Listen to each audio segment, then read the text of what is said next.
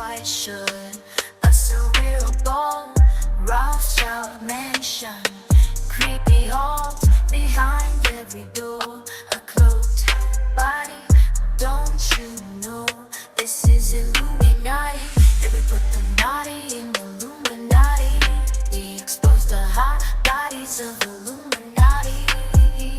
That we put the naughty in Illuminati. Mind control of your soul, of that body. Yeah. Are you ready to reveal all there is to see? Esoteric secrets revealed in all of their glory. The Illuminati series from Paranoid American. Putting the naughty in Illuminati. More details at all American stickers, cryptids, cults, and killers. We got all your favorite conspiracies, all of that and more on our sticker sheets. Paranoid American stickers, they'll make you smile and snicker. False flags and secret societies, all of these and more on our sticker sheets. Explore the unique with Paranoid American sticker sheets. Unearth tales of cryptids, cults, and mysteries through each sticker. These won't last long. Get yours now at paranoidamerican.com. We're all American stickers, cryptids, cults, and killers. We got all your favorite conspiracies, all of that and more on our sticker sheets. Paranoid American stickers, they'll make you smile and snicker. False flags and secret societies, all of these and more on our sticker sheets. What the heck are you waiting for? Discover the extraordinary with Paranoid American sticker sheets. From cryptids in the night to cults out of sight, each sticker is a unique find. Get yours now at paranoidamerican.com. You set the planet a place. It's so good you can taste it. Down here in the basement, with a super predator playset. The Super Predator playset comes with a shape-shifting reptilian politician, light-up severed head, jar of adrenochrome, book of the dead, and more. The Paranoid American playsets. Collect them all new from paranoidamerican.com. Disclaimer. These are custom art creations and not toys meant for wimpy little new world order babies. Don't eat the art. Don't sue the artist. For more details, visit paranoidamerican.com. Come on, you bring the magic staff, and I'll bring the sin. Nobody knows about the trouble we're in. Come on, let's make some Nephilim. It's the Nephilim Portal Baby playset. Comes with a fallen angel, Nephilim baby, and portal to another dimension. One of the Paranoid American playsets. Collect them all at paranoidamerican.com. Disclaimer. These are custom art creations and not toys meant for wimpy little new world order babies. Don't eat the art. Don't sue the artist. For more details, visit paranoidamerican.com. Tom Hanks, plasma bag. Tom Hanks, plasma bag. Tom Hanks, plasma bag. Tom Hanks, plasma bag. Tom Hanks, plasma bag. Just one loose and a hanging shot. Just at it, he calls him back. But on the same typewriter, can't be that. Lost gloves, missing shoes. Mazes and monsters. Dragnet, turning food.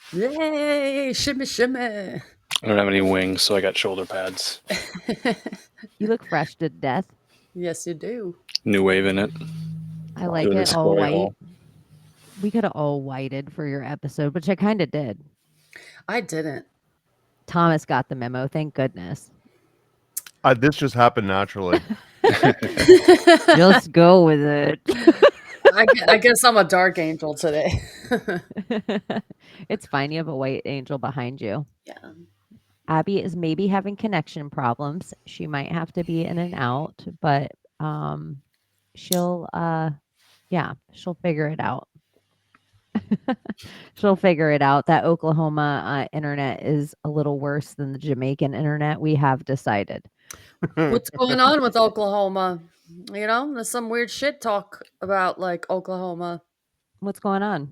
So apparently the National Guard will be deployed for the eclipse, which is kind of weird. Why would they want to do that? I've been told very explicitly before not to shoot at the moon, so I'm interested to see what they're there for. Yeah, it's just odd. And Oklahoma, it doesn't even pass through Oklahoma. So like why Oklahoma? And was it just me, or like right when it was about to come out that they were getting deployed because of the eclipse, all of a sudden New York needed National Guard on all their subways, so it like buried the lead? What, New York City? Yeah. I could talk about New York City like that because I'm from there, right? So yeah. You're allowed. Yeah, I am. You're allowed. But there is National Guard being deployed, it seems like, all over the country. Yeah. Now, what do you think for though? What's your take on that? What do you? I don't want to gloom and doom, but it just seems odd. Are they going to activate the jibbity jabbity, and then people are just going to zombify? Well, I think that before, during the George Floyd riots and everything was getting all hectic and crazy, and shootings and statues were getting torn down and all this. And DJT, he kept telling the states, you can, because the only one that can call in the National Guard is the president or the governor of the states. So I don't think, maybe the mayor, can the mayor call? I think it has to be the governor. I think it's the governor and the president only that can call the National Guard. So he was like, if you guys want the National Guard, let me know. I back it. But you guys can call on your own National Guard. Because if he would have called on the National Guard, they would have been like, dictator! So each state, it's like part of our state's rights, I think, is that it's really up to the state to call on their own National Guard. So I've also heard that like Florida or different states have sent their National Guards over to Texas to help secure their border. Yeah. It's just odd. The timing of it all. Interesting, honestly. Well, I think that they might just be ramping us up for election season. So when it gets really just the same way that the whole internet kind of was spotty for everyone a week ago, I think it might just be so that when election season happens and everything comes down, they can be like, remember that back in March? It was kind of flaky. Like, this is just a bigger version of that. So nothing to worry too much about. This is like, we've seen this happen already. Yeah. No surprise. Like preparing us for it. What are your guys' thoughts about the cannibals in Haiti? Aren't they supposed to be coming down here in Florida? Get your guns ready, people. I'm ready. It's so funny the way go ahead, Thomas. The guy's name is like Jimmy Barbecue or something. I know that's not his first name, but that's his last name, right? I think that this might be the Clintons opening up a new chain restaurant, and this has just been a little bit of a failed launch. Mm-hmm. It was a soft launch, but they're gonna workshop the name and workshop the approach a little bit. Maybe not have the Freemasonic symbol and the AK-47 in the same photo. So they're working on the mascot, but I do think that it's probably related to that. It's very Old Testament. All of that sacrifice stuff has to do with like restaurant laws and who can eat meat and what priests can eat meat. And then the other connection is the National Guard are somehow an equivalent to an angelic force. The angels have their hierarchy, which is very much aligned with military orders. So that's an interesting thing we can look into tonight. Do you guys remember Coney? I was just thinking Coney, those T-shirts. Coney as in Coney Island? No, it was like Invisible Children T-shirts, Coney T-shirts. It was like this African warlord, Mm-hmm. and this yuppie dude raised all this money and made this whole campaign. So all that these Karens, but they weren't called Karens back then, they were just called white ladies with nothing to do, could all send their money to help children that were less fortunate against this African warlord. And then they found out like this guy died 4 years before all this stuff took place, but all these videos were old and yada, yada, yada.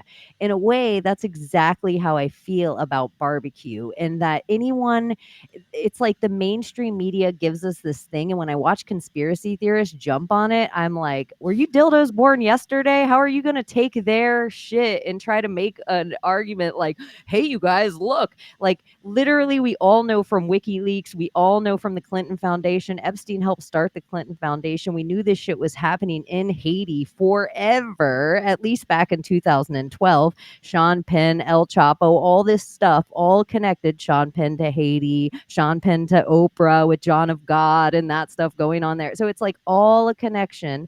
And now we're talking about some random schmo like that's eating people, and we're giving it any juice and not talking about the Clintons. Anytime cannibalism's brought up in Haiti, everyone just needs to talk about the Clintons. Yeah, absolutely. Because I hear yuppie white people say, well, you do know they practice that hoodoo and that voodoo and that Santeria down there. And it's like, yeah, but that has nothing to do with cannibalism. I know. It's so silly. What the hell?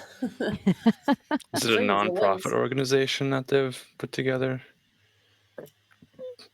For the barbecue stuff.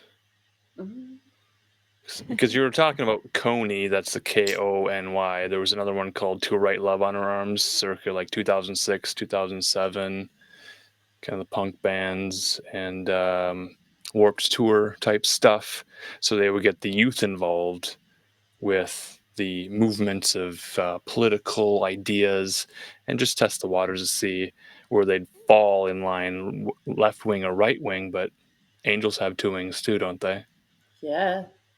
So angels may be the first model of a political organization. Have you considered that? Yay, the ship of state. We're talking about Trump's party, right? And angels. Because that's the angel party. Is Trump'sUld be party. Hell's Angels. I thought we were talking about Corey Feldman's angels. Oh God.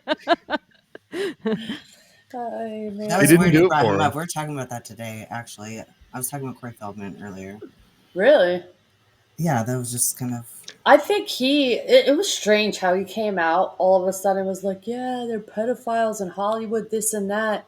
But, give me money so I can make a movie, though. Oh, to expose them, he needs to have the funding to do the documentary correctly, to then put it out all at once. Yeah, maybe he needs an angel investor. I mean, he could just run a Kickstarter. Yeah, he could. He's full of shit. He's full of shit. He's a pedophile himself now. Who? Corey, whatever his fucking name is. Oh, Corey Feldman? Yeah. He was he's probably violated, and the more violation, and he's like, oh, now I'm liking it. Not So to let make me it do always about Tom Hanks, but he was in The Burbs with Tom Hanks.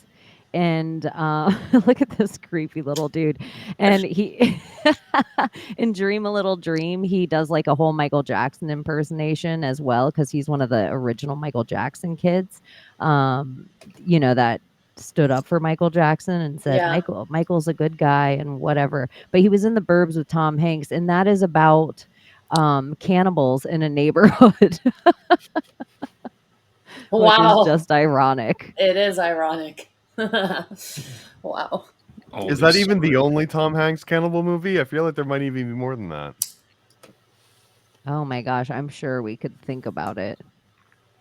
I'm sure. Maybe Joe versus the volcano. Is there some cannibalism in there? I mean, I feel like the place they bring him to, but I don't know if he engages in any of that there. Oh, I don't think he does, but yeah. Because what's funny is it's all Haiti right now, but like cannibalism really was a Fiji thing. So I think that every time like the Fiji water, I think of cannibalism because that's where the cannibalism forks come from and stuff. Like those weird little wooden, like multi-tongued forks, flesh forks. Interesting. They're from Fiji. Multi-tongued, is that another way to call someone a liar? Maybe. The one question I was looking up tonight was, can angels tell lies, or do they only have to tell the truth? And what is the difference between an angel and a demon? And are they in the same sort of spiritual realm? Had some other questions. And then I was reminded of Roma Downey in Touched by an Angel. Remember that old show?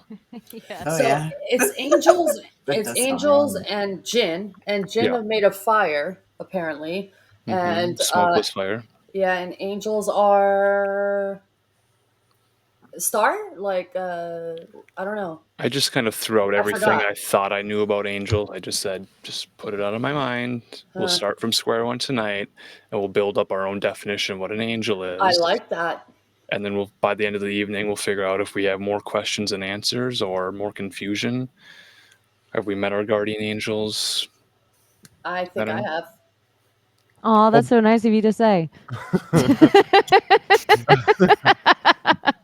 About JK. the lie thing, it seems like Oops. an Sorry, angel's Alan. version of a lie would be relative to humans. So, like for example, if an angel is living in like the fifth dimension, right? They can see the whole timeline, and you ask the Right. angel, "Is this apple on the table?" You know, and they could say yes because they see the entire timeline. But in your perspective, the apple's not on the table. You're like holding up, off the table or something. Sure. So it could seem like an angel would be lying to you, but really there's no right or wrong answer because it's like all the things, which would be a cop out. I would be like, Angel, you're throwing a cop out at me, but that might legitimately be how it would work. Well, that's the thought I had too. When the angel Gabriel was said to go talk to Mary and say, Mary, you're with child now. And she's like, how could I be with child? Did the other three archangels go to three other women and tell them the same thing? And based on how they responded, one got to birth the Messiah? I have a question. What if angels? Wait. Gabriel was the messenger of God, It's on though. the same timeline about Oh, okay. angels. Yeah, it's the same thing.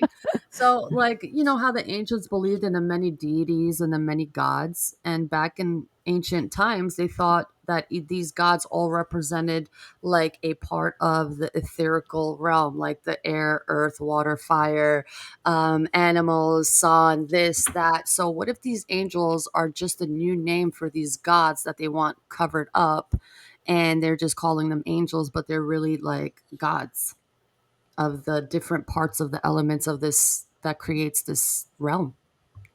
What if? Right. And I had that thought too. And thinking back, Look at the 2,000 years, stars. Look how they shine for you. we've had a lot of Sorry. art created inspired by angels, but I would like to go to the ground zero angel 101. What was the first major event that people thought, oh, there could be something, there could be a heavenly messenger, there could be something supernatural that's helping us? And all these angels seem to be beneficent. They're always helping, they're always giving you better luck and helping with miracles and accomplishing the impossible. But are they always giving you those feelings? Because from what I understand, angels in the Bible, like they actually give a terrifying feeling. Like people are usually really super disturbed when they see an angel. The fear of the angels. Yeah. And I've But- always understood like a little bit of jealousy between angels and humanity. And I know that that's like the fallen angels, but the fallen angels are simply the ones that gave into like that temptation or like that jealousy. But it almost seems to imply that it's inherently there, that just inherently angels would have some kind of jealousy towards humans because we get a human experience and they don't. Like they're always on the clock, right? The angels are just the managers of the Walmart instead of the people stocking the shelves of the Walmart.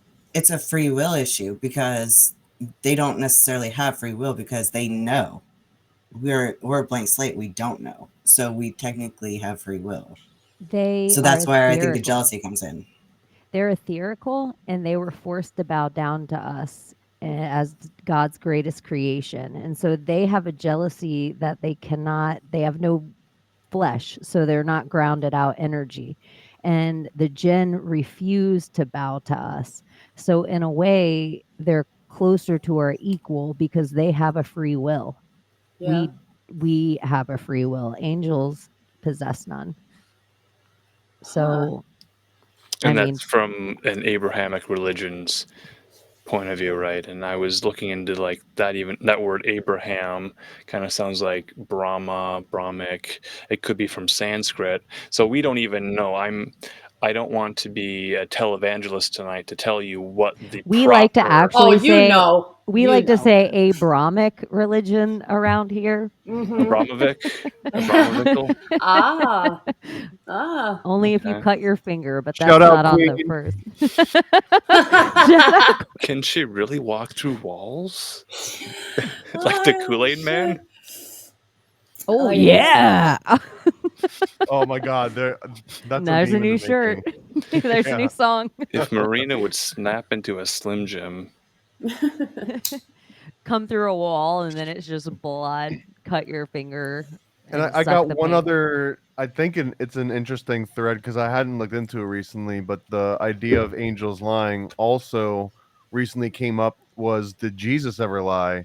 Because Jesus is always seen as like never kept anything secret. Everything's supposed to be transparent. Everything I say is more or less true. Although there's a specific quote from I think it's like John 7, John 8.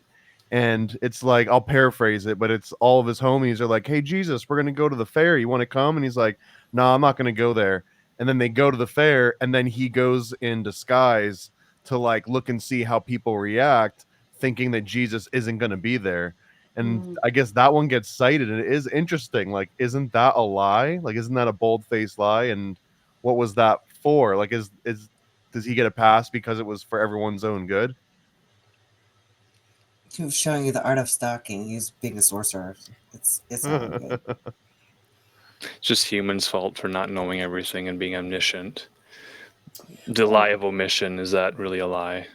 It's just for everyone's What if greater there good. is something like angels have to take orders where jinn, because of their free will, they have their own goals where angels, it's not even necessarily that they're good or bad because you call on them. So the only thing that can really sit on your shoulder that you call on energy from is angels, but the jinn whisper to you to try to get you to use your angels against yourself. Well, you know what's interesting? In Islam, they say that you have two angels, one that writes down everything that you do that is sinful, and then one that is like, speaks to you in like a guidance, that like voice that speaks to you. So there you have two angels. So it's like I think they have their set duties and they have to stick to that duty. So it makes me not think that they're capable of lying because they're set on their whatever their mission is, and they can't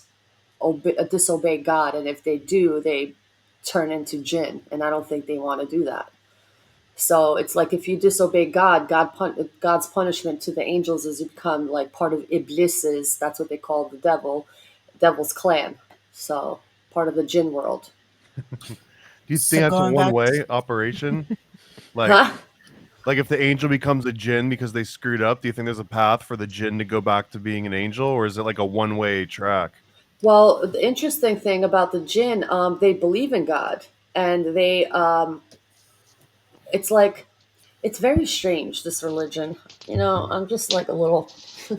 So I've seen videos of when these imams like conjure the jinn out of humans, and the way that they do it is that they submit to God and they can't lie. They have to tell you the truth. If you ask them something, they tell you the truth about whatever the case is because you command them to do it, because we're more powerful than they are, so they have to listen to us. So we're the ones who make them speak the truth of whatever it is. And there's documentation on this of like when the vaccines were going around and what was inside the vaccines and what was the plan behind the let me not say the word, the jibbity jab and all of that. So I don't know if they are capable of lying. I think they have a set way of things. I don't know if I'm wording it right, but you know what I'm saying. Well, taking it back to TV and the whole show with what's that show with Sam and whatever, like they Bewitched. find Quantum demons. Leap. Yeah, all those. Sure, that Whichever too. one. It doesn't really matter. Anyway, Voice they of go American into Hero. like the demons can't even lie to you. Yeah. The demons are angels, so it's like, but they have a way of wording you. But so allegedly, neither can the fae. So fairies can't lie to you either, but they have a way of wording things to where they can trick you. So they might not be able to tell a bold-faced lie, but they can word something to where it's misleading. Yeah. Yeah. But taking it back to what Alan was saying about, like, was there 3 women that the angels came to, because the archangels, right? But isn't Gabriel the voice of God? Isn't Gabriel a female? I feel like she's a female. It looks like it. And Gabriel is like the strength of God. The strength of God. Okay. Well, because it was a different angel too that went to the shepherds, so it's kind of interesting that there's. I'm a girl. Do you have a favorite angel song, like one that comes to your head right away? The Amy Grant one. Send me an angel. Mine. You're my angel. Everybody sing it all at the same time. Tonight. Something Oh, inside of there you go. Something I thought that I could never find. Angel I had this of really mine. big guy who used to sing Angel Baby in a falsetto, and it was so funny because it was like a big fat guy, and it was like the cutest thing ever. Yeah. Oh, Like Santa Baby, but Angel Baby. Angel Baby. Yeah. That's so cute. Alan, since you're officially here and it's not just a superb owl party, would you fuck your clone? I've had weeks and weeks and weeks to ponder this, and I realized that if I were to meet my clone, he'd probably be my accountability partner, and we'd probably take a purity pledge together. Now the only question would be if we'd each sign it, or if I would just sign on his behalf, or he would sign on my behalf. And how would they file that? Would they need 2 copies of it? Because we'd give each other Christian side hugs. Yeah, we'd give each other Christian side hugs.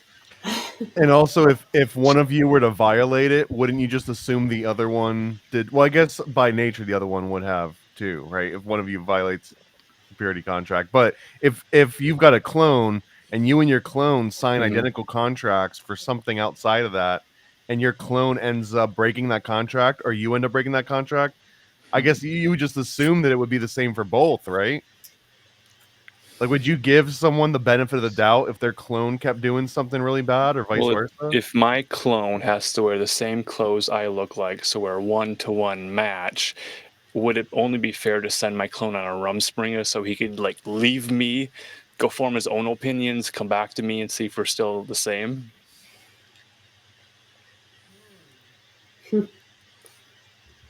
I'm for that. I think if we can write like a little bill of rights for clones, it should involve a Rumspringa. I think it totally. I feel like you're a better person if you let your clone have a Rumspringer. Like if your clone comes back to you with experiences you would never do, like you almost be like, okay, clone, you get to go out and experience this Rumspringer, but in the Rumspringer, they also have to do like 5 things that you want them to do that you may never get a chance to do in your lifetime. You're like, look, clone, you're made, like I made you, I put you into this world, I can take you out of it. I think the correct question that we need to ask the men on the show is, would you fuck your XX chromosome clone? Like Treble said in here. Because, they think it's gay if, they fuck their clone. Well, would it be like your sister then at that point? Well, so it would be sister in Christ. Nah, so again, well, it's another you, Christian side but hug. like a female version. Like, you transition. Like the transition version of you. Would that be considered inbreeding if you actually had like the procreation of that? Like, what would the child of that end up being? Or is just their royal like, family donkey thing? Dude, I'd fuck myself. I don't know.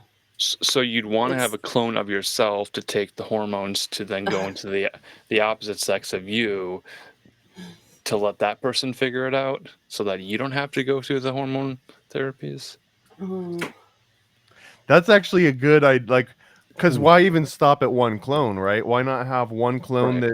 that becomes Amish and one that's a Scientologist and one that's at every flavor, right? Every spectrum in the rainbow. Jesus. So That's that the only way, yeah, I secret guess that's kind society of you what can God's doing, trust. right?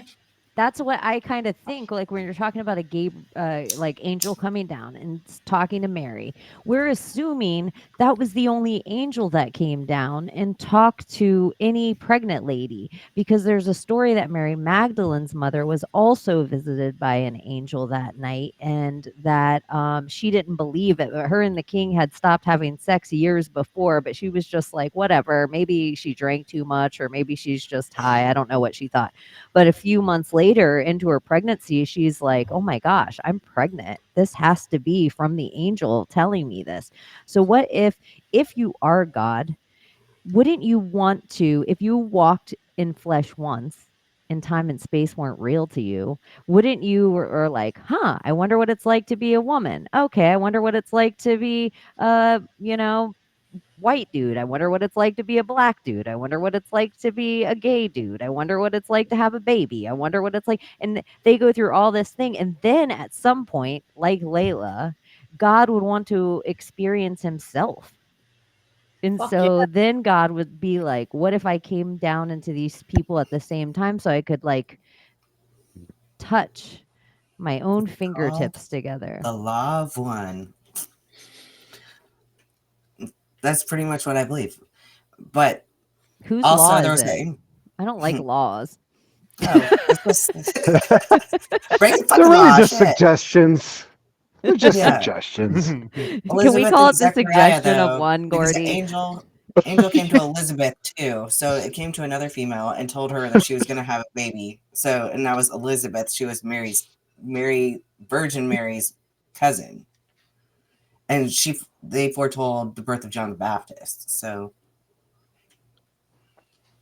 Is this like when one artist drops an album, but like a much bigger artist drops an album, and it just like no one remembers all of the smaller albums? Everyone just remembers that because Jesus Michael came Jackson. after. So why is Yeah, everybody going to exactly. remember that an angel foretold the birth of John the Baptist to Elizabeth and Zechariah? And who cares about a lady at all? Because Mary Magdalene's father was just bummed out that he already had a daughter. He was like, what am I going to do with this? He couldn't like give any of his lands to it. He couldn't give any of his wealth to it, even though she was one of the royal tribes of Israel at the time. He was like, this is useless to me. But really, she was just loaded, supposedly, so she could pay for a pilgrimage for somebody else. She was like the money bags behind the operation. So the story of Mary Magdalene goes. It's just a bunch of books that the Catholic Church won't allow into the Bible. So who knows how real it is. Follow That the old money. King James didn't allow either because, God forbid he gave the witches power. Mary Magdalene. But the good news is that history doesn't repeat itself, but it does have a ring. Like a halo? Like you can kind of hear it ring. It's like, it's close. Oh, I thought you were Not talking about exactly. the old girls. It has a ring of repeating itself, but not exactly. A little bit different. It's like every a time. trafficking ring. Every time a bell rings. Oh, that could be that too. Yeah. Yeah, isn't that a weird saying? That every time a bell rings, an angel gets its wings, and then China took all the bells out of their country. And they're trying to kill the angels. So They were like, not. They, no I was going to do Americans, the no same dogs. impression. So in Islam, there's like different sects. So we have, I'm not going to mention them. It's not worth it. But in Sufism, angels are related to nature. Oh, sex. I thought you said sex. Sects. ECT. Sects, yeah. So in Sufism, angels are related to the nature of reason. According to Sufi cosmology, they connect to the higher realms of intellect with the lower world of matter. Thus, the human mind is conceptualized to form a connection with the heavenly spheres.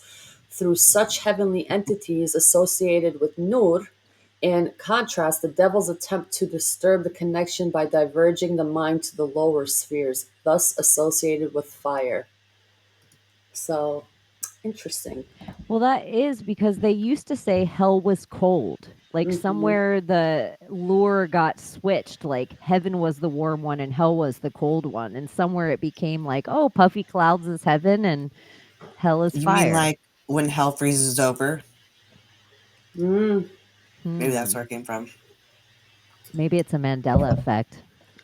Well, it only makes sense for it to be cold because there is no like source of like heat, but unless you're talking about magma, but we haven't dug that far to like say like there's a core with magma in it if we live in that round ball theory. So I don't know. Well, it's supposed to be like completely darkness with heat and with flames, and I've had that described in a very vague way, but that if you go up to a candle that's burning and you like close your eyes, you can still feel the warmth of the candle. Which I mean, that's just natural physics property, right? That's like why the light is being produced, but it also represents that there's like a physical quality to light from our perception, in addition to like the visual quality of it. And then there's also like the light as almost like an intellectual thing that also exists outside of all this. But that if you consider that concept, then you could have fire in hell without the visual part, just the physical version of fire. Well, there is 7 layers in Islam. So there's like Jannam, the place where the souls go for their sins, and then there's Al-Laza, the blaze, then Al-Hutama, the consuming fire, Al-Sair, I don't know what that is, Al-Sakar, the scorching fire, the Al-Jahim, the hot place, and Al-Hawiya, the abyss. So I'm guessing the abyss might be like the place where it's like the sea and it's cold and it's just a different realm, the bottom of the bottom, shul, or whatever you want to call it. So that whole idea of the 7 layers on the bottom and the 7 heavens on top, so it's like as above, so below. Maybe it's just This is dumb, but just in case it doesn't exist already, if there's not a 7-layer of hell burrito dip where it's all different hot sauces layered, so good. just that, you can have that. Whoever hears that, it's free. But. That's free if you're sitting on your yacht one day. Remember SSGG. Well, the thrones are an order of angels, so if you're sitting on the throne because you've gone through the 7-layer burrito of hell thing, it makes sense to me. Well, when we have the SSGG themed restaurant, we can have the 7 layers of hell nachos on the menu. All different layers of. We'll be like, what level of hell can you handle? And if they can handle the 7th level of hell, they get it for free. The last layer is your own toenails. Like all these angels have to be on their best behavior, and all the tricksters are associated with demons. Do angels have a sense of humor, and do they appreciate when humans are in good cheer and laughing? We have all these Christmas carols that reference angels having heard on high, and all the Christmas season seems to be the most angelic holiday of all for maybe American Christians. I don't know if Jews are included in that. They're included in everything. We are not racist around here with Jews. No, not the Jews. No, it's the Zionists. There's a story I heard about Santa Claus at the 2 North different Pole. things.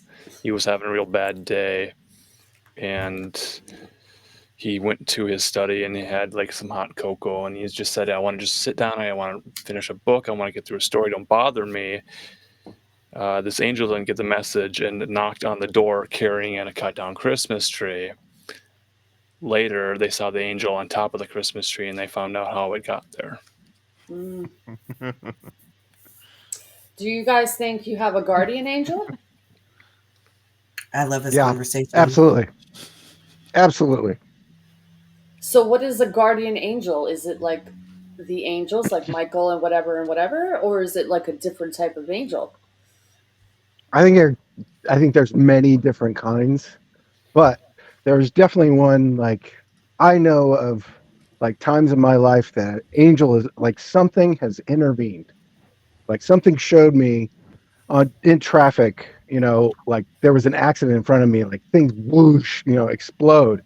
And it showed me exactly where to swerve before I even was there, right?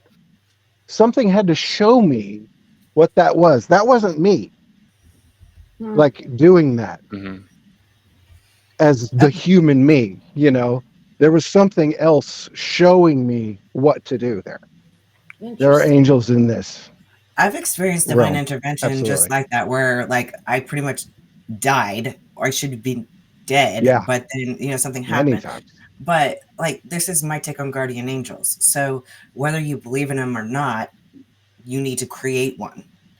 You need to have an angel that you talk to, and the more that you talk to it, the more power that you give it. So you're actually creating this entity, whether it exists or not. And actually, like, you should decide what it looks like and all of that, and That's a ask their name. servitor. It's the same idea. It But absolutely a is, because servitor, this serves like so many different things, because not only will the more you give it power, this also the natural law of balancing forces.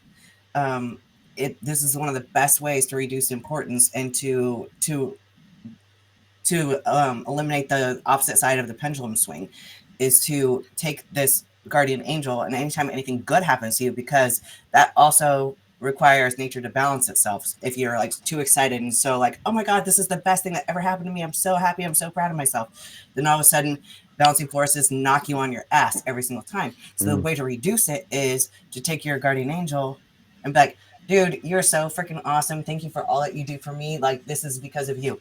And then all of a sudden I've reduced the importance, and I don't fucking have I don't have balancing forces knock me on my ass. So there are so many good things to creating a guardian angel. And then like a cool thing you can do is ask it its name. It sounds so freaking weird, but just do No, it it and see doesn't. what name, see what name pops up in your head, because the name that popped in my head I'd never heard before, and it tripped me the hell out. Like I even spelled it Wow. wrong. And then I looked it up and I meant man of prayer. I was like, Ask it its weird. pronouns too. Just be nice. Fucking but don't call it by its pronouns. Androgynous. Don't Oh, call no, it. I'm not asking mine its pronouns. It told you his name. I Did just, it? Did Yeah. it tell you your I name? know his name. He's got a Did Scottish he tell blood you? too. Really? I just have to say something else too, is that Yeah. when you conjure something in magic, it's called a servitor, and you have to give your servitor, you have to feed your servitor. It becomes like an idea of voodoo or santeria, where you have to give it something in return, and it also has to have a death date or a date you send it away. You're not allowed to just keep a servitor with you like that you conjure. It's but you, in ways of magic, if you were to create a servitor, you have to envision it like it's real. You have to know it exists. You have to know the details of its face. You have to know how it smells. You have to know what its name is. But you create it, but it also, you have to give it some sort of energy back, and you have to let it go at some point, is how I understand servitors. But that's where I'm like, is a guardian angel different than a servitor? Because I've never called on a servitor, because I don't want that kind of responsibility. Well, what about like a childhood imaginary friend? Like what's Drop Dead Fred? What if you never give up Drop Dead Fred as a little kid and you keep it going until, older in age? Have you been developing like the most badass guardian angel ever? Yeah. Maybe his name might have been Eric Hattleston when I was a kid. That's interesting that you say that, because I've thought of this before. I had this imaginary friend named Eric Hattleston. I knew everything about him. He had a crow, and his dad was anything I wanted to be at that moment. Sometimes it was an astronaut, because that was plugged in pretty early. Like that kind of brainwashing instantly. Like I wanted Eric Hattleston's dad to be an astronaut one day. I remember thinking that that was weird. After working in aerospace and like being obsessed as a kid about space and Well, this, like, they, and then just having that bubble burst is so freeing. Like, I it's don't know interesting. why people are afraid to embrace ideas. Well, here's the thing. You talk about like kids, seeing, imaginary friends and whatnot. But again, back to Islam, they consider kids to be angels up until the age of 7. Yeah, So they're still part yeah. of this realm and that realm. So and which makes me think that we are angels because of the way that we are set, with our birthdays and this day of conception and how the stars are aligned and, falling stars. So I feel like our spirits are angelic and we wanted this experience to have free will and live this dream realm or whatever this is, this reality. And what was I getting at? So it's like, hey God, I actually want to like not do this anymore. Like, can we have some fun? Sure, I'll create a realm for you, but you're not going to remember who you are. And your mission is to remember who you are so you can come back to me. So go. Okay, you came as an angel, and your mission here is to continue that angelic path, and then leave that way, So knowing who weird that you you said are. the age 7 though, because that's in the Urantia book, the religion that my mom was. It says that at the age of 7, that's when a human gets what they call the thought adjuster. That's when you get like Yeah. your consciousness, pretty much. Like you have consciousness, but that's when it's cemented. So, Ugh. and then I think Christianity calls it the age of accountability. I don't know if it's 7, but they know that there's a certain age where, like, they call it the age of accountability. So it's kind of interesting, Well, but What do you reoccurring think theme. biologically too, I angels think are? around the age of 7 is when your body starts producing its own. I'm going to get some of this wrong, but its own like white blood cells or something, and that prior to age 7, that a lot of that still comes from basically like a reserve that you're given by your mom when you're born, and up until that certain age, you're technically still like living off of this backup supply, and then you start to make your own, and that's when a lot of I don't even if that's just a coincidence that so many of the ancients and some of these other things revolved around this magical age of number 7. Even the Bach saga mentions the age 7 in particular as being like the moment that you're ready to start receiving like this next level of knowledge. Oh shit. What if They're we in are though? um like different schools of magic. 7 is like your age because your DNA all replaces every 7 years. So from birth to 7, that's how long it takes Mm. you from all the DNA from your parents and the placenta and the womb and all that to reproduce to your earthly DNA. And then from 7 to 14, these are like your years that your hormones and testosterone start entering your body. And then from 14 to 21 is like it's like each thing is a phase of your life from 21 to 28. And so 7s are a really important thing, or at least in witches I understand, like celibacy for 7 years is super important for the crone so that she can gather her full magic at a certain age. But I don't know, it seems like science agrees too. But when you think, I swear, I feel like we're angels, like living a human experience. I seriously feel that. I don't know why I always felt that as a kid, like we're angels and like tying it with the dream realm and like the idea that jinn can even possess your vessel. It's Mm. like we're just a vessel and our spirit is in here, but it can be like overran by another spirit. So what are these spirits? These are like angels and jinn, and they're one and the same, but one is, made of etheric and one is fire. So And what if we are? alcohol makes it really easy to get attached to that stuff too. Substances make it really easy for them to take over Yeah, the whole idea of the Cupid's bow and the angel coming and touching your mouth. This is all in Islam. Touching your mouth and it erases your memory of who you are, and then you're in this Yeah. realm, and then you die and your spirit is taken away. But they say you go to heaven. Okay, what, as a spirit or as an angel? Or if you go to hell, do you become a jinn? Is it like that? Does your vessel change? Is your consciousness able to inhabit other forms of energy? In dreams, yeah. Like Sure. I wake up in other bodies sometimes. Like I wake up as Queen Nefertiti sometimes, or a man sometimes. It's strange. Yeah. And I'll see myself teleporting, leaving my body, and then going in, and I wake up in another body. It's like, whoa, where the hell am I? And it's like a real realm that I entered, but it's dream state, which is another reality. Well, that could be a state where God could send you a message in some way. An angel could come to your bedside and then provide a dream experience to you. That could also be analog to like alien abductions in my labs and stuff. We could explore that a little bit. I'd like to go back to what you're talking about, the number 7. You know, 7s are lucky. There's something about angels providing sort of luck, and then that leads to like the luck of the Irish and leprechauns. So are leprechauns in a category next to angels in some way?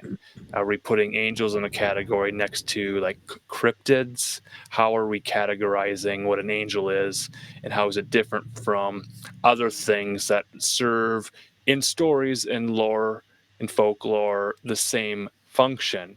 So when we're talking about angels, a lot of these are in stories and written literature, and of course now movies. You have Angels in the Outfield, probably one of the best movies of all time.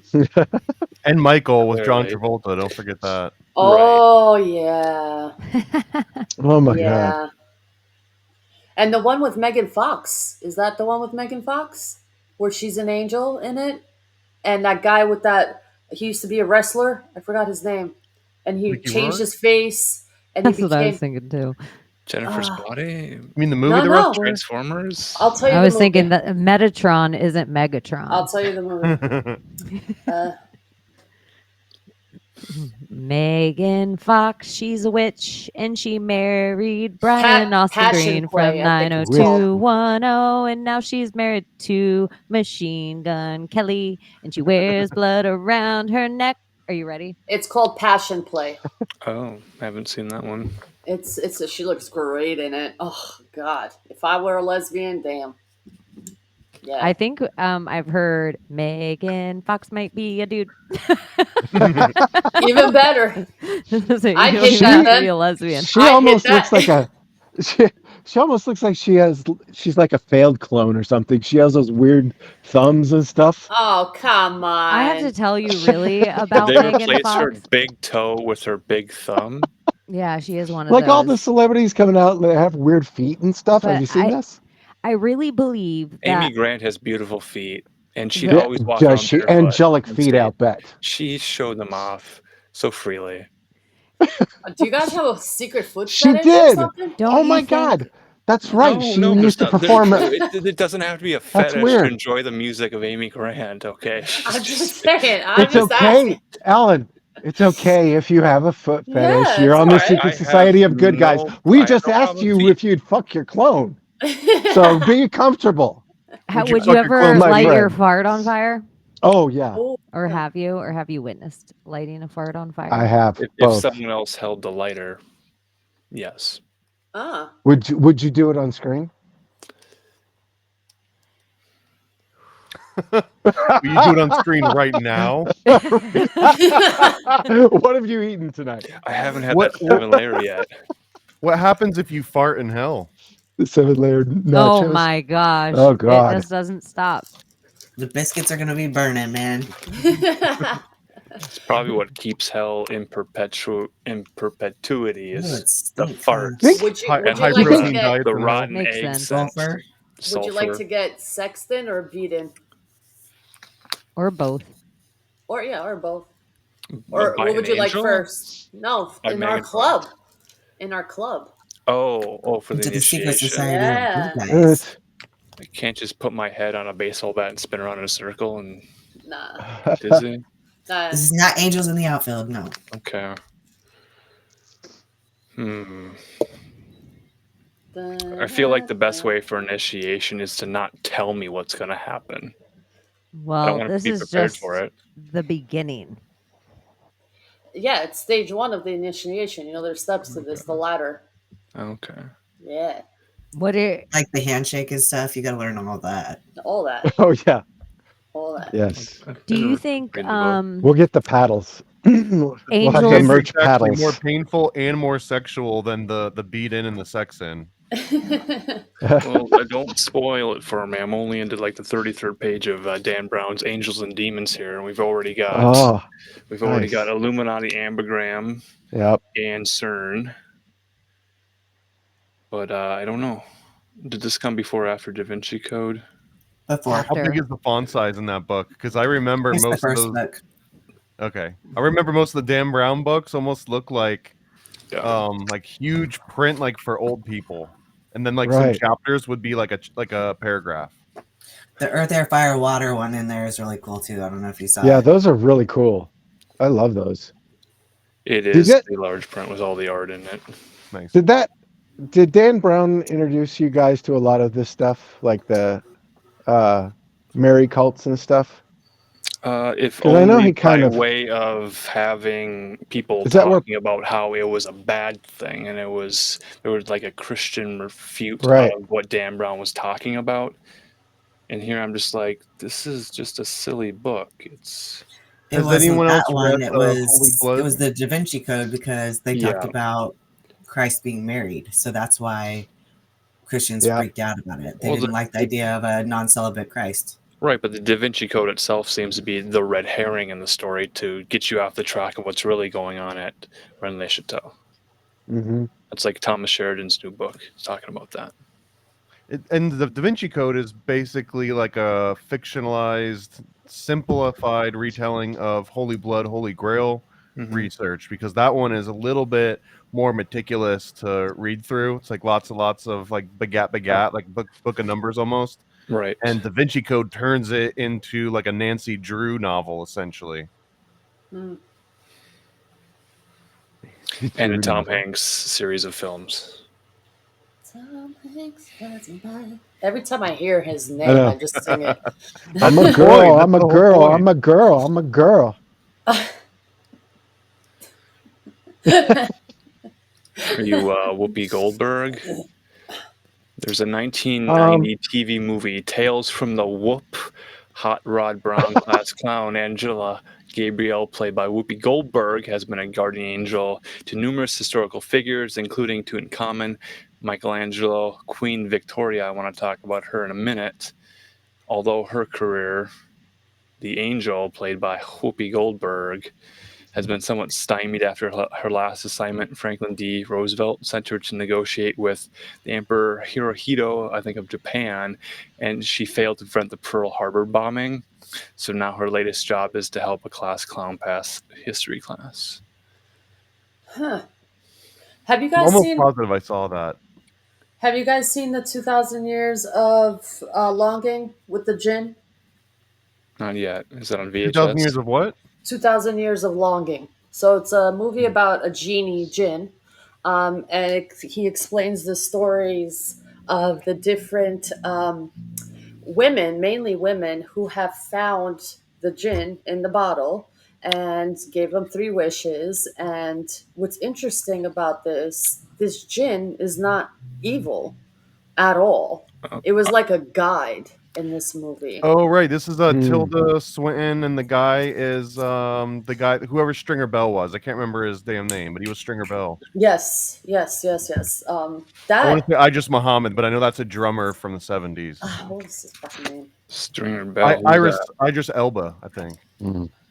Oh, Idris Elba was the drummer. Stringer Bell from The Wire. I didn't see that. Yeah, Hilda, is that her name? Tilda Swinton or Hilda Oh, Swinton? yeah. Tilda she Swinton. finds one of these like Tilda magic genie Swinton bottles. and Idris Elba. Yep. Yeah.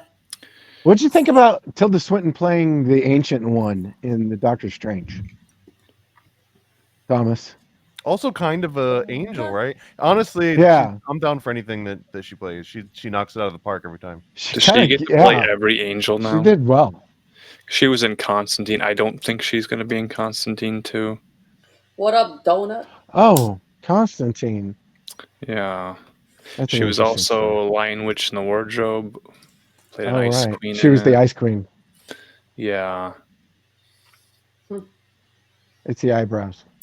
It's my favorite part of that movie that I just brought up is the part where I guess this lady who wanted the answers to the universe and mathematical equations because she was an inventor and she she was locked up in her tower and her husband locked her up and the jinn was giving her all the secrets of the universe and inventions of how to create this and that. That's where a lot of the inventions supposedly came from, is through the jinn.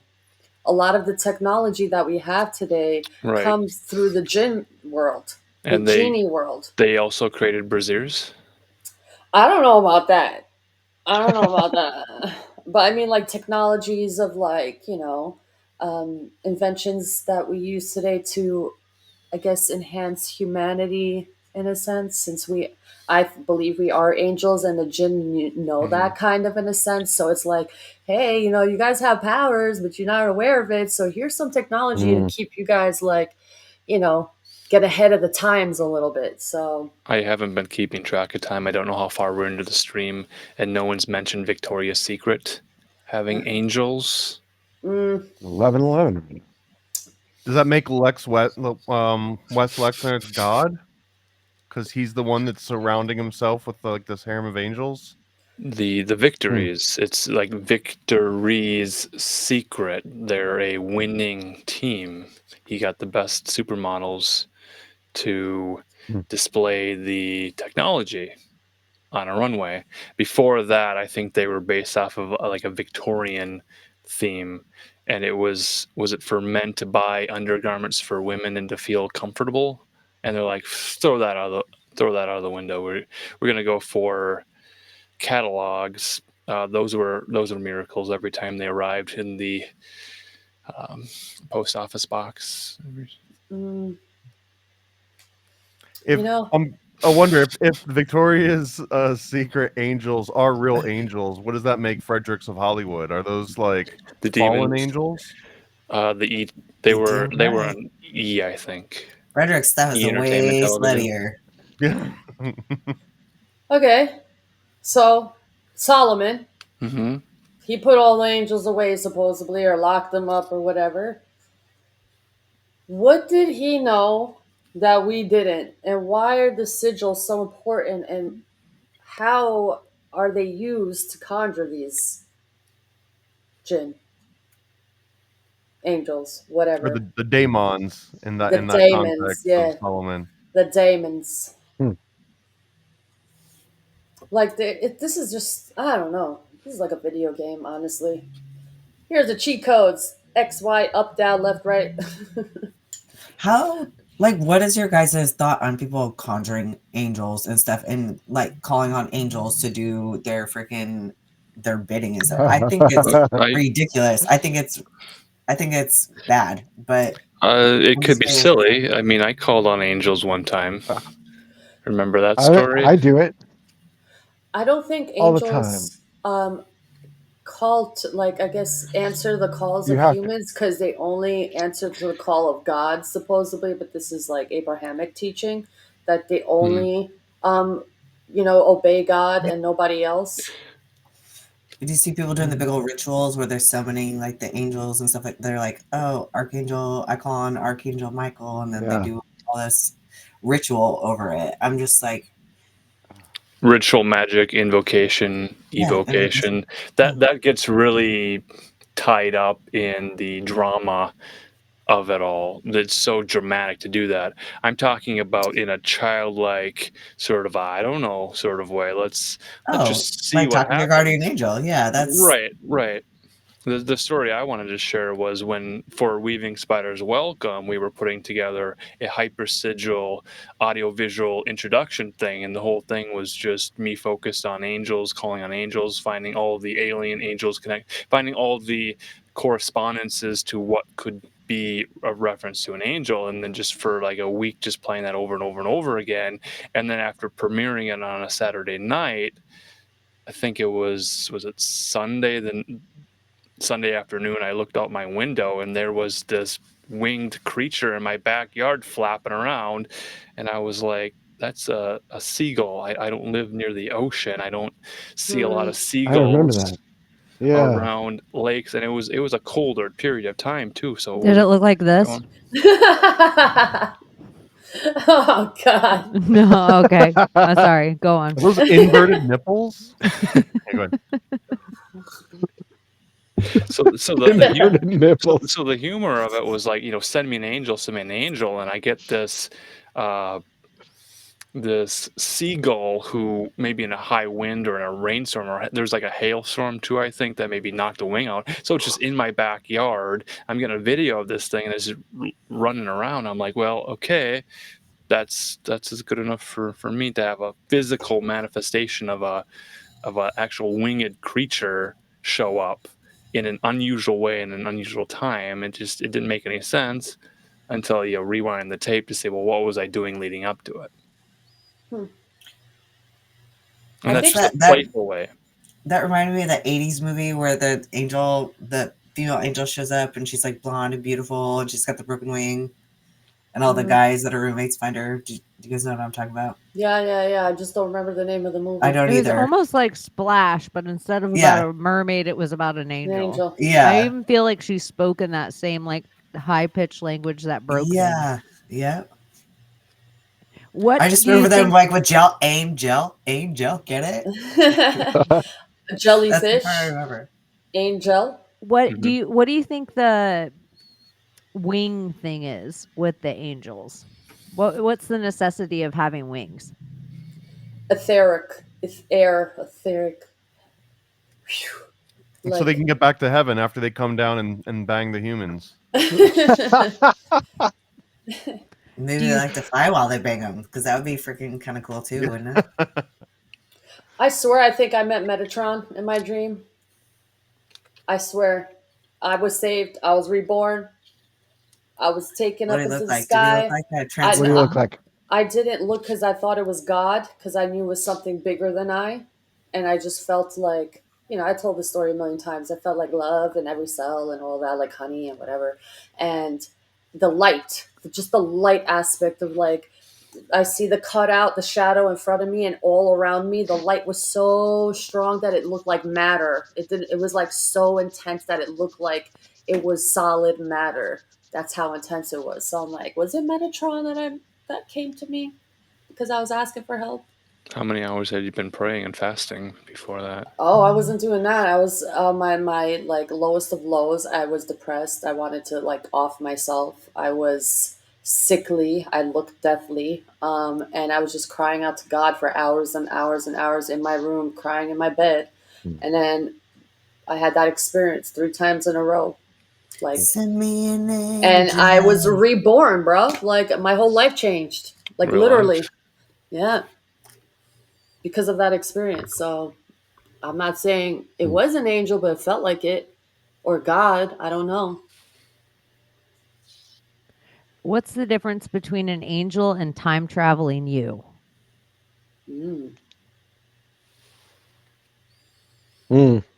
I don't think an angel would be caught doing any of the things a time traveling me would do. Period. I agree with that.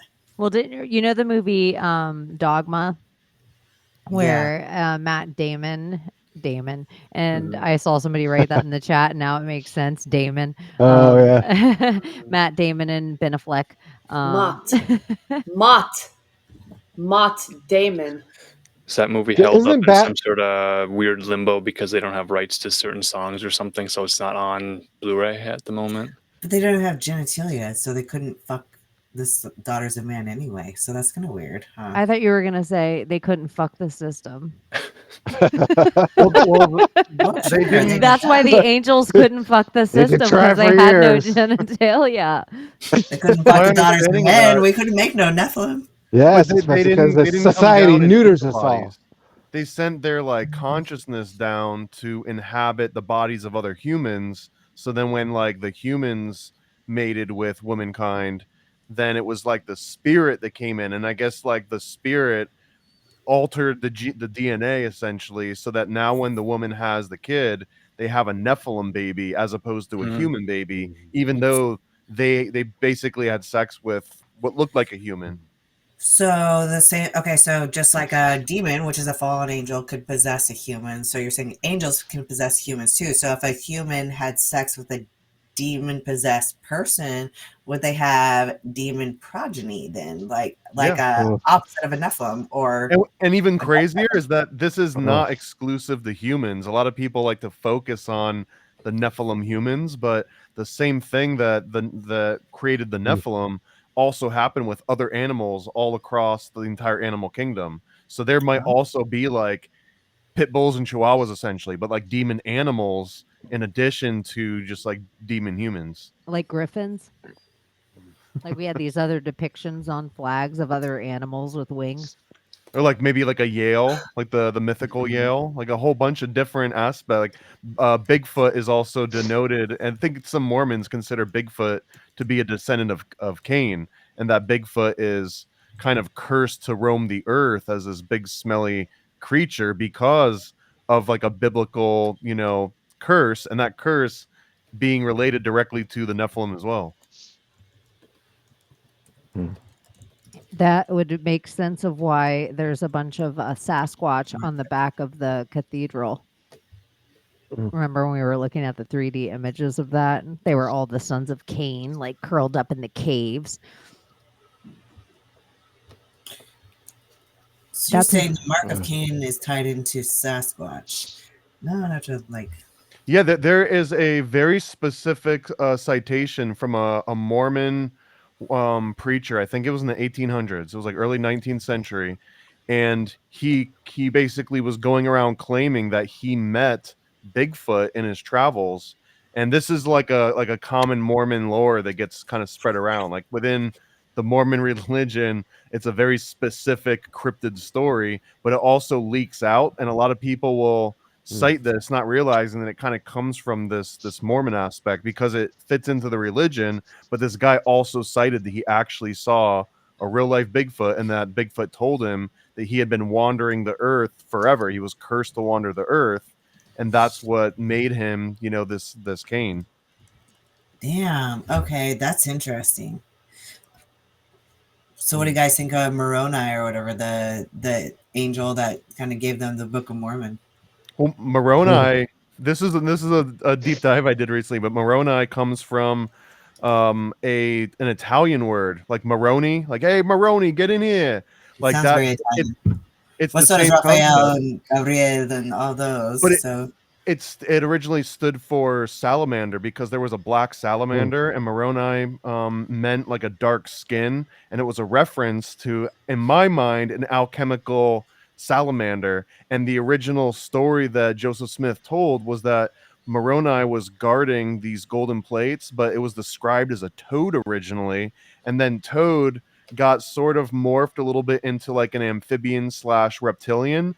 And then if you know about the big Mormon hoax, this thing called the Salamander Papers, where a guy I love that kind of story. maybe scammed the Mormon church, although I've also heard the Mormon church might have hired him to do this like scam Even just better. to get Salamander back into the. But yeah, do the Moroni thing is a wild rabbit hole that might all have to do with alchemical magic. Isn't that hilarious that every religion is just scamming it like a different layer of it scamming itself? It's like corporate America. It's like a mirror image of corporate America. Like there's levels of each church. I'm in old folks town right now, and there's churches all over the place, all these giant churches. And I was thinking about that this week because our old pastor from a church I grew up at just passed away, and his services was last weekend, I guess. And my family was talking about it, and I hadn't thought about these layers upon layers that you don't see until you're out of it after a while in the church and religion itself, like these scams that we tell ourselves as we're We're like convincing ourselves that this is the word of God and this is exactly how it is because it's told to me, interpreted by this twat that's a narcissist just telling me his own version that he's better than what you're thinking, and you're just out there sticking your hands in the fucking dirt. They don't have any spiritual reference. They're separated from him.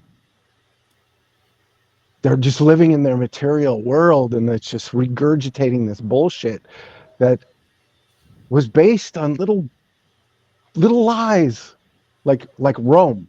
Like, you take this idea that the Bible was a psyop of Rome. Like, they took the Jesus story that really happened, but they perverted it just enough. It's almost like if you put shit in brownies, right? You put shit, just a little bit of shit, nobody's going to know. And you serve it to somebody, it's going to be a good brownie, probably. They don't know they're eating shit.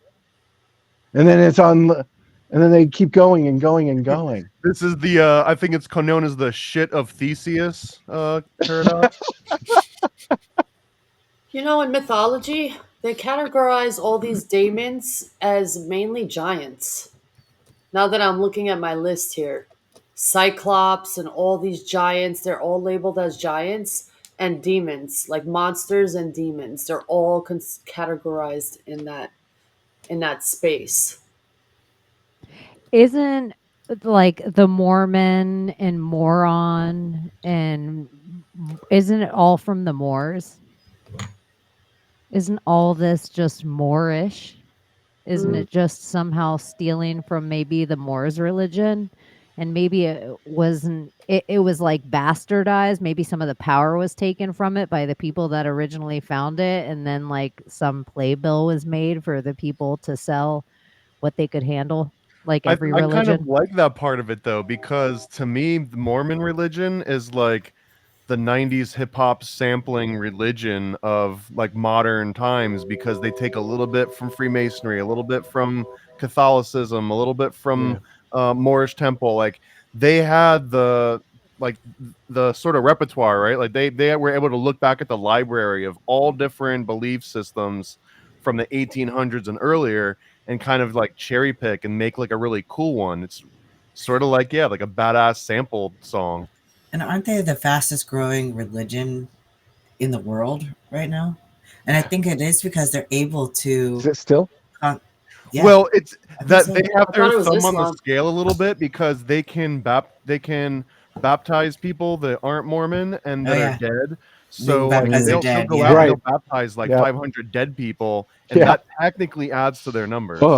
The necromancy of that, like, they just also use doesn't that feel weird? A child workforce more than any probably other like working white civilized people, that they just have child labor work like 16 hours a day to build all of their shit, and then they sign off on they have big huge corporations that the Mormon church will come in and be like, don't worry, I will build your big box store, but really it's just going to be all kids that build it. And we just tell you, don't worry, this is how we teach our kids. And you're like, okay, it's good work. So all these child slaves are just building stuff for the Mormon church. And still good work but ethic. It's cool. It's probably better than cool if you could.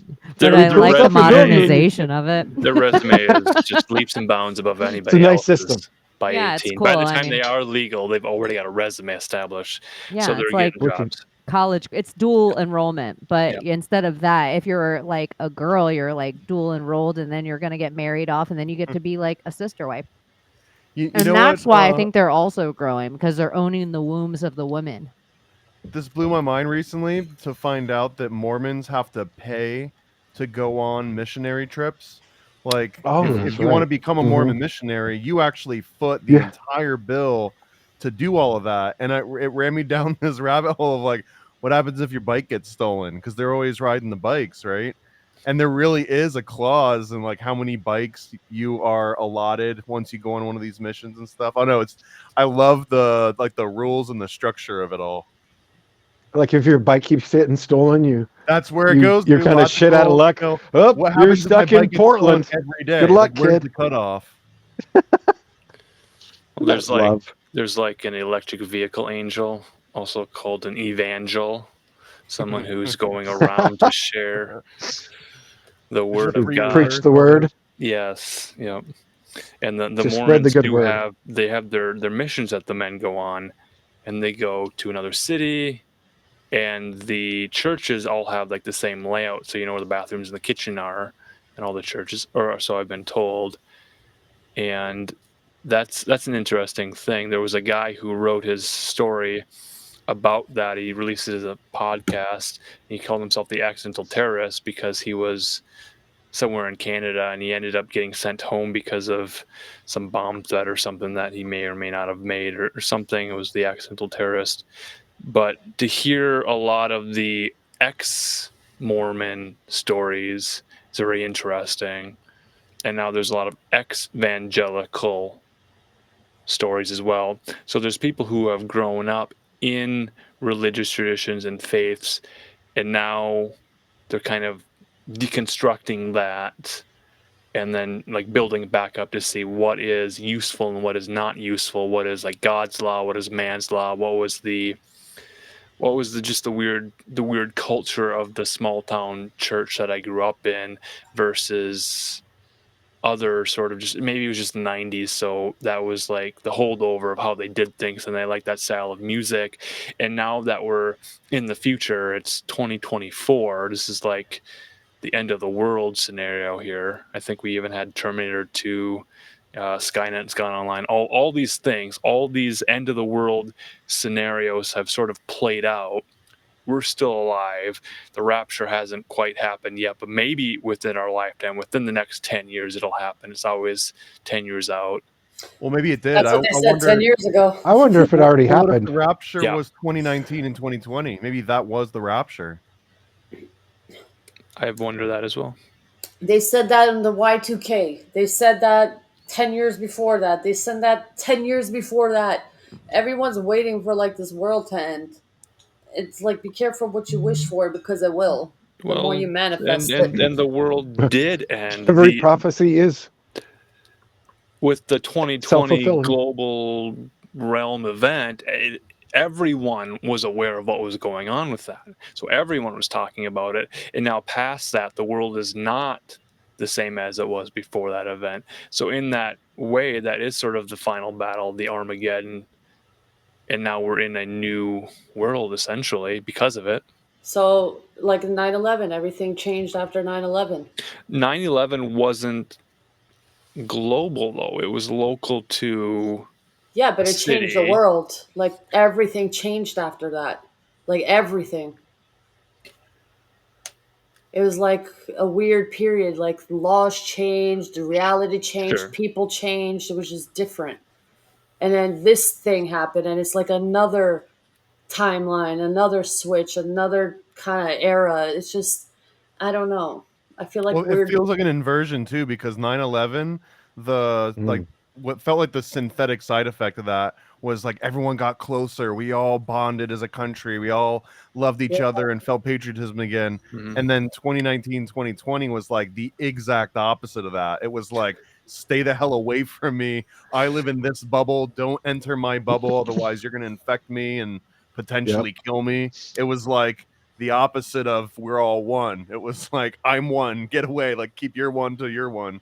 Sure. The we are one, the new world religion, or sort of this idea of universalism where there's one religion for everybody. It might be the Space Brotherhood. They might have tried different ideas to see what's going to stick, what can be the one universalist religion for everyone. I don't know if that'll ever happen, as we're seeing kind of like new segregation happening where people are realizing, you know what? There are differences amongst people. There are benefits to having like-minded people together in smaller communities because there's just less disagreements. People kind of have a way of doing things. Kalergy plan. Have you guys heard of that plan? Have you What? guys heard of that plan? The Kalergy Kalergy plan? No. Kalergy. Yeah, Allergy. it's Well, it's a plan, of the Jewish people being the Messiah, the people as Mhm. a whole, where they take down all the monarchies, all the governments, all of everything, and they run the show, and we bow down to them. And it's like the Abrahamic religion was created as a plan to get to that point, and they knew it wasn't going to be easy. So it's like, oh, Judaism. Ooh, what's next? Christianity. Oh, we need to get the rest of the people. So how do we do that? Islam. So what's next? Combine all the three so we can have one monotheistic ruling under whoever, not the Jewish people, the Zionist A regime. papal. Mm. You would need a You know? papal or a PayPal. You'd need some form of currency that all of our money would be Who one. runs the world? And then you'd need them to Who runs the charge world? us and Tithes have an and taxes. everything app. It'd all have to be on an X app, and that we'd need to do commerce on it. And our speech that we need to think was freedom of speech would have to be on that app where we used our dead energy, our cryptocurrency, and we'd use that on the dead app. And then if we got in trouble, it'd be the same as the company store, that, and I owe my soul to the company store. We'd all be working for the company store, and then we could pay the company store for our house and our food and our speech if we were lucky. And so then the rich people and the rich kids, they could have their designer babies and they could afford more free speech. So then I would just get a coal for my free speech, and you would get toys, and Santa Claus would visit you for your free speech.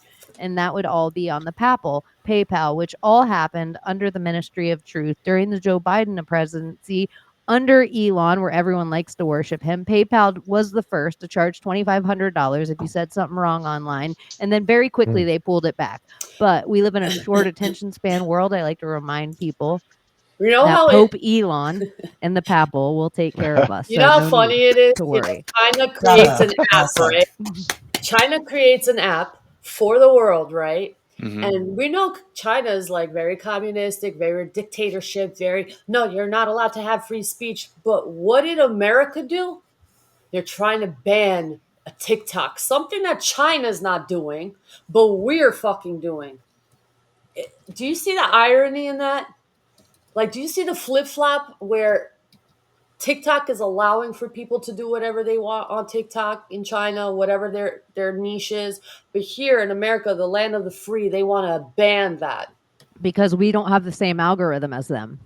We get an algorithm that That's what turns they us say. down, and they get an algorithm that turns them up. So their men get more masculine traits, and our men get dancing girls in dresses and how to put on makeup tutorials. Sometimes yes. Sometimes yes, but I see a lot of these people who have like very interesting TikToks who share knowledge and truth who are being shared. But if you look at the United States, how they're teaching our children here versus China and back there, you can see why America's very dumbed down. And I don't think it's because of China, it's just because of the schooling and everything our system is about. It's not because of the app itself. China's a whole different world compared to the United States. We're like fucking stupid compared to Chinese. But they have more people in all of our Ivy League schools than we do. They've Because infiltrated our country at every single thing. What about if their war was a 1,000-year war against our idea of a 50-year war? What about if their war was so much bigger than ours that they used 100 years to make all of our men pussified and make them all estrogen driven and make them all addicted to the system? And they used any masculine men that stood up, they sent them to prisoner of war, or they sent them and made them look like outskirts. And then now anyone that's left, they called them poisonous, or that's toxic masculine, or anything like that. And then everything on the TV tells us the Masons are bad, and a picture of this person's bad, and Donald Trump is bad. But in reality, we know for a fact that all these other politicians that are in China's pocket aren't saying anything. And while we're talking about Chinese weather balloons, nobody's shooting down Joe Biden. did you hear what Trump said about the whole TikTok thing? He said if they ban TikTok, we will be invaded by China. This is the thing now. again? Haven't we That's already been invaded? yeah, but like to the point, it's like, oh, you're taking our like monetization, like our money now. Like you're trying to do that. That's like, you know how much money they're taking away from China just by canceling TikTok? And just Billions. my understanding of this isn't that we're just trying to outright ban TikTok. They're trying to force TikTok to sell to a US based company, Yeah. so that that company is now subject to all the same laws that, because right now if something goes crazy in TikTok and they start spreading something that the US doesn't like, or I guess the big one that they're trying to say is like spyware. If TikTok just Yeah. immediately adds spyware, then technically there's no recourse aside from taking the app off of stores, but Mhm. there's no way to really like outright ban it unless they do something like really drastic. So that's Cool. kind of the justification, but And it's more like, turn it into a company so we can tax it. I think that's, they don't care. Like, if as long as they can tax it, now you can spy all the hell you want. Just give us our cut. yeah, and they make that excuse like, oh, because they're spying on your data and they're taking your data. But if you look at the list of apps that actually take your data, TikTok is like number 17, which is ironic. 17 on the list. Instagram and Facebook are the top two. So they're Which are the so same worth. company. So really you add those two together and that's what you get for Meta. Like, that's the Meta score. It's fucking insane. And they use that as a cover up. I'm like, ugh, all right.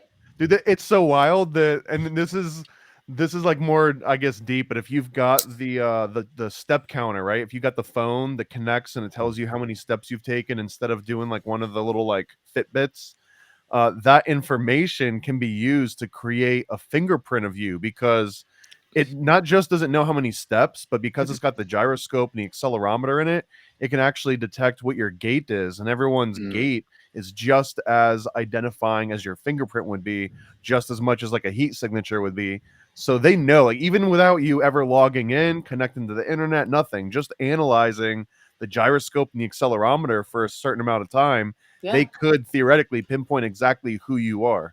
Yeah, and they're also scanning your eyes every 5 seconds through that infrared light that you guys are not aware of, but they can capture it on through a different lens, I believe, and you could see it flashing every 5 minutes. They literally scan your retinas. That's part of their new technology that's yet to come. Demolition Man. Did surveillance state come from the idea of angels being watchers, always watching over you?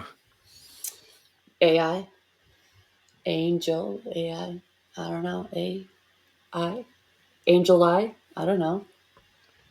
Wasn't OA? What was her name? In Brit Marling?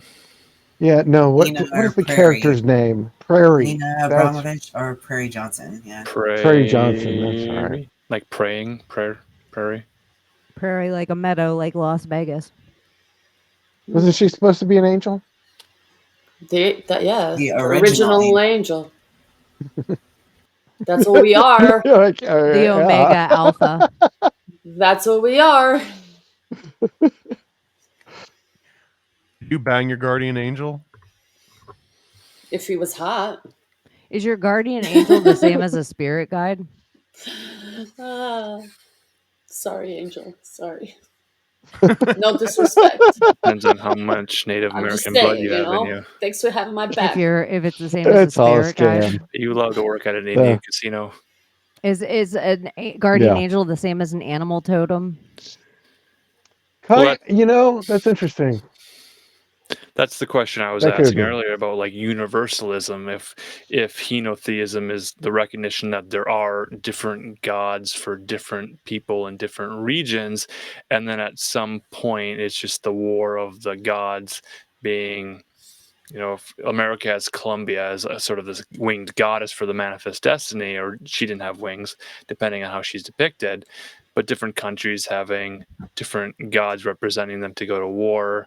There's the Aesir and some Germanic Valkyries with the wings. There's so much in the art of it. And when we were talking earlier about the origin of angels having wings, angels didn't have wings in their earliest artistic depictions. They were added later at some point. So I don't know how much art remains, what art was destroyed. So there may have been earlier depictions of angels with wings. So, seraphim, cherubim, thrones, dominions, virtues, powers, principalities, archangels, angels. Mm-hmm. Most of them are depicted with wings besides the thrones. depicted in physical art, in objects, paintings and engravings and things. There are angels that did not have wings, and those are some of the earliest depictions of biblical stories with angels that did not have wings. Wings were added later, apparently, in some of the research here. I wasn't alive for that period of time, but the question of when were wings added, and then as soon as you give angels wings, you put them in movies, now they have to sort of blend in like the Vampire the Masquerade thing. Then they're all seen wearing these large overcoats to hide their wings. So they're all walking around with big jackets on, and that becomes a trope in movies. So much of what we understand and have an idea about angels has come from Christmas films, black and white. Jimmy, what's that guy's name? White Christmas, Jimmy. Savile? That's a Jimmy. He's not an angel, though. What Okay, did you think so of what about those people in the stones with the guys holding, what are they called? The ones holding the, I guess, the pine cone with the angels? Like Nimrod and Enki Yeah. and Oh yeah, Enlil. thank you, Anel. Right. Well, Mhm. those were not Abrahamic religion angels, like Mesopotamia, getting into Babylon. Those weren't along the lines of. So if we're talking about the Holy Bible being our book for which we're talking about angels, then there's a moment where Moses is at a burning bush. The bush is not an angel, the bush is a manifestation of God. So at what point in the story did angels start hanging out and communicating with humans in the timeline if we're just starting with Genesis? Genesis 6, right? That's where it talks about that. But it also, what a lot of people skip over is in the same area of angels, they talk about giants.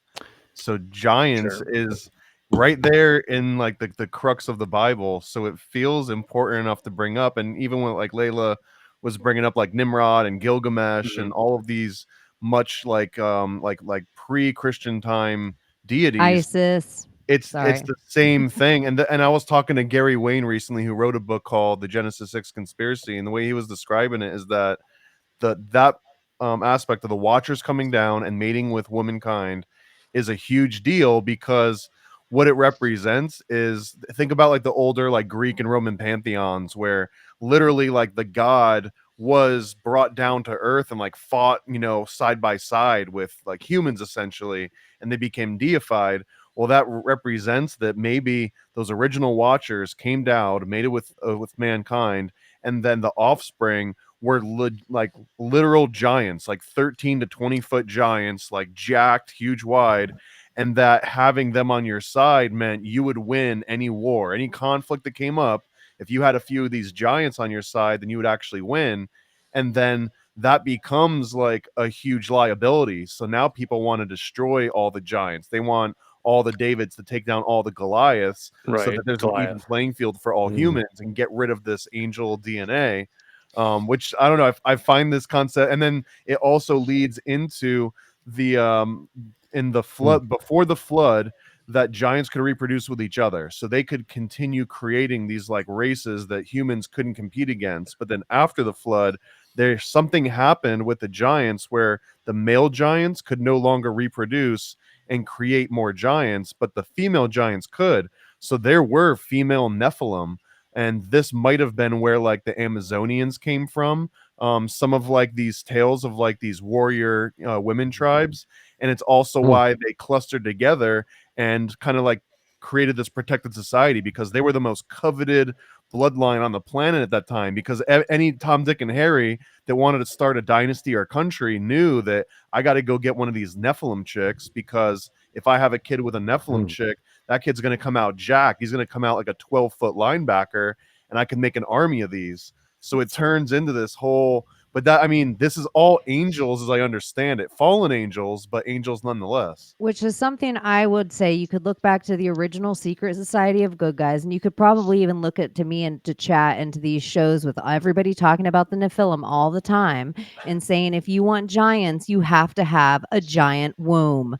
And so the fallen all the time, I know it's like this whole thing that dudes feel like right now, if we bring up this idea that there could have been this womb sacrifice just done throughout history and taken out of our things, guys get really caught up and like it hurts them in their ego right now.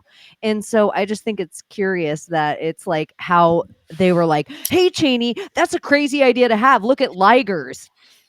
And they were like, look how big ligers are compared to a tiger and a lion. And like, it was so like, but that's not quite the same size difference as they're saying Nephilim are to men. And so a giant womb in this way, and especially if you were hermaphroditic, if you were somebody who could procreate alone, and you were also having these in a way of a Khaleesi, the Targaryens are the ones who controlled the realm because they were the ones that had the dragons. So if you needed these giant wombs to have these giant creatures, then it would be said that maybe there were ladies in the same way that I will argue that the dog was the original gun. So it wasn't ever man's best friend. It was the first protection to women. And so guys wanted dogs to be subservient and animals to be subservient. Women just existed amongst them. It was a different they didn't husband animals, they wived them. And so it was a different whole relationship. And so I just believe throughout time there's been so much stuff that's been stolen out of some kind of the beauty of maybe these creatures, the wombing, and if there were, like Thomas is saying, other kind of creatures, not just humans, but other kind of fallen that may have been big cats or maybe big dogs or whatever kind of things you can think of, bears, things that maybe they were wombs and they were women. They Man, they weren't have men. depictions of human people like with faces on their fucking torsos. Like, how do you explain that? Like, there can't be just us. They're probably the Fae people and the giant people and the human people Do and you the think the flood would make giants not be able to climb as high? I don't know. They try to depict like these giants as slow, fi, fi, fo, fum, but like it's like I don't see how they could be slowed down. Like they have all this muscle, they have all this mass. I think they're probably stronger and faster than us. But like stronger and faster, how well can like a grizzly bear crawl a mountain after a billy goat? Pretty well, no? No, like it can't go that far. Not as, Because they can climb trees like a boss. Yeah, That's but what I only know. a tree. They can't like eventually if they're going up goats. a shaly rock, like if there's a mountain goat, only a mountain lion can follow them up that far. A bear has to eat something totally different. So if it was a big ground sloth or a big huge kind of Sasquatch, we're tiny little monkey things maybe compared that as the shale rock got, maybe we could float, like a lot of maybe we have more fat content than the giants had. So even getting to the top of the water where they all sank. I don't know, just different. Even as you crawl a mountain, the tree line gets thinner and there's less oxygen and less green. So it just makes me think they wouldn't be able to breathe the same way. Also, how much resources would like a actual race of these giants require and consume, which would be another reason why humans might want to take them all out, right? Like if that every one of these freaking giant Nephilim babies that gets pumped out needs to eat like 4 freaking cows a week or something, whereas that could feed like the entire village. That would be like a very good incentive, not just to get rid of them in your town, but just like worldwide. Like just them existing meant that you surviving like would be less of a chance, right? Because it would take as much to feed one of these dudes that it would for an entire family. I don't know. Humans have this thing, it's like an ego thing that we have where we think that we're just the special ones and animals are just animals and ants are just ants and trees are just trees. But no, Like there's a whole thing on this ant colony, okay? It was 26 feet deep long. 10 tons of fucking concrete was put in there. And what they found was little houses, little gardens, little this, little that. And they're, oh no, they're just going by this superpower, whatever the fuck they called it. I'm just like, why do we do this with all these beings and call them like non-sentient, like just creatures? But who the hell are we to say that? They have like a genius of their own that we do not understand, and we like take um their divineness away from them and say we're the only sentient, soulful beings. What if it's not? What if it's more than that? Just I don't know. It's like the levels of gods, like, Where does that end though? Because I remember my dad always kind of trolling like me and my mom when we would go to church, because he was always like an atheist, but he would always say this thing that still like is a nice little riddle. But isn't flesh eating bacteria also one of God's little children?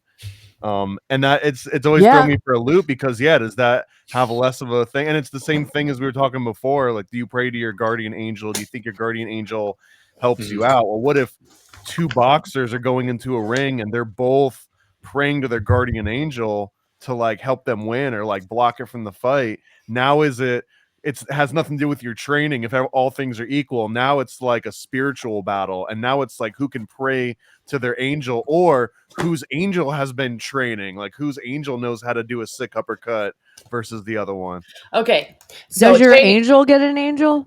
Yeah, the angels all the way up. So when we had the meetup, okay, with the good guys, and we met up all together, I was outside playing God with the ants. Like I was helping the ants, like, here's some food, my little children, here's some this. And she got me an ant farm. I still didn't get the ants for it yet. But that's like, it's like they look at me like I'm a god. It's like, oh, look at these giant beings, and then the smaller beings of the ants look at the ants as their gods. So it's like this macro, microcosmic, like the Russian doll theory, gods creating gods, creating gods, creating gods, and gods and gods and gods and gods. So it's like fractal.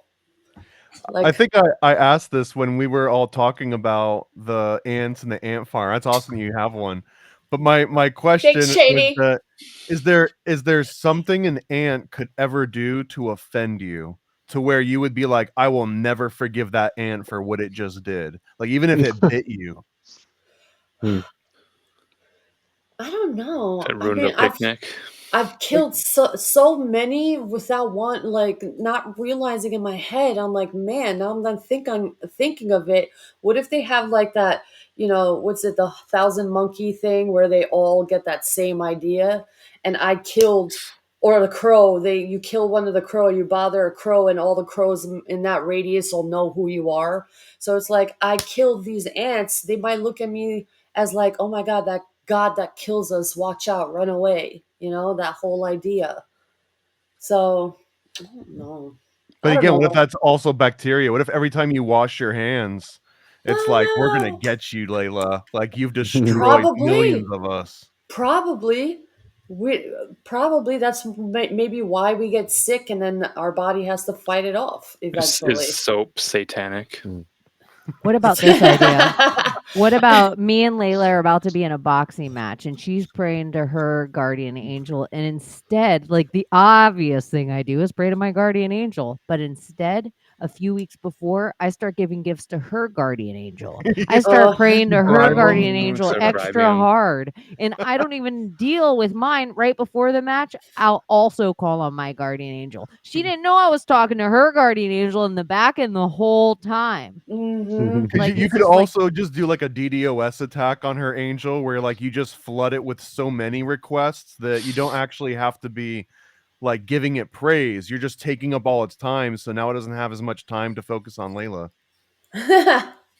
Do angels exist outside of the time that human experience?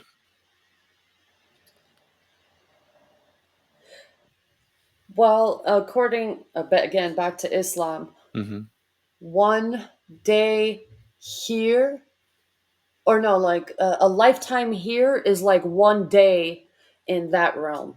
So it's like you're in a coma. If you, I don't know if you ever heard that idea of like a person having a whole life experience, even if they're in a coma for like, I don't know, 7 hours, and they wake up out of it and they had a whole life experience, and it was so real to them that they start asking for their wives and children's and all of that. So it's, I don't know, what is time. Well, it's like the missing time phenomenon in like high strangeness and like X-Files sort of alien abduction stuff. Do you guys have thoughts about people equating angels with aliens? Gazoom tight, unless you're an atheist. Then God bless you. Just to be annoying. What if you're German and you're Christian? Schnet. Prost. Schndet. That was cheers. Dankeschön, darling, Dankeschön. That's all the German I know. And nine. That's it. That's all I got. Scheißen. What's Sorry, the guy's what were we name talking that? What was the guy's name that sang Danke Shane as a kid? Wayne Like, remember how high his voice was? You're like, holy shit! As an adult, you're like, that's Wayne Newton. You Why see isn't who anyone Wayne starting Newton the is? story? Wayne Newton is a woman. Like, he was a yeah. Was his voice like? I mean, I guess he was like 14 or something when he recorded that. But how was he skating like that career through Vegas with that plastic face? He needs to get attacked by a tiger, is what you're saying? Yeah, do a stunt. Like lose one of your family members to a tiger. That'll get you going. They should just have a Vegas act once a year where like whoever we're done with in Vegas, they have to go and hang out with Siegfried and Roy's tigers. Just sacrifice them to the tigers. We could do that. I don't know how we got Wayne Newton. If we're not going to have rules anymore, I mean, what the hell? Back to the angels. We'll sacrifice a celebrity to the Urang. Right. Well, you were talking Wayne Newton. I was thinking Fig Newtons, and then there's like the fig leaf, and then there's like the Westboro Baptist Church who walks around the sign saying God hates fags, but that was always a spelling error. It's God hates figs. He doesn't like that fruit. It's just Really? he's tired of it. Yeah. Because in Islam, when Jesus was born, he saw that these people wanted to kill his mother. So Jesus spoke as a brand new born baby, and he's like, they're like, prove to me that this is the son of God or whatever, whatever it was. And she said, here. And he asked for some figgy pudding. No. So he's like, okay, look at my baby. And then the baby spoke, and Jesus said, this is my mother. Leave her alone. I am the son of God. And they were all baffled because that was the first miracle. A newborn baby speaking. Were they baffled, Matt? Was that an Anne Rice novel or novelized version of the Young Jesus Chronicles? So baby Jesus, the newborn baby Jesus said, mother, for you to get better, eat of this tree. And it was a fig tree, according to Islam. So... They have a whole chapter of Mary in there. And do you think it has something to do with what is the thing with figs? I think there's a connection with figs, angels, and UFOs.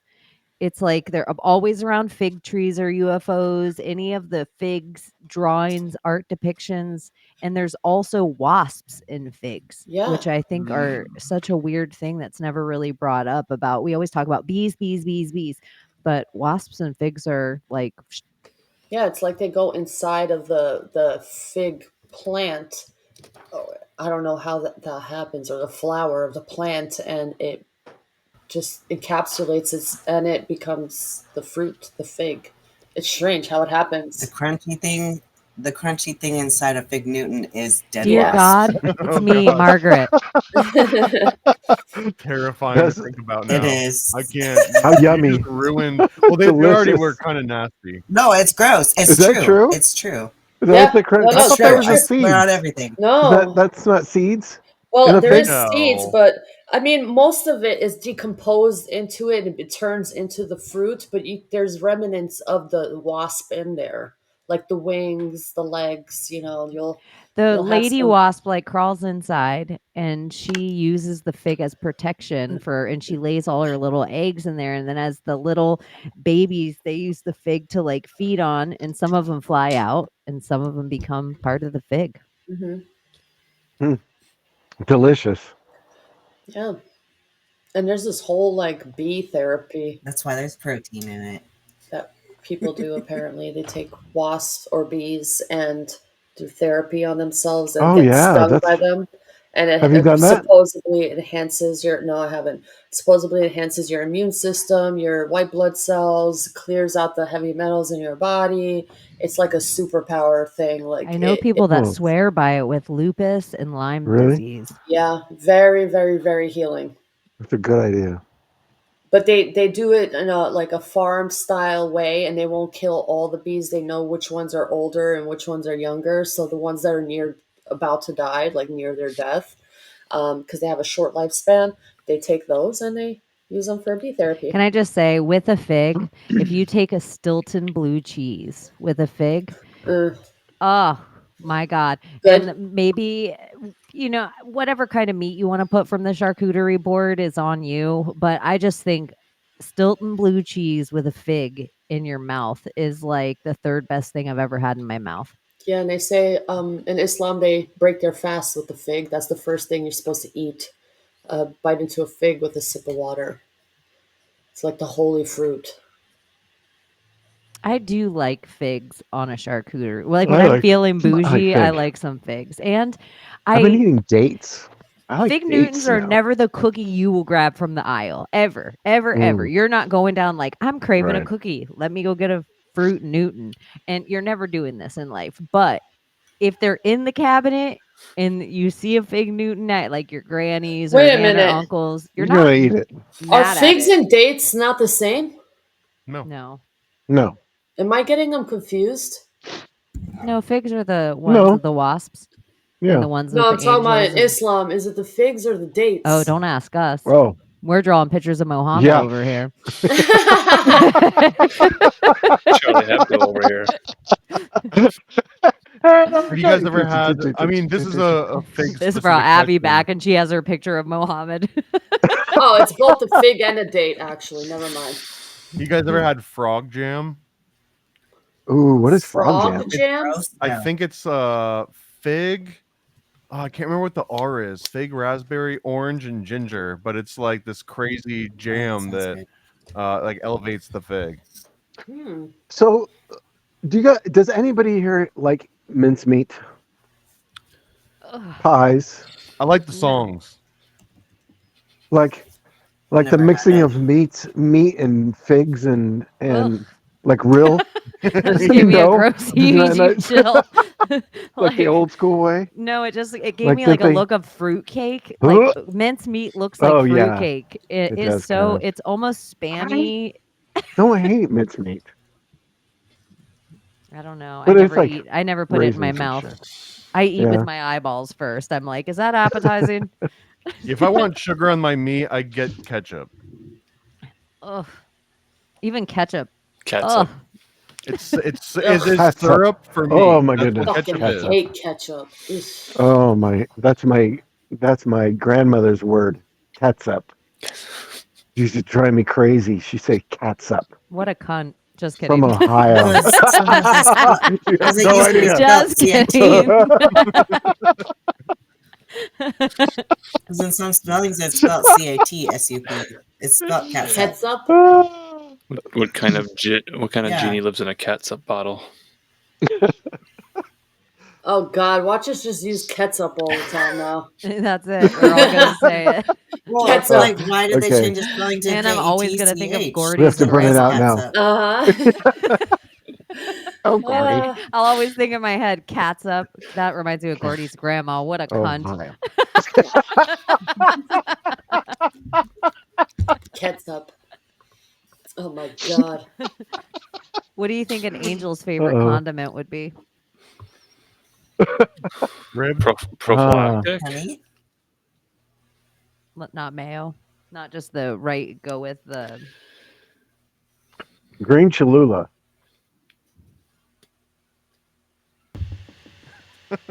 An El Angel. That's it. Do angels have taste buds on their tongues? I missed the question. What was the question? I was just being a dick. Do Oh. angels have a favorite flavor of condiment? Probably No. Worcestershire sauce. I don't think that they I would. feel they would be able to insecure every time partake I in say that. that. That's because that's a human sensory thing that, like the taste involves breaking things down and enzymes and decomposition, and these are all like I would assume that things that an angel interacts with wouldn't Angels don't decompose shit? the same way. You're saying angels don't shit. I don't think so. I mean, like, they don't show that part in Dogma, but I assume if Did he turns Nephilim around, have he doesn't have a giant shit? butthole. I know, but if they're reproducing with the daughters of man, then they gotta have some kind of genitalia, unlike the movie Okay. Dogma. What's So Go ahead. What's interesting, in Islam, they say when you there's a jinn in your presence, it'll smell like a sulfur smell. So I'm just wondering if angels have a scent. If yeah, I wonder if it's like musky, sweet something. Because I know, like I've smelt that sulfur smell before, and it woke me up from my sleep. So it was just a You weird. like the smell of your own angel, kind of like. I mean, You yeah. I have mean, to. yeah. I Everybody wonder. likes the smell of their Everyone own else angel. smells your angel, and they're like Okay. gross, but you like You're it. like, is your angel in here? Light a match. You know, don't you ever have those moments where you get a whiff of a smell and you're like Febreze. it's not even like a perfume smell. It's like something that's just you can't explain, and you get a reminder. Or I've had it done to me. I've had that experience where, like, I felt like I smelt my brother. Like, God rest his soul. Oh Like, yeah. I smell their scent sometimes. So it's like you only ask the question: is it angels out there that have that scent? Because demons have that scent. So I don't know. I have many occasions where I'm like, I have a real question. Like, if all of our history was stolen and mhm. we see certain native tribes wear headdresses, do you think they could be wearing headdresses of feathers from the angel wings? Hmm. Like the original headdresses that we used to see them wear? Are they representing? We keep talking about angels with wings and thinking of them coming from their back, but like all the seraphim depictions of all the eyes with all the feathers coming out of one source, could that be what the natives are trying to depict themselves like once they're the medicine man or medicine woman or Mm. chief? Could they be like, look at me, I'm enlightened by the heavens and I have this like seraphim feathered look about me now? I mean, how else can you explain it? It's like on their crown, and it's like the chiefs of them have like the different style, and some of them just have like the one or the two, and then it's like maybe as you climb the ladder, your feathers are added in a sense to create your wings because it goes down both sides as you wear it. So you have it on the left and the right, and it hangs down in the back of your shoulder. So all the way down your yeah, back. that's a very good question. You guys remember when I the don't know, but fucking when Pope? I saw the little Oh, go on. ones, they had 2 feathers in their hair. When the Pope was presented a very special head Yes, garment. I can't. It was the most ridiculous thing of that whole year where I'm like, yep, when people are like, you guys, the timeline just keeps getting crazier. No, you guys, this happened.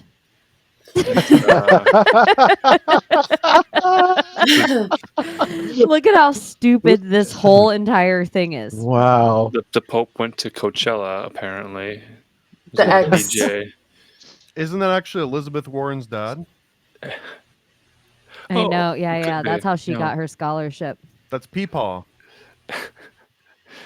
That's Popey. The Popey Popey Indian tribe. Yeah, the Popey prophecy. Popey prophecy of the Pope going to Canada. Ay, ay, ay. Why the X? The X of it all, man. For the eclipse. The eclipse X X X X X X X Unknown. X. You know, Brittany Pickle Spears said it looks like AI art, and it's kind of funny, like almost like they let us all play with AI art for a few years, just so when all the real videos of everyone come out, we'll be like, "That's fake. That's CGI. That's fake. That's CGI." It's wild right now, like from the inside of the art world a little bit, because there are like artists are cannibalizing themselves to the point where someone will post artwork. Now I've seen this happen more than enough times that it's not just a weird anomaly, but an artist will post something and a bunch of people will jump on their case and say, this is clearly AI art. And then it'll be like, prove it. Where's your video? So now artists are so paranoid that they're recording themselves and making like time lapse videos of all the pieces that they work on, just in case somebody says that's AI. You probably are, and then they'll play these videos, and then the argument shifts into not that you're using AI to make your art, but that you're making artwork that looks like AI, and it's your fault that you're kind of using this aesthetic, even if the AI might have been trained on your aesthetic. Now that it's ubiquitous within like the AI style, like you can't do that style anymore because it reminds me of AI art, and that triggers me, and I don't like your artwork because of it. It's so weird how that's starting to work right now. So you do it live. Doesn't you do it live? Doesn't so much AI art look like Lisa Frank? Like, doesn't it all have a Lisa World, Frank yes. feel? Yeah. Dude, oh yeah. You know what? In a perfect world, yes, that is what I always search for. There's a lot I throw Hey. away that does not look Lisa Frank. You're right. In a perfect I wonder world, how far I am right now to the Lisa Frank factory. I wonder if I could drive right now and go see the Lisa Frank factory on this. Could we do that? If Let me not see. this time, next time. Okay, You have let's to do check that how next far it time. is. But you could but start it- now, Yeah. and you'd be here for by next Friday. and then we Yeah, I could do I'm that. not even kidding when I say that in a perfect world, we would have a Lisa Frank Book of Mormon, a Lisa Frank Satanic Bible, a Lisa Frank like 9/11 documentaries. Like I want to see every version, a Lisa Frank Mein Kampf. Like I think all of these would turn into a more ideal world than the one we live in now, just by adding Lisa Frank to the beginning of some things. It's called Lisa and Frankenstein. That's the whole phrase. And Yep. it isn't just it's you really got to add the full entirety of pop culture and then the Stein, because we know who runs the world and we want to bring it to life. So Lisa Ann Frankenstein, the factory is for sale, even though it's said that she's going to start doing work out of the factory again. Mhm. But the grand manifestation is that we get the factory. And if we don't get that factory, we're going to make one better than that factory, because they want like $45 million for it right now, which is absurd. We will control Yeah. the means of production once more. Yeah. Lisa Frank's actually the first wave of true communism. Like it starts at a Lisa Frank factory. It's a great comic book. Because it's all like the X and millennial there's like a certain sweet spot of generation but Lisa Frank could be the reason we're all woke right now. Like we could have had a spell put on us by all those trapper keepers, and that's why we're like, oh, I see the world in like 5D chess.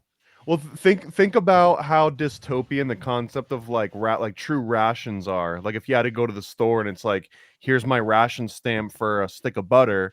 But what if those ration stamps are like puffy stickers? Like that would actually, I don't know. I feel like that would be a friendlier version of communism. It's funny you said the word ration, because Scratch the and first sniff. ration mark ever was for slaves, and the first ration mark was an X. And I think that's funny, that an X or a check. So if you go to X, you get a check for your ration of speech. And also, I think it's awesome that Seven brought up 1812 in Massachusetts, the gerrymandering, because the comet that's coming, the Devil's Comet for 18 it's coming, and the next time we'll see it is 71 years from this year. The last time we saw it was in 1953 to 1954 during Queen Elizabeth's coronation. And so we have all this stuff going on with the royal family. Then the time we saw it before that was like in 70, I don't remember, 83 or something, 1883. And then before that, it was during this gerrymandering thing that was Sevens brought up. So during that whole law was one of the times that this 71-year Devil's Comet came around. So X is concealment, pretty much. And that's how slaves used to sign documents when they couldn't read or write. So hiding their names, And hiding it's who also they are. a kiss. Very serpenty. Very serpenty. Very weird. X. XOXO. Gossip Girl. Hey, Sade. What up, Sade? That would be a good think mirror. A 71-year comet would be a 17. Interesting. Yeah, I don't know. It's crazy. Could it be like angels and airwaves? Are angels just aliens?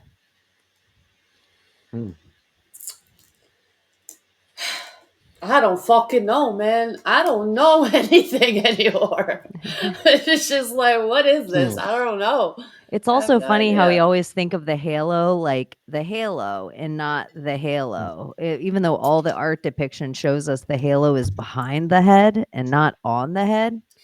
Yeah, and it's like a halo in a lot of like Mary depictions. It almost looks like a beam of light coming down at her, as like an alien spaceship, like beaming it down on her. And there's stories of like, oh, there was aliens there when Jesus was born and it beamed the light on to Jesus.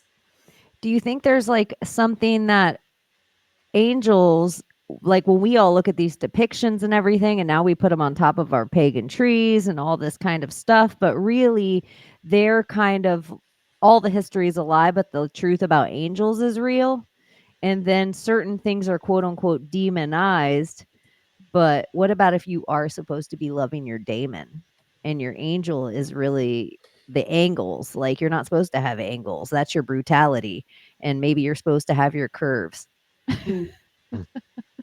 Well, also in this context, a daemon, as opposed to like the Christian demon, but a daemon would just be like a freaking Roomba. It would just be like a utilitarian thing that you turn on, and it has a single purpose, and it goes off and it does its thing. It's like an AI chatbot, or Yeah.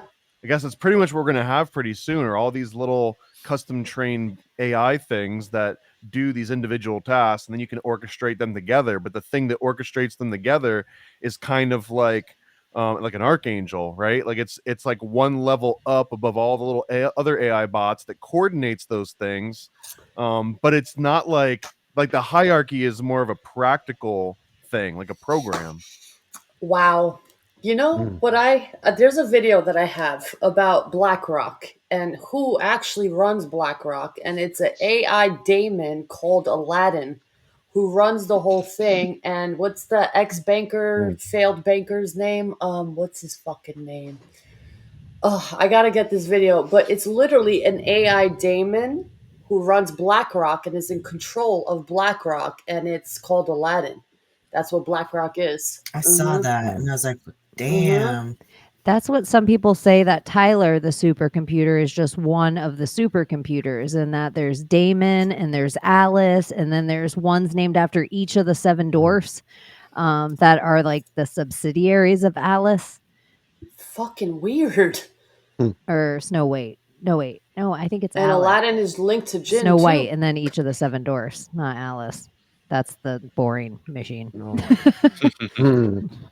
Let me find that That's video. like Snow White. All those weird little names. I don't know. It's just weird that angels are always feathered, regardless of how many eyes they give them. And then over time, they've really made a point to make them human-like I and found the video. beautiful when they probably aren't those things. I found the video. I don't know if you guys want to hear it. Yeah, as long as it doesn't get us pulled. Uh-oh. As long as it's not Gaia. It's like a girl. We're Is already it on skating on TikTok? thin ice. Yeah. Okay, if it's on TikTok, you Yeah. could play it. So the last thing that I will leave you with this evening is that I learned that BlackRock is actually not really even run by people. It's run by this robot AI system called Aladdin that was developed by Larry Fink, who's a failed banker. And he failed so bad, he lost this bank millions and millions of dollars back in like the 70s or 80s. I don't even remember when. I just learned about this. And then so we got this like team of coders together, and they created this like brand new AI system back in the day called Aladdin. Now this robot, like Texas AI system, now controls like almost all of the U.S.'s like assets and blah blah blah blah blah blah. It's just a point. So this is like, well, you can search this up and you'll be blown away. Larry Fink, wasn't he part of the 9/11 or something like that? BlackRock CEO. Or no? Am I bugging? He's so cute. I'm so surprised. Is he? well, I'm just dude, kidding. Can you imagine if I thought he was cute? Member of I'm Kappa like- Beta Phi. I think Kappa What a Beta dreamboat. Phi is the secret society for bankers, the one that you have to dress up in a big dress and go through the humiliation ritual. That's the kind of politicians we like. Flat. Just flat. Oh, that's Silverstein. Never mind. Yeah. I'm that's like, if you have too strong of a chin, I can never vote for you. Like, you have to have a weak chin or bust to be an American politician, I think. Our politicians need to go. Like, they're all like geezer status, and I don't know what they're still doing. Is in retirement, like 62? Like, what are you guys doing? Well, have they been replaced by computers already, and they're just up there reading the script that was printed out by the computer? Yeah. Computer, yeah. Damn. Why did you, when you pulled up Larry Fink, did it remind me, like, my brain went straight to, like, the People versus Larry Flint? They probably used part of The that American to flag bury and all that. I feel like, yeah, because it was weird. The image Here's is similar. something just weird about history and like one of those weird syncs. So, my homegirl, my Maria, she's on some trips and she sent me a picture today, and it was of Caesar's Palace. And I was like, oh, Caesar's Palace, the Ides of March. I was just talking shit like I do out of my autism brain. And I was like, oh, the Ides of March. You know, it's so weird because the Julian calendar and the Gregorian calendar, and I went into some bullshit. And then I was like, wait, today is the Ides of March. Like, you are in Caesar's Palace during the Ides of March. Oh, and I went on to this whole ramble about energies and like the Trump Elvis energy and the Trump Elvis Caesar energy. And like, do you think something's there because all of his people stood, up against him, stabbed him in the back, and like this whole thing kind of went down.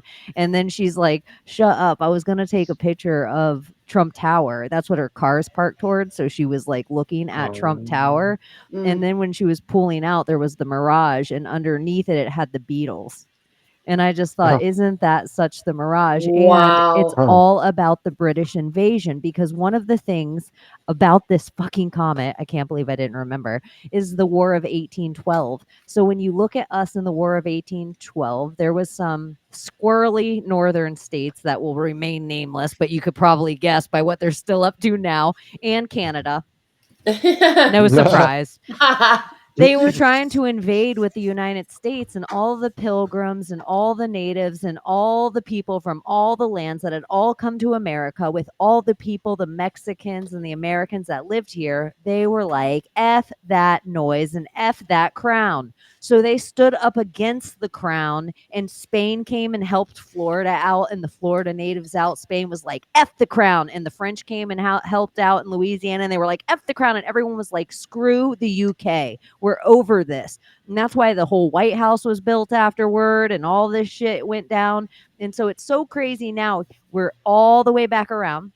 We're talking about a war in Ukraine, UK reign, which is really just the United Kingdom encroaching on a sovereign territory, which if you spoke Russian, Soviet would mean sovereign. So it used to be a sovereign union, kind of like a United States of America. So we have never left the crown, I think, and they have always fought against the crown. And so it's all this thing all the way back around now. So then you have the comet comes again in 1953, where Queen Elizabeth takes over with Winston Churchill, and they take over the UK to like remain there again. Then you have this comet coming around again. We have all the bullshit going on. No one knows where Kate Middleton's at all. Charles is probably dead.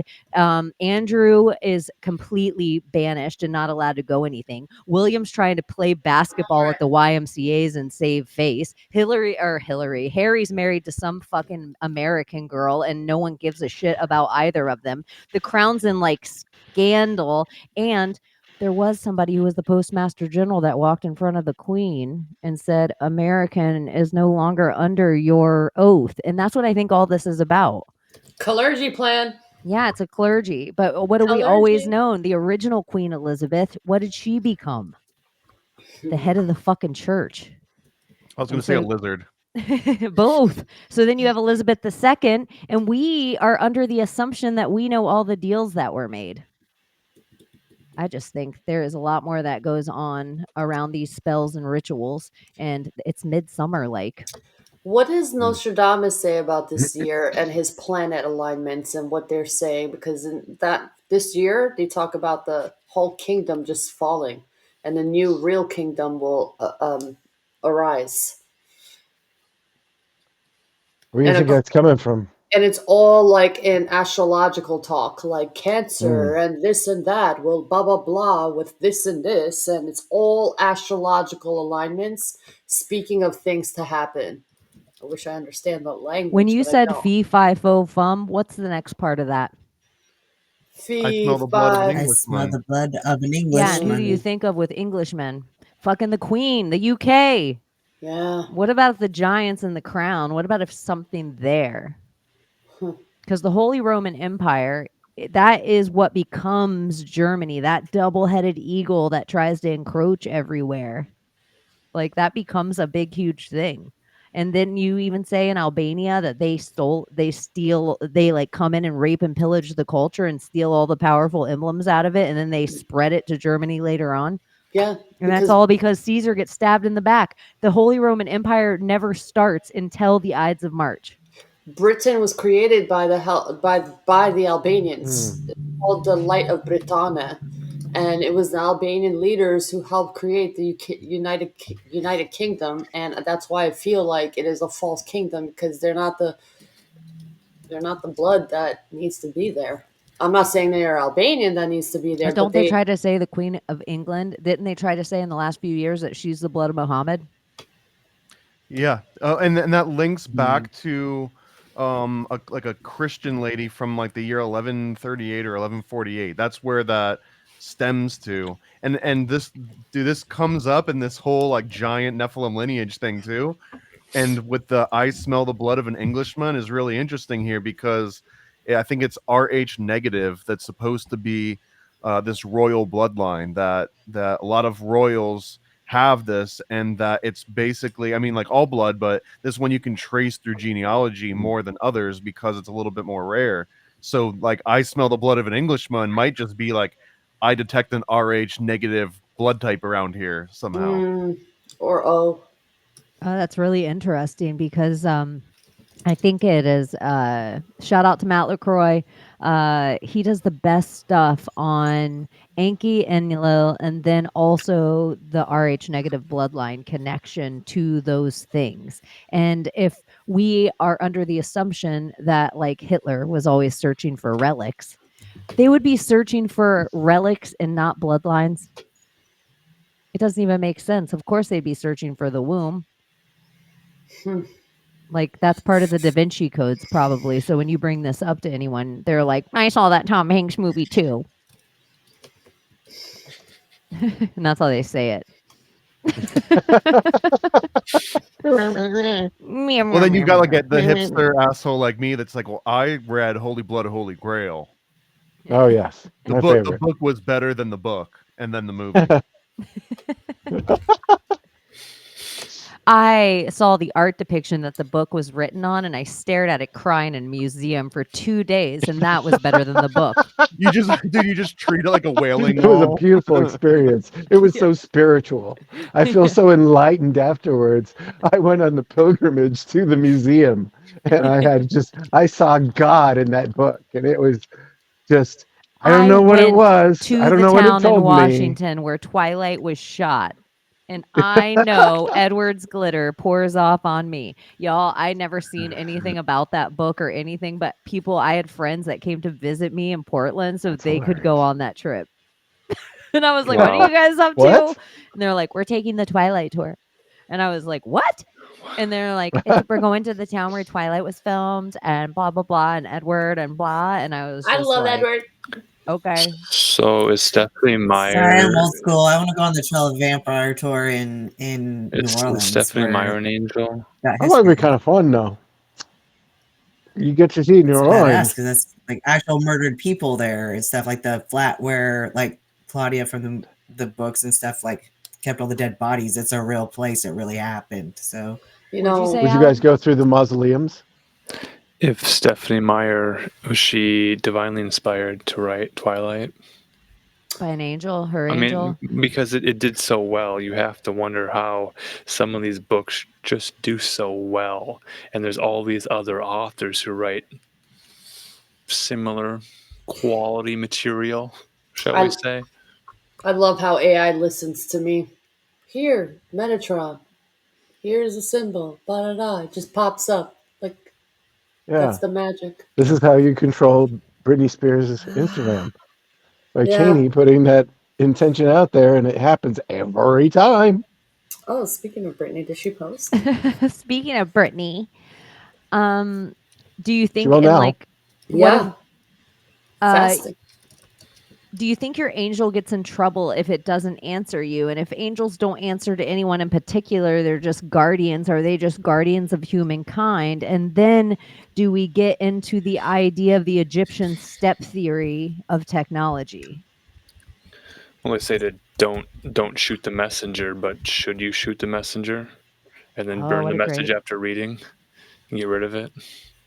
Why is Brittany fasting the same week that fasting started for Ramadan? Is she Muslim? Oh, what a great point. That did start this week. What? Yeah, But you know I've what? just She started isn't, but intermittent her fasting man this is. week. Well, Her when did man Lent was start? Muslim. When did Her Lent ex Oh, that she really? also begin? talked about with her 2 phones going missing 8 months ago, one of her phones going missing. And she goes, oddly enough, it was the same time I broke up with my ex. Huh. Fucking weird. It is fucking weird. Let me sip my coffee real quick. Oh, that sounds good. I've made me coffee. Turkish coffee, the way to do it. It's not a dirty cup, Juan. Yeah, why It's is that not a cup so fucking dirty? It's Ew. not a dirty fucking cup, bro. It's not a dirty cup, Juan. Right? Get it It's straight. an art. This What is you an know? art you don't understand. What you know about this magic, bro? 100 episodes from now, he'll have a whole episode on Turkish coffee. cup reading. Yeah, and he'll be like, I think I saw a homunculus in my cup. Shout out Juan. Juan. The chosen Juan. Yeah, the chosen one. I liked your guys' episode, my Thomas, God. on the Bach saga. Oh, yeah. Yeah, Dude, Oh, I hey, didn't see it. you know Are what, there Thomas? angels? out of the woodwork. Are there angels in Bach Saga? Does anybody know that There are not. Juan and Thomas went, what is it, bow fishing? Yeah, we went bow fishing here to prove that we were true Florida boys. Yeah, that's bitching, man. Show those photos. Do you have those photos handy? I don't Of know. your fish that you I don't shot? have them handy. I don't have them That's handy. bitching. But yeah, I was. I'm jealous. Juan didn't catch anything, and he likes to say that he's caught more fish in his life than I've ever lost, or something like that. But I mean, it's fun to say things out loud, but then when things happen in real life, they turn out a little bit differently. So he's just an internet shit talker. just like the tea leaf thing. If you catch it, do you have to clean it and eat it? I did not. I didn't didn't actually Oh. want to Did you eat the release? fish that I caught. I gave it to the Release guy that? that was running the boat. Release it back with the arrow in it, like No, like there's any no other like hillbilly. it. It As a wasn't that warning fish's to other best day. fish. Abby noodles. I like noodling. It's fun. I'd do it again. I did it once. It's a rush. In Oklahoma, I had a family reunion in Wilburton, Oklahoma, and I went noodling that scared the shit out of me, but it was fun. I noodle, but only in really small That's why I cakes. had to do it. I had to do it because like the idea frightened the fuck out of me, and I'm the type of person like then I get fixated on it because it's like, why is this so scary? Why is this so scary? yeah. And then I had the opportunity. I just happened to find a Native American guy who was like, "Hey, do you go noodling?" And he was like, "Yeah." I was like, "Okay, bet you got to take me." And I was so scared. Really? And I went, and it was like the most amazing day of my Wait, life. what's I loved it. noodling in this Yeah, what context? is noodling? Oh, It's hillbilly hand Hillbilly fishing. hand It's fishing. sticking your hands in holes. Actually, your whole body, your legs, your legs. hands. You use and I actually he made me swim into a hole, and like he's like, "Oh, this one's big." He's like, "You're gonna go down." That's what he He's like, said. "You're not gonna your leg in." He goes, "You're gonna go down." He's like, "And I want you to spread your arms and your legs, and feel the sides." There was no sides. Like I swam into the like side of this freaking whole cliff and swam down in it, and there was no sides. Like it was so freaky. Like you don't know what's gonna come out, if it's gonna be a giant catfish or if it's gonna be A snake. You said a cliff, freaking and it bird or reminded me snake. of Yeah. clit. I don't know why. Cliff and clit. You mean like pussy? Pussy. Yay. Clit and cliff. Yeah. Well, I mean, it's. I mean, it's just like there hanging out. But really, inside the cliff. word clitoris in Greek, I think, translated to little hill that you rub. So it is a cliff. It is a cliff. Clitty cliff. Cliff. Clifford. That's Oh. Can we talk about something that you talked about, Cheney? Oh no. I know what it could be. Well, we talked about the Go easy. Freemason Be symbol gentle. and what the G represents. Oh, yeah. Well, I think It's it's just an idea. interesting that there is only one north. Every other direction we're just putting on there, like numbers and letters and things, but love really just the this. compass points to one thing.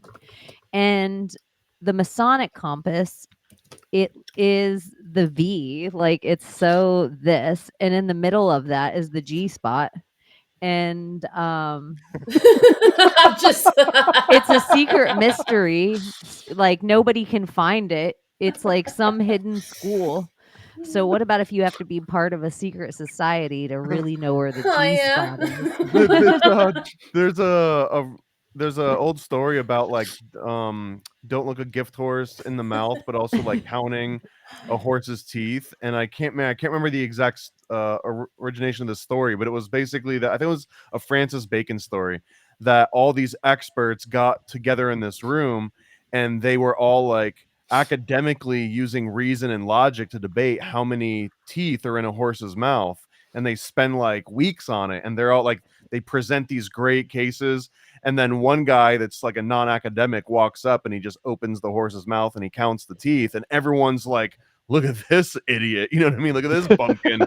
He didn't even sit down and like think it out first. But there's something maybe accurate about like a bunch of old men getting in a room and like academically discussing like where the G spot is and how to like affect the G spot, just in like a, you know what I mean, like no one's actually doing it, they're just discussing it.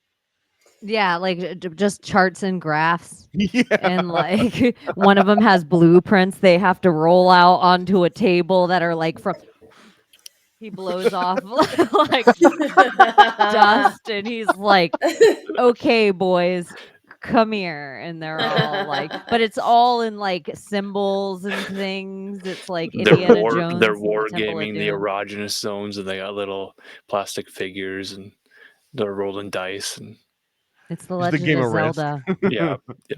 It's the game of Risky.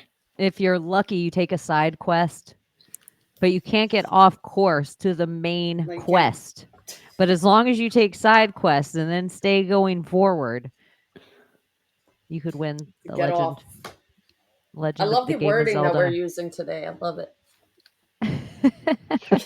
Just saying. It's because we're talking about angels. Yeah. You know, it's Well, when you said noodle before, I thought angel hair. And what, like, I always thought as a kid it was so weird that my parents would serve us angel hair to eat, and it was like, what monster sat down and was like, I'm gonna start angel eating hair. angel hair and call it angel hair. For real, where did they get that term from? When I was a kid, my grandmother had angel hair fiberglass in the Christmas decorations. Do you think You angel guys hair remember pasta that? is angel Oh, pubes? yeah. And then you touch it. I do It is now. what?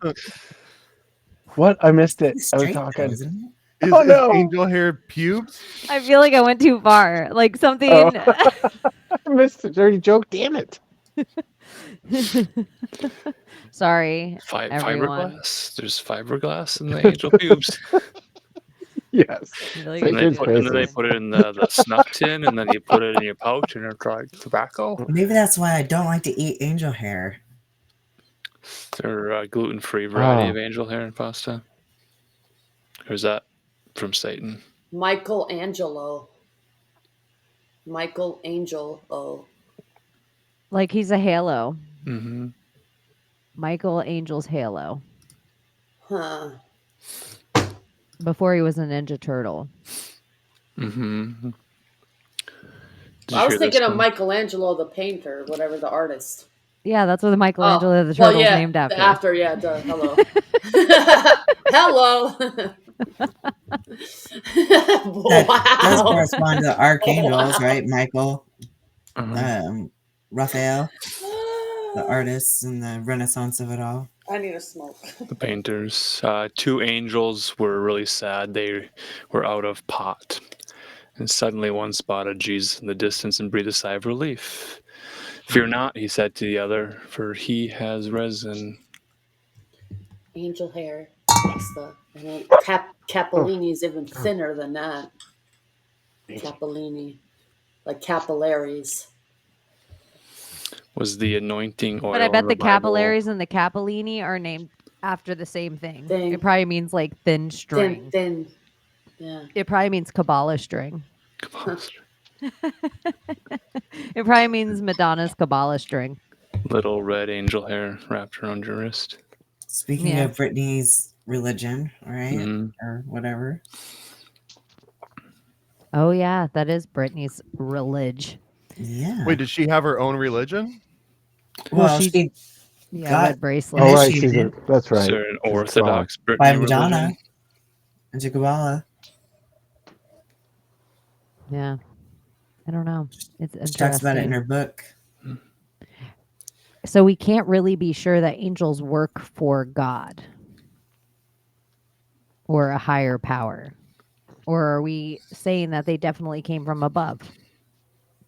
What if angels are just other us in a different timeline on the same parallel existence, and they're just somehow able to appear, and they're living, you know how everything is happening all on the same timeline, all at once on many different timelines? What if it's just them kind of like interjecting with our timeline, and we consider them angels, and they're just from a different other Dimension. more or less. but the same existence, like overlapping this one. But couldn't you say that all the levels of heaven and hell are just different dimension as well, though? So they're just overlapping realities. Can you imagine if we're all angels and we're hanging out and we go to the angel bar one night and we play some angel pool and we have some angel cocktails, and on the way home we're just a little tipsy and Alan Marcus is like, hey you guys, what's this hole down here? And I'm like, don't go near that, we're wasted. And Abby's like, it's fine, we're gonna be fine, and then we fall into the hole and we're just wasted. It's just noodling. Oh, well. Yeah, like let's Women- just noodle. Oh, well. And- So the That's awesome. original fallen Promise. angels in the Bible were conspiracy theorists, and they didn't believe anything God was telling them, so they had to go find out for themselves. Or if there is levels of hell and we think there's something lower than us, what if they did something bad and they got banished from heaven and they have to come down here, and the only way they can get back to heaven is by bringing us with? Because why would they have the penance of having to come down here and deal with us? Wouldn't that be a nightmare if they had just their whole thing? Or why wouldn't they want to go up? Because that's the whole thing. If you take it back to the book of Job, Job proves that the devil, or whatever you want to call him, is still like submissive to God. Like he does God's will still. So if he does, so would all the fallen angels, technically, because they're under his hierarchy, right? So technically they're all still doing God's will. So if they're penance, that would make sense to me, what you just said. Like they're in trouble. They're in trubs. And so if they couldn't do anything against us at all unless they wanted to go to even a lower level of hell, which back when they used to call that Tartarus. That's where the gods went to hell. But then it makes me wonder if all the depictions are true of Tartaria, are we Tartarus and we are the gods' hell? If they fell from above and came down, wouldn't any time it would be like Layla might have fun with the ants for a little while, but after a while she would go crazy. She would be like, I'm a vampire to these ants. I've lived 6,000. You know how many ant lifetimes I've seen? She's like, I think it's going to take me do you know how many ants children I'm going to have to work with just to get them to understand the These guys are idiots. Yeah, they're dumb as a rock. It takes them forever just to find where the water's at. What if like Layla can't level up until the ants level up? Otherwise, Layla has to go to a hell lower than the ants. Now I can see you being having disdain for those ants now. Like now I'm offended because like these assholes are keeping me here. How long is it going to take for me to elevate these ants until I can return back to heaven? That would frustrate the hell out of me as an angel. And maybe you tried it with love. And maybe you tried it with showing them everything. Maybe you tried giving them the Garden of Eden and all the technology the world could even imagine. But they never evolved. They just became lazy and they just became complacent. And they just thought that the government was going to take care of them every single time. So then you realized, oh, shit, we're going to have to Hillary Clinton these bitches. And we're going to have to Bill Gates them. We're going to have to fully Fauci these fools. If we ever really want them to get their armor of God, we have to give them a battle. Yeah. And so in a weird way, if we ever are going to become some kind of warriors, we are being tested by our like shitty angel drill sergeants. No. No, we call on them and they help us get a car. I was talking about angels or demons, though, because I thought we were talking about demons. Abby, what is Castaneda's thing, the petty tyrants? Oh, yeah. Well, because the petty tyrant is an imperative for you to grow. You need a freaking, like, you should find their whole thing is on the path of sorcery is to find the perfect petty tyrant, which kind of leads back into the OA and Hat being the petty tyrant. But like something I picked up on too, like that I didn't bring up today in that other podcast. But yeah, the petty tyrant is it's just the whole idea that you need conflict to grow.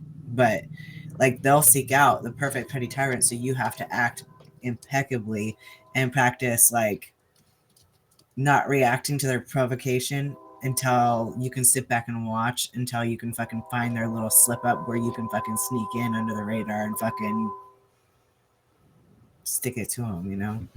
But it's about being patient and being kind of cunning.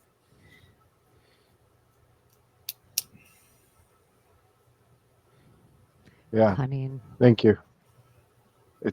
That's perfect. I was looking at a definition for angel, and it's like the most simple version is a spiritual being that acts as like an in-between communication between you and God. And I just wonder, is there like a non-spiritual way to get access to God? Like if like AI, right? Like if you were able to use AI somehow, is that like a back door? Is that like, like sidestepping the normal way in? Like instead of going through the front door, you can go in the side door? Or is that like a blasphemy to try and communicate with God without going through a spiritual being? Is that what the like Pope in the church and stuff where you confess your sins to them in a box? Is there something about that we are it's like a Intercessor? spiritual thing that we should be doing with the messengers and not the clergy? Yes. In case that wasn't rhetorical, yes. The messengers. That is a whole different way of thinking of them.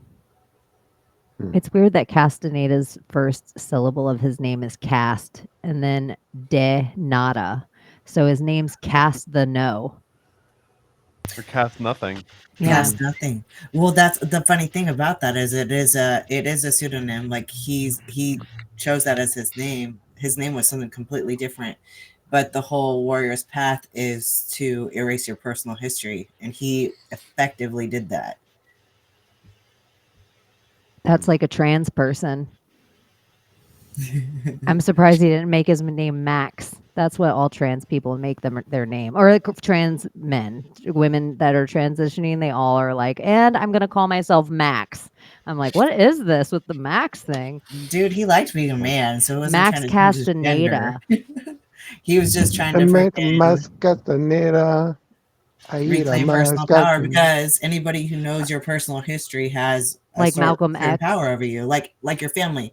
When they're like, oh, you always do this, and you're like, look, I did that when I was 12 years old. Can you cut me some slack? I'm fucking 40 now. Like, but that's somebody infringing on your personal power, because every time it fucking triggers you. So you deleting your personal history is a way to reclaim power. Well, don't you have more If power nobody of knows owning your history instead of running from it? You can. It could probably work both ways, but I think that when it comes to the art of stalking, which is another form of sorcery, you are becoming something else entirely anyway. So it's unbecoming. You said art of stalking, like Yeah. stalking a person? Yeah, well, sort of. I mean, it gets there, yeah. I'll give you a good definition of it. Stalkers are the sorcerers who have an innate facility to deal with facts and are capable of entering states of heightened awareness by manipulating and controlling their own behavior. Through sorcery training, the natural capability is turned into the art of stalking. But that could just be a self-aware person. So like tracking, stalking, tracking, following a line of thought, reason, finding another person, finding an idea. Yeah, and it could be anything. You could stalk a cat. You could stalk yourself. You could stalk whatever.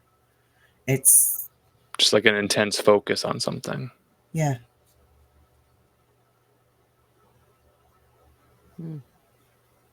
Watching the watchers.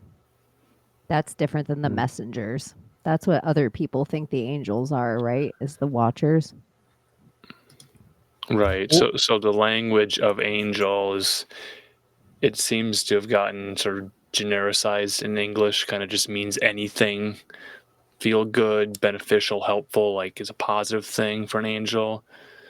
I was going back into the etymology, and it just gets kind of mixed and difficult to really parse what is what.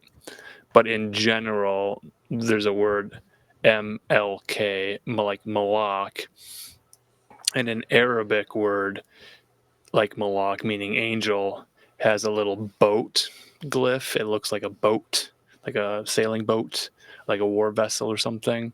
So there's a guy named Pierre Sabak who has written 2 books about this idea of angelic messengers and the connection in the languages across cultures, including the Quran as well, Hebrew, Japanese, having to do with Malak being an angelic messenger, and then combining that to boats, and then boats being ships, flying saucers. It doesn't mean that one thing is the other thing. It says that in the language, the etymology and the roots and the meaning of the function of the thing has multiple layers, and it's been used by priest class folks for a very, very long time. So now in our current year, we've got things like ship of state, and then we have like the Anglican Church of England, who have like a religious component to their military component to their organization of their House of Windsor and the king and the courtship and that sort of thing. So they've all tied into this system of rulership that has gone back very, very far. So that's with like MLK, and you're probably thinking, well, Martin Luther King. Well, yes, because that relates to the word king having tied into this rulership or this dominionship. So when we're talking about angels being spiritual beings, having this idea of God having a dominion of this realm, and the messengers functioning as those heavenly beings between God and men on earth, it's all kind of tied into the folklore and the mysticism. And there is one verse in the Quran that does use the Malak word, which translates to king, which translates to having dominion and rulership over a people, a place, or something to that effect. Malik too, Malik is another one of those versions that conflate. And I think this is one of the origins for the god Moloch, was like a combination of the Molk practice, which meant sacrifice, and king. So people were always referring to like the king or the lord, really just meant, depending on what city you were in, it was that god. So when you performed Molk, it was like, and they said they were like sacrificing to Moloch. Moloch, from my understanding, wasn't like a specific god. It just meant making a sacrifice to the god of the area that you were currently in. And then that over time gets conflated and turned almost into its own individual god. But it was never actually like that in the old times. It was just whoever they were sacrificing to.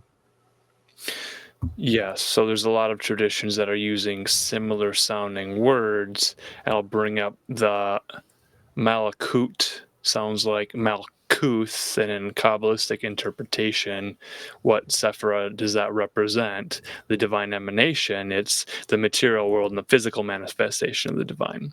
So it's bringing heaven down onto earth, and then having sort of a hierarchical rulership set up over this.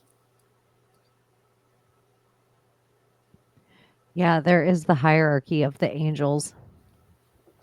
So the verse in the Quran, translated to English, says something like, "To him belongs the dominion of the heavens and the earth. He gives life and death, and over all things he has power." So that's the dominion of the heavens and the earth, emphasizing God, capital G, God's absolute sovereignty over the physical and spiritual realms. So there's that crossover into the Quran using similar languages. So that gets back to our question of, in a Quran sense, in a Muslim sense, in a Judeo-Christian Abrahamic sense, are angels one class of thing that's an expression of one thing, and then there's other terms for it? So if you go to Japan or someplace else, in Japanese culture, they have tenshi and tenin and other words for something that's a more Buddhist approach to a heavenly messenger or a benevolent spiritual being. Are they, though, in this sense, the same thing, do they replace one thing one-to-one? Or is there differences? And is the difference a regional thing where if we're talking about spirit realms, there's like the etheric spirit, the luciferic spirit, and an aramonic spirit, and they seem to be located on physical locations on the realm. So if we're talking about desert spirits in northern Africa, that's sort of one very specific place, a very specific climate, and they seem to have very specific spirits that might possess animals that have been there. But then the question arises, are those spirits capable of being tricksters and claiming to be angels when in fact they're not angels? How would humans be able to detect the difference between a trickster and an angel that's just helping you in a way that you don't understand, right? Like the God works in mysterious ways. Wouldn't that include working through what would be perceived as like a trickster? Like the think movie so. Ghost in the Darkness. Have you guys Yeah. ever seen that movie with Val Kilmer? Yeah, with the lions. There's these two lions. I think they're building a railroad across to Africa or India. I don't know why I can't remember. Probably because there's only two kinds of lions I know. But they're building a railroad, and there's these two male lions that hunt together and start eating people that are building the railroad until eventually all the natives and stuff stop working on it. They're like, we want nothing to do with this anymore. Like, obviously there's some dark energy and dark spirit with these lions, because male lions never hunt together like this. This is what female lions do. This is insane. And they were like cunning. They called one Ghost and one the Darkness, because one would just come out of nowhere out of the dark, and one of them would creep through the villages and crawl into the windows and stuff. And so the villagers were like, no more. Like, enough people died on this thing that the way the story goes now is, like some great American and some great Englishman saved the day. I don't know what the real story is, but there was white guy. possessed animals. The story based off of The Man-Eaters of Tsavo from 1907 by author John Henry Patterson. Yeah. And that movie is from 1996 with Val Kilmer, The Ghost in the Darkness, with Michael Douglas as well. Music by Val Jerry Kilmer. Goldsmith, so it's going to have a good soundtrack. No, it's all. What is the Cancer Kazoo? 110-minute flick. Or have you guys seen the Val Kilmer documentary? Yes. Oh yeah. It made me sad. Yeah, right. It's kind of depressing. Way to bring it down, Gordy. Thanks. That's what I do. I'm so fun at parties. Have you guys seen that really depressing Val Kilmer documentary where he has the cancer kazoo? Oh, his cancer kazoo. There's a reality Sorry, where Val. Val Kilmer has to play Batman forever. Forever. Oh my gosh, and a hell full of sulfur farts. Is he Nipples Batman? Or is that another? No, or is that George Clooney? I feel like Val Kilmer had nipples. We can look that up. Another thing about angels that I was wondering, just because of Manly P. Hall's books, he always has the phoenix, the angel, and the eagle together. And also this everybody would be like, this is such a new agey idea. But if you kind of look, he has, this is what we see on our dollar. And it has a very specific amount of arrows. And also over here, we get this very Nimrod, evergreen, maybe a holly that he's holding.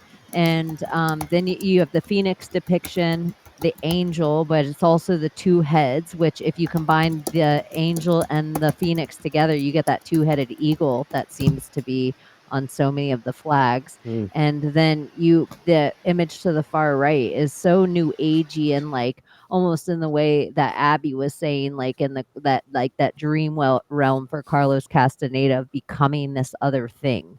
Like it's just like odd that all the depictions are kind of I don't know where my screen. Well, I went. think these are all just different versions of the same thing. So on the far left, you've got the secular government, federal, like commercial version of it. I definitely believe, Manly Palmer Hall, that the American eagle is a phoenix. Like it's always meant to be. The same thing as America, I believe, translated to like the feathered winged serpent bird or something like that.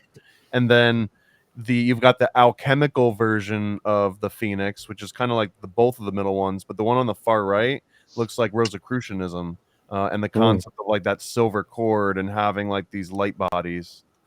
You know what's weird right now is that looking at the eagle on the dollar, like kind of from far away, like I'm looking at it, it looks like it has a gobbler like the turkey though. It's like the way that the from the banner. looks like the turkey. I can zoom into it for you, but it's the I know part it of the doesn't, ban- and I know it's the banner, but I'm just But saying. very when you look interesting at it because far that was away, supposed to be our yeah, word. that's what our I mean. bird. Does it 'Cause eat if you look black at it rocks? small, it does kind of How look noble like a looking. gobbler. That doesn't look like a bald eagle. I also think the Turkish Empire took over a lot of stuff, and maybe it's kind of weird. interesting that we named that bird turkey and then didn't take it as our animal. But I also think it's really curious that like the phoenix rising of us and what we would say almost of our angels sometimes like it's a blessing in disguise. Does America have to rise from the ashes to really become what our forefathers always saw for us? Like we always are like, oh, our constitution and oh, our blah, blah, blah, and oh, our this, but is the whole thing set up because it was supposed to crumble to make the solid foundation? Like the tower, yeah. Like we have to burn. We have to have everything crumble. Our federal government can only be rebuilt from 50 separate states. But I do like the evergreen, but this is also what we always see. Like Nimrod's holding that same thing, except in the 13 arrows, Nimrod's holding the reindeer, which it's like very Sagittarius in one hand, if I'm thinking of arrows and a deer. But it's also very Artemis. I think she was a huntress with that kind of stuff. And then over on the angel depiction, you see him standing on the moon, which seems kind of that idea. But I don't know. The moon's looking at that gooch. Oh my gosh, what a good shot. Yeah. Remember in like the 60s, you should here's a Paranoid American thing that should be made. And maybe on the mirror, there should be something else on it instead of like an actual mirror, but it might be funny with the mirror. Remember those, like how guys would put them under their shoes so they could look up girls' dresses in like the 50s? Used to. Used to. Used to. No, it's just they just do it with their phones. And Maybe you would get that'll those be out of the comic catalogs too. That's yeah, like the that will last maybe pages. be in the secret society of good guys. Like once you join and you get Mm. your patch and stuff, you get your mirror. Your shoe mirror. And it has small do need to writing do, like, that it says pledge objects in patches. this mirror are a lot bigger than they appear. It should also say this mirror is only should be used for self-reflection.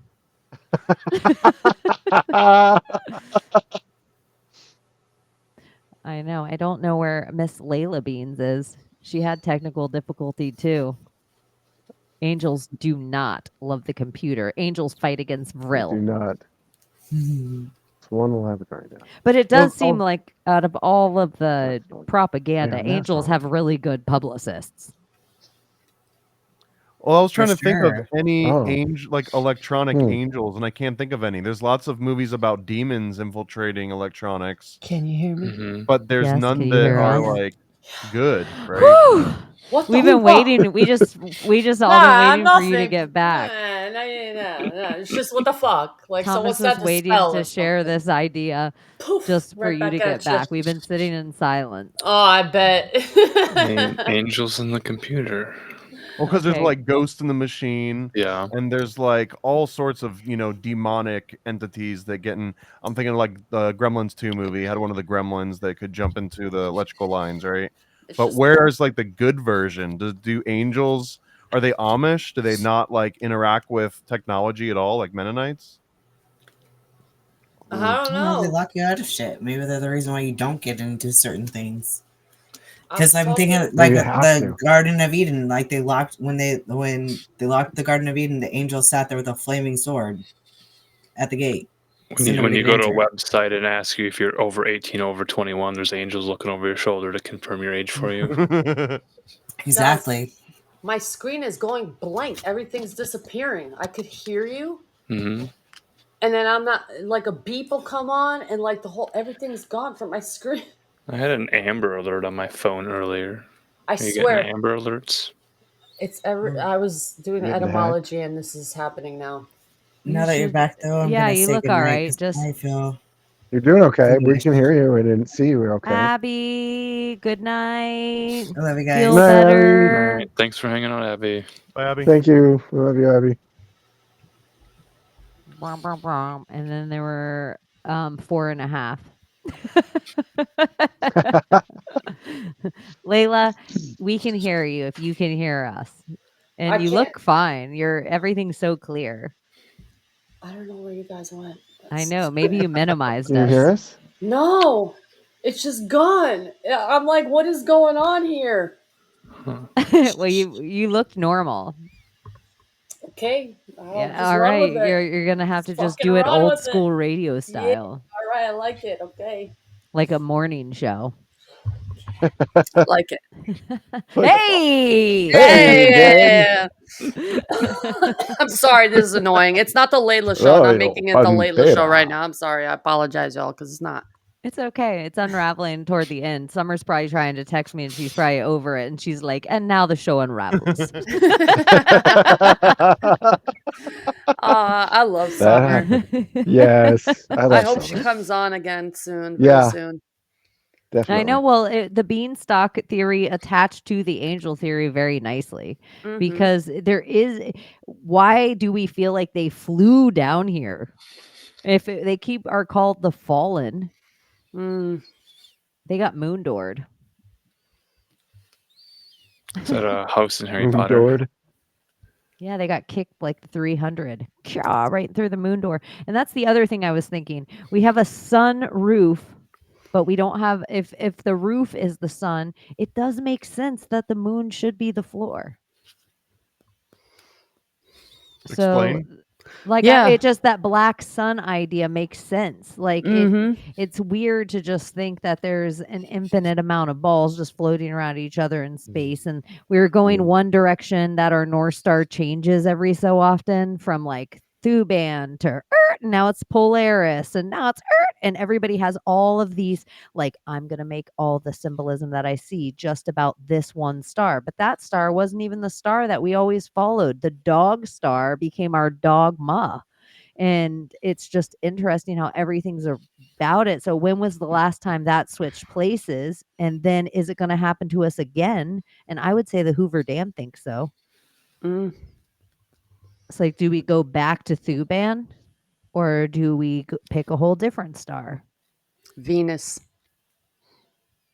Venus is the second or the original star, Oh, maybe. this is another weird thing. I think it's Cetus.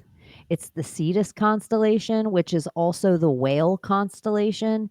And there's something about Jonah and the whale with this eclipse, and that even everywhere biblical that this goes, it like goes through this constellation comes out, and then the eclipse goes right through like Judah and all these towns that are very biblical, but all around the Jonah and the whale story, which is such an interesting whole philosophy to even bring up, because we always talk about whales and how like they're some kind of vessel, and in the same way as dragons, they're essentially a water dragon. If you could control a whale underwater, if we were in that civilization, and if they speak up to 1,000 feet away from each other, this crazy language. So it's also Thuban was in the Draco constellation, which was the dragon. And so I just think it's interesting, these two huge animals. There's also interpretations where it's not a whale, it's actually like a giant fish. And I think on the Sistine Chapel, the depiction of Jonah and the whale shows exactly that. It shows something that is clearly not a whale, but a huge fish. And that giant whale also in like more esoteric interpretations could be the same as like Leviathan, because Leviathan had also been represented or at least described as being essentially like a huge water monster. Mm. And the earth monster is the behemoth.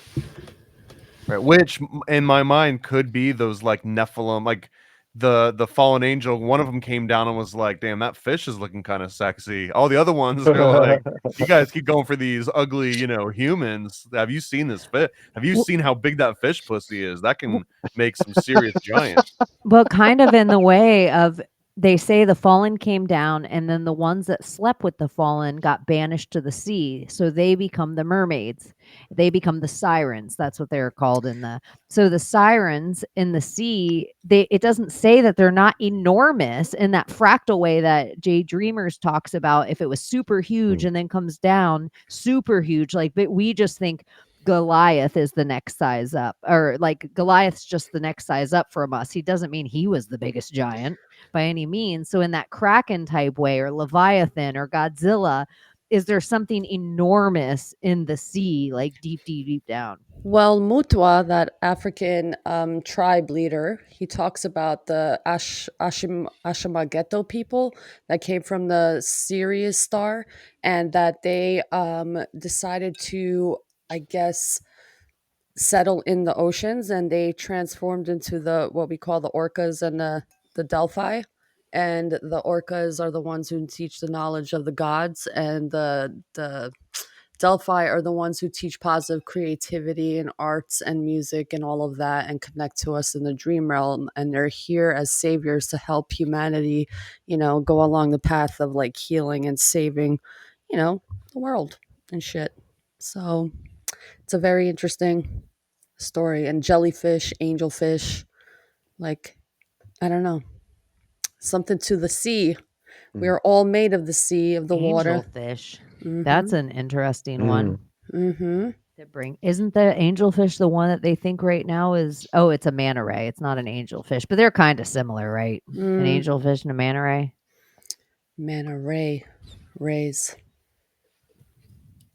So weird.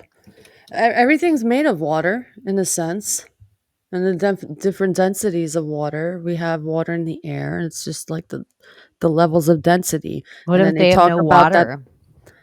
Well, that we talked about this before, and like the other density of water that's thicker than water. Like they found a spot in the sea which had a lake in the sea that they couldn't penetrate because it was so saline and so dense.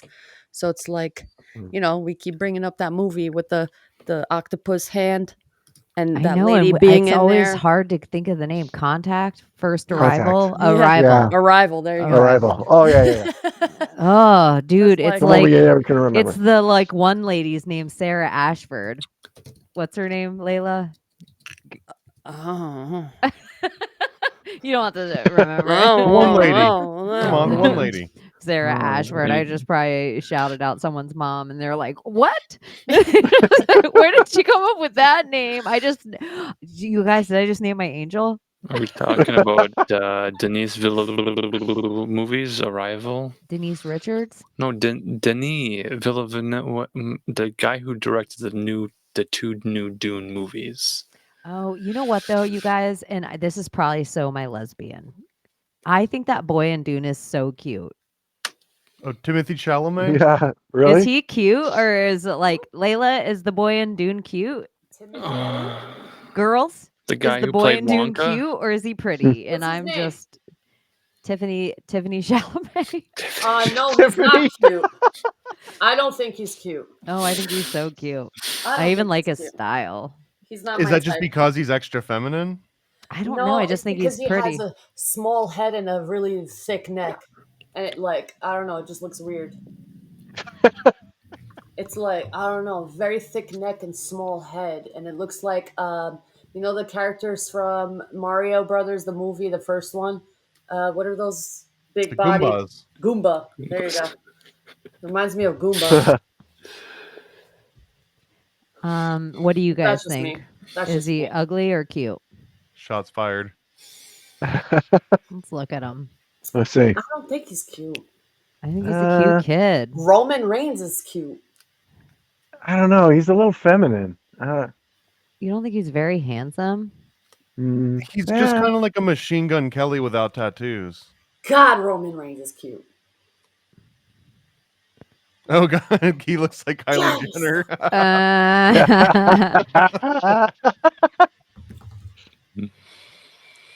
Oh, yeah. Kylie at the Oscar party. I don't know. I think he's kind of, but he kind of looks like Harry Potter a little in this picture. Oh, right. Yeah. But I like the pearls around the neck. It's all femme. Sorry, you guys. Sorry, ladies. See? It's because I'm a lesbian and I'm attracted to women. But if he was a woman, I'd be like, that jaw's a little too square, mama. I'm not on my phone. I'm reading Exactly. everybody, just so you guys know. I'm not on my phone. I'm like watching. Because I can't see you guys. Moderating the chat. Are you guys into Dune? Too? Dune? Did I you love Dune Dune. too? I like the. I I haven't like watched the the idea. second one. It's kind of like religion to me. I like the idea, but the book's really Right. long and kind of boring. You get lost in them. They're fun. There's encyclopedias and appendixes and other exhibits to learn about the Dune universe, and it's really sort of metaphysical, psychological kind of consciousness raising sort of psychedelic movie. Or it would be if it was made to be that way. But Denis, the Canadian Catholic boy that he is, just stripped all of the interesting parts out Dune of the movie and turned Dune. it into sort of this romance space opera thing. So Dune. Probably for a Chinese audience first. Oh, yeah. A lot of shows did that. So we use the word dunya. Mm-hmm. Okay, and dunya means this realm, like dunya, this whatever. Yeah, dunya. They probably use it that way too because Yeah. it's deserty. I imagine they went into that lineage all over the Middle East to take that kind of stuff and all over the Kazakhstan region to like put it in their story. Because they even have a language on that, like that the writer wrote a language. So I bet that he took. Would you guys think Kronos is a angel? I think it would be Time blasphemous itself. to consider him an angel. Yeah. Do you think he was an I angel don't at know. one time? Let me see. He's winged, right? Well, again, this Is is it- something that how Gary Wayne explained it to me. But that there was like these two phases of gods, and the first phase of gods were the patriarchs, and then the second phase of gods were called the offspring gods, and the offspring gods are the ones that wanted to create their own race of gods. And instead of basically like being born out of the head, right? Like Athena comes out of the head as opposed to like the traditional procreative way. So the gods that wanted to do through procreation were like the new wave of gods, but they were actual gods, not angels. So that would make Kronos one of those original like pre-Diluvian gods, So and not an angel. Yeah, Kronos, the post-king of the Titans, after his release from Tartarus, he was appointed king of the island of the Blessed, first generation of 12 Titans, god of harvest and personification of destructive time, the leader of the Titans who overthrew his father Uranus, only to be overthrown in turn by his son Zeus, not to be confused with Kronos. Right, and Zeus being the offspring god, right? Because Zeus is the one that helps defeat all of the Titans, and that's like the new ushering this new wave of like post-Diluvian, like after the flood. But I mean, the real question here is that is a Nephilim an angel? Because technically the Nephilim come from a fallen angel in some way, like the fallen watchers. Because that's like the original Nephilim, like the first race of Nephilim were essentially the Titans, which would include Kronos in that interpretation. So I don't know. I guess, is he an angel because his daddy was a fallen angel? So like watchers were first and then maybe messengers. Right. I believe him as one of the gods, Pedindia. We call him Pedindias. So I think he's one of the gods. I don't think there's just one.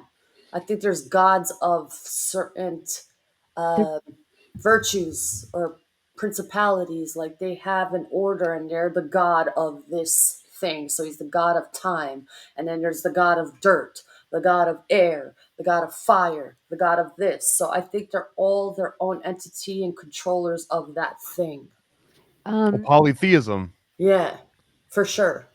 it It I had so many questions that shot out, but in a way, the reason I ask if you think Kronos is an angel is because cherubim are. And so we see that idea of like that mercurial baby come from the cherub over time, the same way angels become very beautiful over time. We see the cherub specifically become miniature and young and virginal and like usually asexual because it doesn't matter. It's just a child. And all the ancient depictions of Kronos, he has wings, but he's also chewing the wings off of the Cupid, the cherubim. So it makes me wonder if all the angels are just the stars. That's Because what if I Saturn think. is Kronos and Mercury is cherub, do each one of the angel names just represent one of the planets? And we're not supposed to follow the roaming planets. So those planets have energies that whisper in our ears. And so we're not supposed to follow those, but the constellations are constant. And those are the things we're supposed to rely our energy on. Probably, most likely. I think they're just the watchers. They're not. We're not supposed to follow. They're just the watchers of whatever era we're in, and according to the which book was it? And I hate referencing books, but it's the something about the Christ. I forgot the name of it. The Gospel of Jesus the Christ or something. Christina Aguilera. Yeah, something like that. So they talk about each era or each era there's two angels or two watchers that are set and they change every era. So they have two set and then the next two and the next two and the next two, and that's what I feel like Couldn't those the be Venus. planets and the sun and the Yeah. moon? Yeah, and Or how like Venus, we think, or we, how we talked about it, how Venus is the actual sun because DLZ are two stars or two suns. Venus is the original sun or watcher, and then it switched at some point on a new era, a new age. What and the cherubim were like the second order angels, and there's a description of what they are, and it's not like Cupid. It's not like the cute little fat babies flying around. It's and I got part of it pulled up, but it's from Ezekiel 1, and here's a description of cherubim. Each had four faces, they had four wings. The legs were fused into a single rigid leg, and at the feet of each were a single calf's hoof, and their sparkle was like the luster of burnished bronze. Huh. So, like, that's definitely not a cute little Cupid baby at this point, right? This is like a monstrosity with four faces and a hoof, like a cloven hoof, and a single leg. Huh. Okay. So, the transfer of dominion from one age to another is an important event in the world of cherubim and seraphim among the manuscripts of Levi. So, two cherubim and two seraphim in each and every zodiac sign. So, whenever that age comes in, like, let's see, among the manuscripts of Levi, we have found a most remarkable paper describing the transfer of dominion from Piscean age to the Aquarian age. But it's difficult to determine whether it's recital, right, or facts of prophetic statement. So in each age, there's like two cherubim and two seraphim that are the watchers of the age, whatever age you're in. But that's according to the Aquarian Gospel. I don't know. It makes sense because they have their virtues, the principalities, the cherubs, what are they called? It's weird that there's like Ark of the Covenant, archangels, arc in electricity, arc like you have an ark and we're going to put animals on it. And if you were a giant If you were a huge thing, it would not be hard for you to cut down one big tree. Oops, water's coming from that one big tree, but I just carve out the middle of it. And then I literally can pick up a lion like this and put it on the boat. It's not like I have to let me open the doors and let these animals, blah, blah, blah. Who has time for that? I just am picking them up like a giant. And I think if there was a certain kind of maybe beam of light, like I just don't think it would be hard. We always are like, we need all this technology and all these things. But if we had these massive beings, who knows what they could have just picked up and done? They wouldn't have need magic. They could just have muscle. So they would them all. stock So they the use them to, like, animals. they Do you use them to, think- like, build the pyramids. A female Nephilim should be allowed to play in the WNBA, or is that still go against some that kind cheating? of? Yeah, is Is it just that cheating? wrong?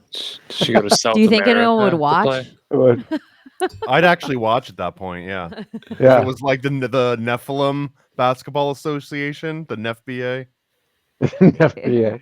If there was like an Amazonian league, like you see that shit at the beginning of Wonder Woman, that like Olympic sporting event that they do. If That there kind was, of is the WNBA, isn't it? It's sort of like the Amazonians. but not even nearly as exciting. But if you look at the Amazonian sport, they are just playing basketball on horses and with bows and arrows. But they're essentially just trying to get a ball through a hoop. A ball, a BALL, BAAL.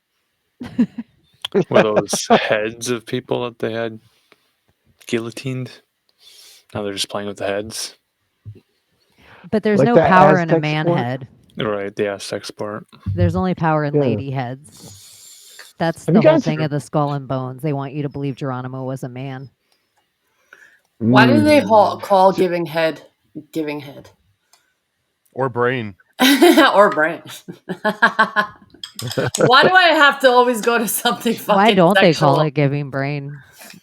Why don't they? Well, I've heard of that and dome. Brain, Oh, dome, and head. 'Cause it's all here's the what same thing. I think. This is why I really think is because sometimes you can't fucking think straight, and then you get off and you're like, clear thought. Clear. I can relax now. Yeah. So thank you yeah. for just giving me headspace. Very clever, Chingy. I like that. Well, it's Thank like you for having holding to pee really space. bad.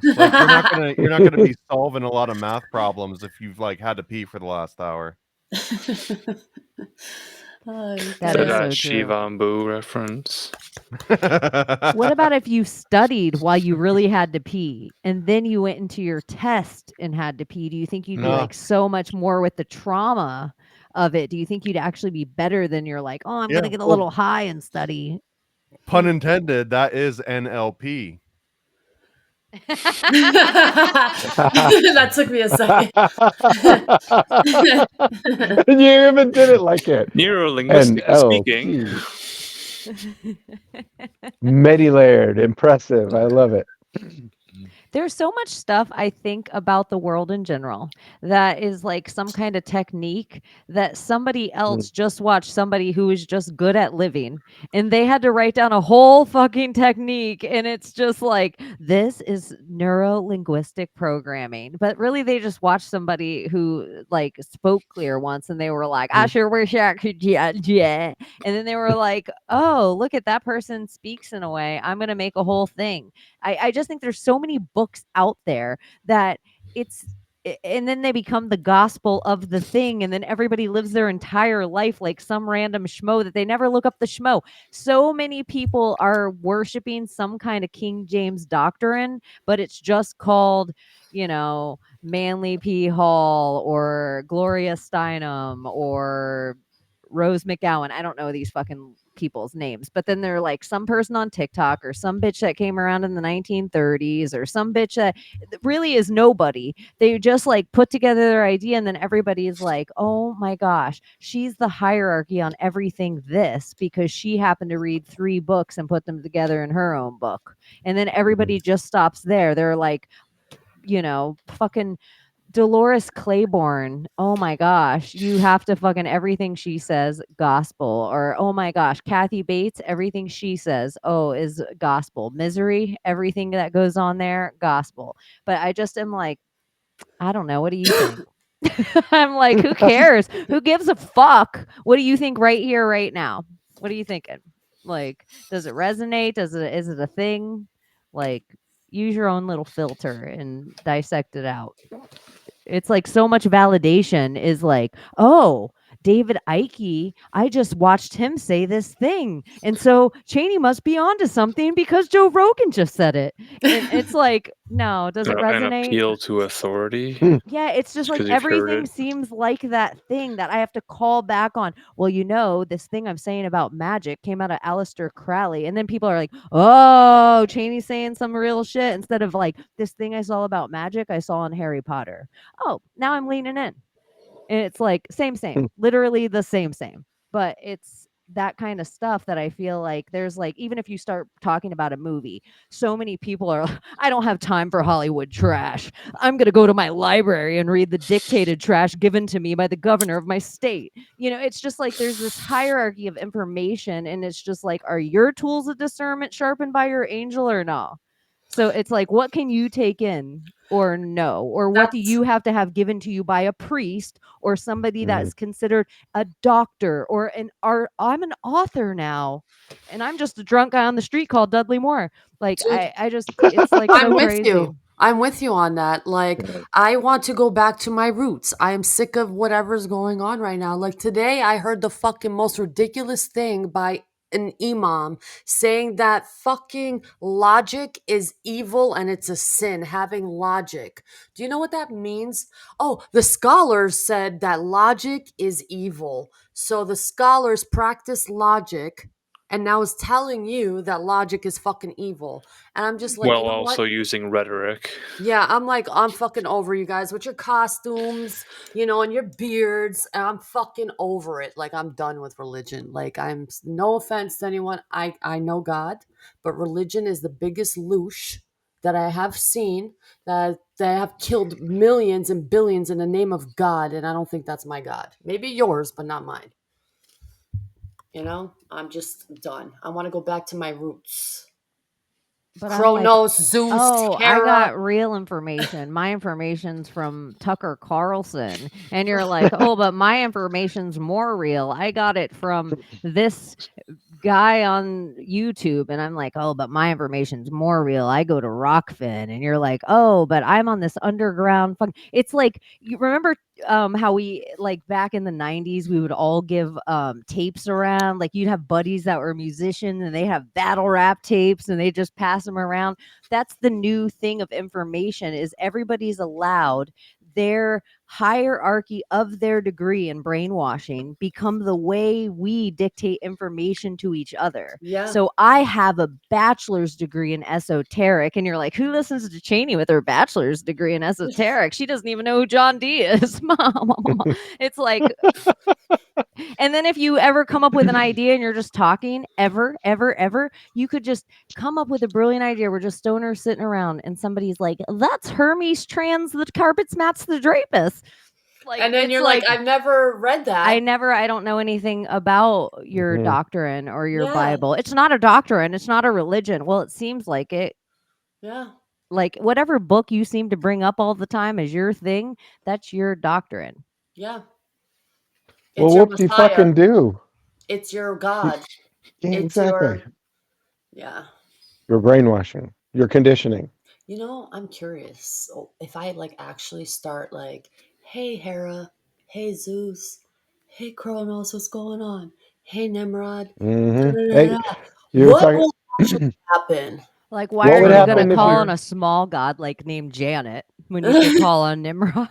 And Zeus and What would you do if you called on Kali? Oh, Kali and Kal. You can't call on two Kali. different That's beings. a cultural appropriation. Cheney. Call on Kali. I could see the Beetlejuice looking commercial. Call on Kali. Okay, Kali was black. All the arms come out. Well, before you call, you should check Like the this. time and make sure you're not waking them up or bothering them. I would love to see like a reboot of Bewitched, but it's just Kali, and every time Darren comes home and he's like, Samantha, and she's just got severed heads. Isn't One that on each great? arm. The jacket. Oh, honey. Would that I feature chopped off a Zendaya head of in that another. product? Would Zendaya be the witch in that reboot? If you wanted to be A-list. Yeah. Did you guys ever hear of the beadwork of the device of the skull cap? What? The The bead. device. Yeah, it's a skull cap and it's like legit like a fucking skull. And it's Mhm. called the beadwork device of the Oh yeah. skull cap. It's fucking fascinating. So, hold on. So like a Neuralink, like an Kinda. It's analog like Neuralink. serpenty and it's like a skull and Sure. it's pretty What fucking. religion? Are there I crystals don't in know it? if it's a No, religion. these. I fell upon it today and I'm like, this is fucking interesting. I wonder if any of you guys heard of it because I just fell upon it. I was like, this is something fucking brand new. It's called the beadwork device of the skull cap. Because It I'm sounds just like an getting Etsy ads shop. to join the luchadors. The luchadors. Ooh, the wrestlers. I'd do it for the food. Oh, that'd be fun. Actually, a wrestler. Oh, we should do. We need to do that some night. I had a Mexican wrestling mask and Luchador I gave it mask. to my buddy because Oh, it was really, I realized putting the Mexican wrestler mask on that like I'm adventurous. Like if my partner, like if my wife came to me and she was like, babe, I want you to, there's certain things I just can't do. And one of them would be put on a gimp mask, but I didn't yeah. realize it until I put on the luchador wrestling mask that it was so constrictive. It might have been a flashback that I had that I'm like, I can never wear the mask because of the luchador mask that gave me like Pulp Fiction vibes. And then it was just like suffocating. Or you But could wear a Yeah. looser fitting veil. Wearing masks is suffocating. maybe I just need a bigger luchador mask. But I think that's part of the thing is they have to be laced on. It's Mhm. like they're so tight. I think you would work way better with like an Ultimate Warrior face paint effect going on. There I you think you go. could rock that. I think Mhm. it'd be so. Sting. I look kind of like Sting from circa the 90s. Oh, that'd be cool. Before he went to and turned into the Crow. In I this can moment, see I a have Sting hair. DiBiase coming out of you too if you put on the suit, the money suit. Fred DiBiase, right now, if he were on this timeline, does he have a MAGA hat on? Like, doesn't that somehow seem like the character? Like you just said the character of WWE that we're watching right now in a weird way. Like Ted DiBiase saves the world. Yeah, I mean, I think he would just do the full orange spray tan and like lean all the way into it. Like, it would be awesome to see like a wrestling Trump just body slam Vince McMahon. Trump's actually been on WWE though, and didn't he Right, win he's his the wrestling one that match? shaved Vince McMahon's head in a Yeah. humiliation ritual. Oh, right. Oh my gosh, look at this right now. Okay, we're going to go all the way back around. So, Vince McMahon stepped down as the CEO of WWE and he ran this company forever. Dana White, besties of Trump, stepped into the place now in the head of these companies and they've joined forces. And so now it's an entertainment league. Like it's called TKO. And the guy that heads it up is Ari. Remember the show Entourage on TV? Mm-hmm. The guy who actually got accused of doing like creepy shit and all that stuff and it was best friends of Brian Callen. He played Ari Shafir, Jeremy Piven. Yep. But Ari Shafir plays Ari Gold, a real agent that he owns WME and WME heads up. It's this like BlackRock private sector of Hollywood that nobody fucking talks about. And they're this huge entertainment arm. And so all of WME owns TKO and TKO is WWE now and UFC. And it's huge and it's taking over the world. It's like bigger than it's just weird that Vince McMahon's nowhere to be found on it anymore. You know what we need to look into since we're talking about angels and planets and stars? The magical calendar. If you look at the magical calendar, it lines up the sigils with the Solomon seals and the planets and the different, it's all sigils and it's a magical calendar. They have numbers and square magics and the Solomon seals, and it's all like divine it's like a divine calendar, when to conjure or when to communicate to the angels and the stars. Who killed Medusa? Oh, Perseus? It's Perseus in the movie. Perseus. Is that the same? Yeah.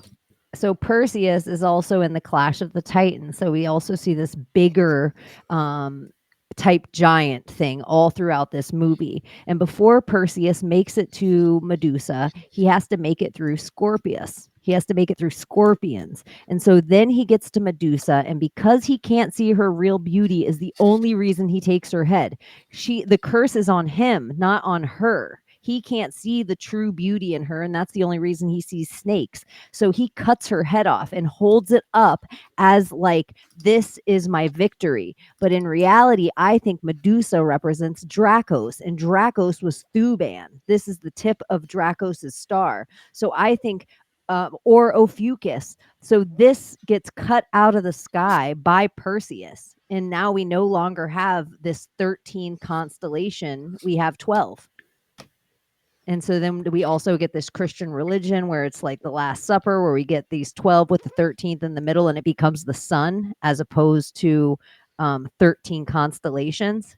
We get 12 planets and a sun. So I just think it's a huge dogma that comes in with Sirius. And that's also probably when the Sphinx is destroyed and a dog is made of what used to be there.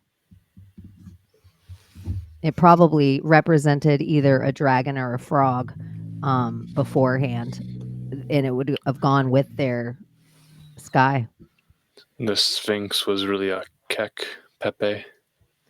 Well, there's thought that the Nile River and the Mississippi River, they both used to flow in the opposite direction. And the Nile River, when a Thuban would get to a certain spot in the sky, the Nile River would flood. And when it flood, all the side of the river would turn to black silt. And they knew this black silt was ready to use because the frogs would turn to pollywogs and then jump out. And so once the frogs jumped out, they knew that was black gold, and they could put it on all their crops and harvest and have such a plentiful, because it was all this schmutz and bottom of the river. So it made all of Egypt so plentiful. And so I think it's not Hecate. No? It's Heket. Heket. And HQT. And she's was a Kemetic god before even Egypt, and she carries over to Egypt, but she was of fertility. So I think somewhere in the line, they destroy this whatever was there, and they put up the dogma. And then in history, the way that we forget about it is the only thing we hear about the destruction of the Sphinx becomes Napoleon with destroying the nose. That becomes the only destruction we ever hear about it. So it blurs the history with Napoleon, which his mother was Albanian. Perseus translates for Zeus, which would be the archangel. Zeus holds electricity in his hand. Perseus. It's like because we're pronouncing it differently in English, but when you pronounce it in the actual way, it's for Zeus. Perseus. Oh, yeah, it totally is. Yeah. Perseus, and that Z would totally say the same thing. And we keep thinking writing is everything, but that's the way our dictators control us, is writing it down. We didn't give a shit about writing. We spoke to each other. And there was like an old saying that would be like, the truth is always spoken, a lie is always written. Hechet. You see, Hechet. Yeah. Hechet is, oh my god, I love my fucking language. Hechet. To take away, to strike, to remove. Well, that's what they did. Uh-huh. They got rid of it. And then also think of the frog, not to bring it all back around to hermaphrodite again, but a frog is amphibious. So it would be the representation of a mer being and then onto land. So you'd have this full thing, but it's also one of these things like different than a snake and a chicken, that it's having young it's before maybe even they knew what a butterfly did. Before there was such thing as a Silk Road, they saw frogs change form. Heket, to take out. To take out, and that's like literally what it is. Goddess of fertility, childbirth, renewal. To remove And out of. look at how a frog starts: egg to sperm, and then it becomes a whole different being. It is hermetic. Yes. It is feminine to masculine to whatever the frog it has become. The amphibian.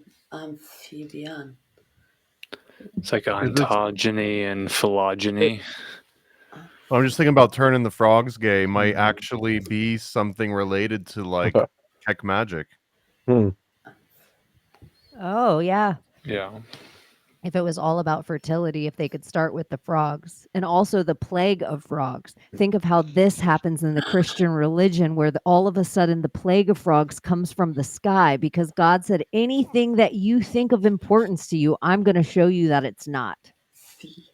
So it was just like all of a sudden these frogs that used to show them when the river was fertile fell from the sky and became like the worst plague on them. And they used to think this was the best thing that happened to them. I'm doing a breakdown of amphibian. Mother. Phi, I'm figuring it out. B, daughter. On, God. Ane, God. Amphibian. Something weird about that. Like a That word. trifecta. Yeah. It's a trinity. Yeah. And the line. Phi is like the line. Fia. Frogs in the like animal totems. When you see them in nature, they're always like Mother, daughter, goddess. There you go. the She throws her transition. phone. She throws her phone, unplugs, throws her earphones down, turns into an angel, turns into her light body, blows away. Light buddy.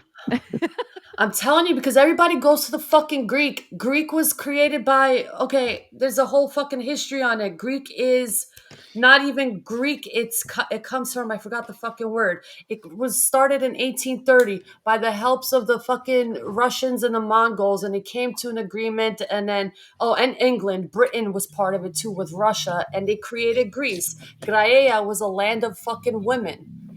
Like Lesbos. It was the land of women. Gra. Hey. I didn't do anything over here. Okay. I know you Albanians are strict. I knew it was going to come out eventually. But it's Greek. It was like a religion. It wasn't even a thing. It was like a religion of orthodoxy. Orthodoxy came from, I forgot the fucking word.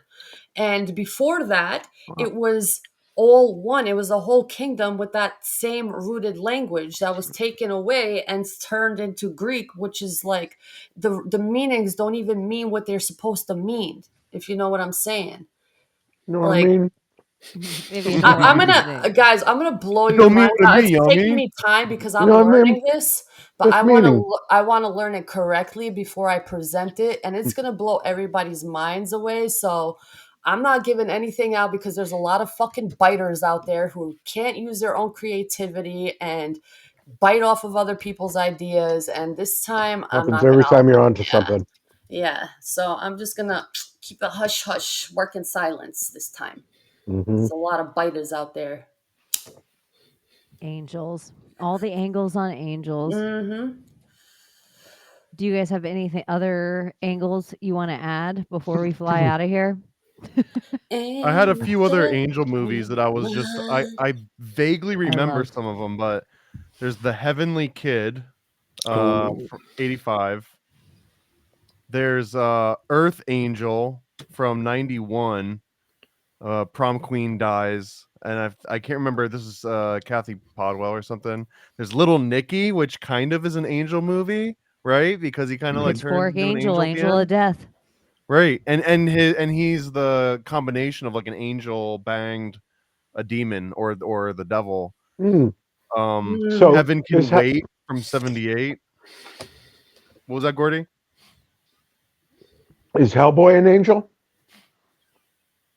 I Isn't don't he? think so. I don't know. Was he I guess Nephilim? it blurs Because the line. Was he Like- Nephilim? Was he Moses?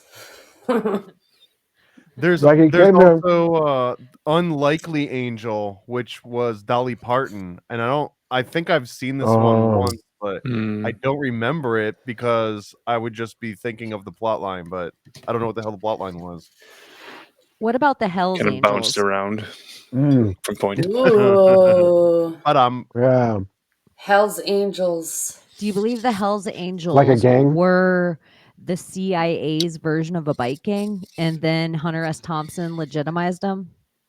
Do you know? Woodstock being like the summer of love, and then they had the other concert on the other side, the West Coast, where the Hells Angels started bashing people's heads in. It reminds me of Helen and Helena, and why Helena was named Helena, because it's the land of idolaters. So why they call it Hell, Hellenic. It's like the idolaters. Helena That's what it is means. when Literally.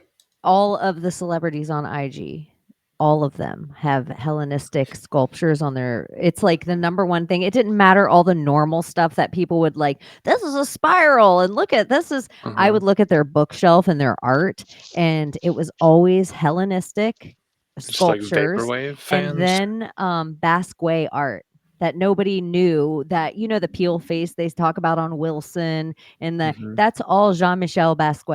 Mhm. All of it. So it's just a piece Who was of his groomed art. by? Who was groomed by Andy Warhol?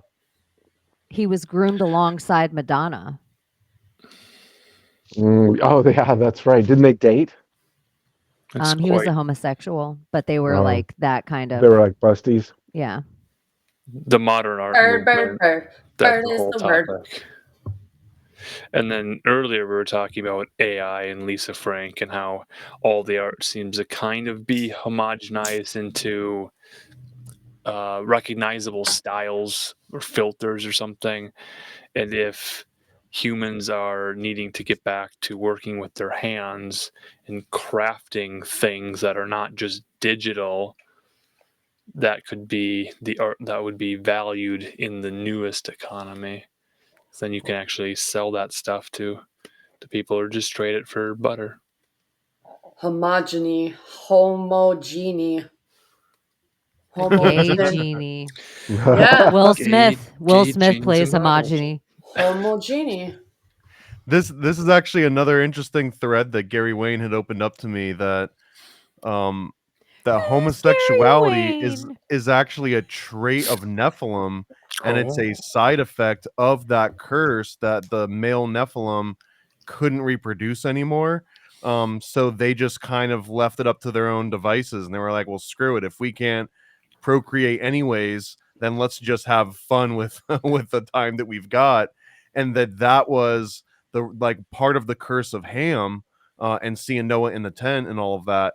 It wasn't that he saw Noah naked or that he did something kinky with Noah. It was that he revealed that he still had these Nephilim traits, and that's what cursed him, not the action, but that the action showed that he was still linked to, this these evil fallen watchers. I wonder if there's something to do with like the staff Moses uses to separate the sea, the wood that is used in the Ark of the Covenant, the spear that's used to cut Christ, the wood that's used to build the Noah's Ark. Like, is there something alchemical about the wood or the seeds from that wood that we are missing? Like, could the angels have fallen with something? Like bananas or bees? Into a gravity well? Into the moon door. Do you think maybe the angels were bringing it in like people sneak drugs into a prison through the prison pocket? Or they played this game where like they were sitting around an angel world and they were like, okay, everybody gets to go and play Earth, like Naked and Afraid, but you only get to bring one item and a machete. It's like poison ivy. One item and a flaming sword. Yeah. I think of it as like poison ivy and wings and an item. Like bringing greenery onto this world. That's what I think, maybe. Garden of Eden, the garden, flowers, flora. Florida. I gotta wonder this one too. Just I guess I don't know if we're ever going to come up on the angel topic again. Do you think there's anything inherently blasphemous or immoral with sexualizing angels? Because it seems like it's fairly appropriate for both genders, like a male angel or a female angel, like in popular culture and movies and books and everything. They tend to be like heavily sexualized. It might be blasphemous to show a slovenly man with wings as an angel, because that's like sinful. Oh, I know what I'm asking my AI to do. Fat ass angels. Fat angel right now. Right So if now. Well, So if, if your all wings- body form, if all types of body types are perfect, that would go to say maybe yeah. the latest wave of Victoria's Secret angels are what real angels look like. What about if wings have a weight limit? Or Danny DeVito. What about if like everybody gets wings, but your That's wings what only happens in- fly at like 220? That's what happens in Dune when the Baron Harkonnen, he gets so fat on the land that he has to have anti-gravity devices so he can walk around. He can't walk on his own. Well, maybe this is why the cherubim had 4 wings. Don't we have like the wing area called like a muscle called the wings or something? Like humans actually have something that's called the wings. Roach wings? Remember I those think there's kids a in body school that part. would be like, and they're like, they're like shoulder blades would come up. I could do that. Abby would know the name of that muscle right Yeah, away. it's your shoulder blades. It's when you. Oh, it wasn't even scientific. Yeah, no, it just looks like you. I It don't just looks like think you're it's the doing wings, shoulder right? blade. Do that with your shoulder blades. There's a- Put on the roller blades on No, your what hand. Cheney's talking about. It's like What you're talking about is, are you talking about the lats? Return to Oz movie. Flying monkeys. Yeah, the flying monkeys, angelic monkeys. Are there angel versions of other animals? I think we asked that before. Did we get any conclusions to that question? Latissimus dorsi. Dolphins. Give some wings to dolphins. Put manta ray wings on dolphins. They do that in Avatar too, on some fish, so they can like, because they can breathe air. Right. I always think the manatee must be so thirsty. Every time, if you ever on a dock just washing your boat or something, you'll look down and there's tons of manatees. Not that I ever do it. Wildlife in Florida, I don't ever touch the manatees, because if a manatee even grabs your hose and you were to film that and just put it on YouTube, Florida Wildlife will visit you. You know what's interesting? There's a skeletal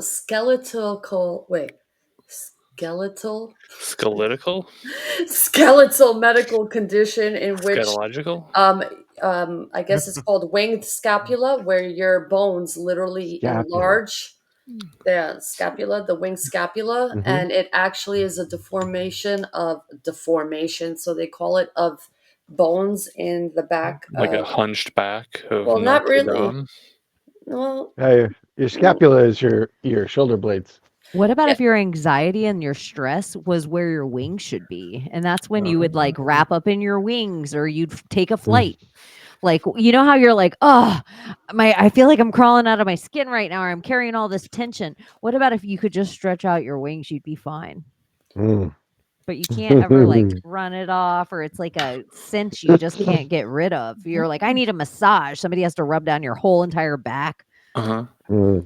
Well, if there's like a toroidal field or something around the energy body around a human, those like wings. So then that's why you would draw those sort of wings to recognize that there's something else to the human body. Are you telling me right now that angels travel in a Merkaba instead, and that is who runs the world? So our angels might be Zionists? I think angels are definitely. Do they have phantom limb pain? Imagine. I feel like I have to tell people this. This is a really weird thing. I was in a lifetime. I'll just say, in a lifetime, if you have phantom limb pain ever, and I worked with people, and it was like this it really helped. And so if you like, because what they feel is like this, like they're making a fist. And so they feel this tension, like their body's been making a fist for who knows how long. So eventually it starts to hurt and it's not there, it's in their leg. And so if they put, you know how when you were a little kid and you used to sit with a mirror like this and you'd be like, look it, I'm hanging on the mirror.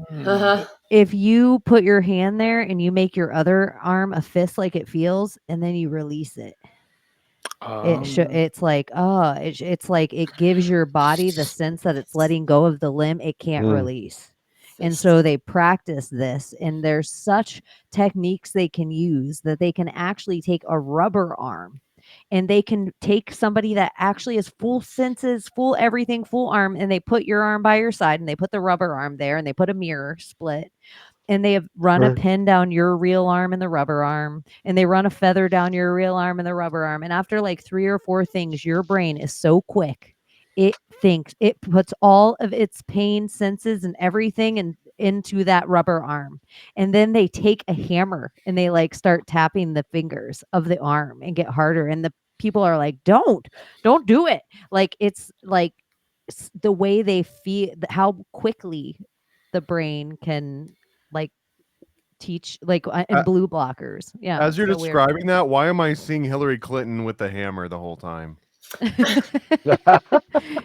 I thought it was Nancy Pelosi's husband.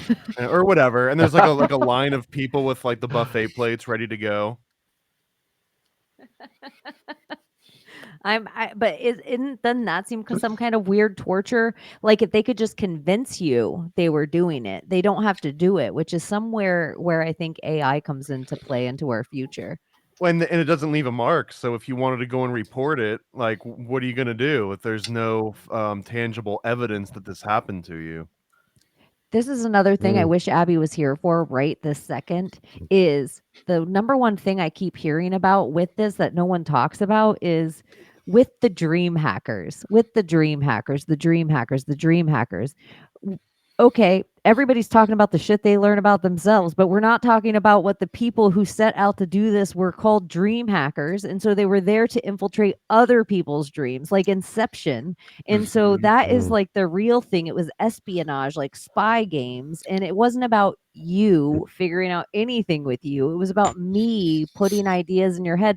So if we're just learning about this shit now, and they're 50 years advanced on technology or 100 years advanced private sector, what is the dream hacking business?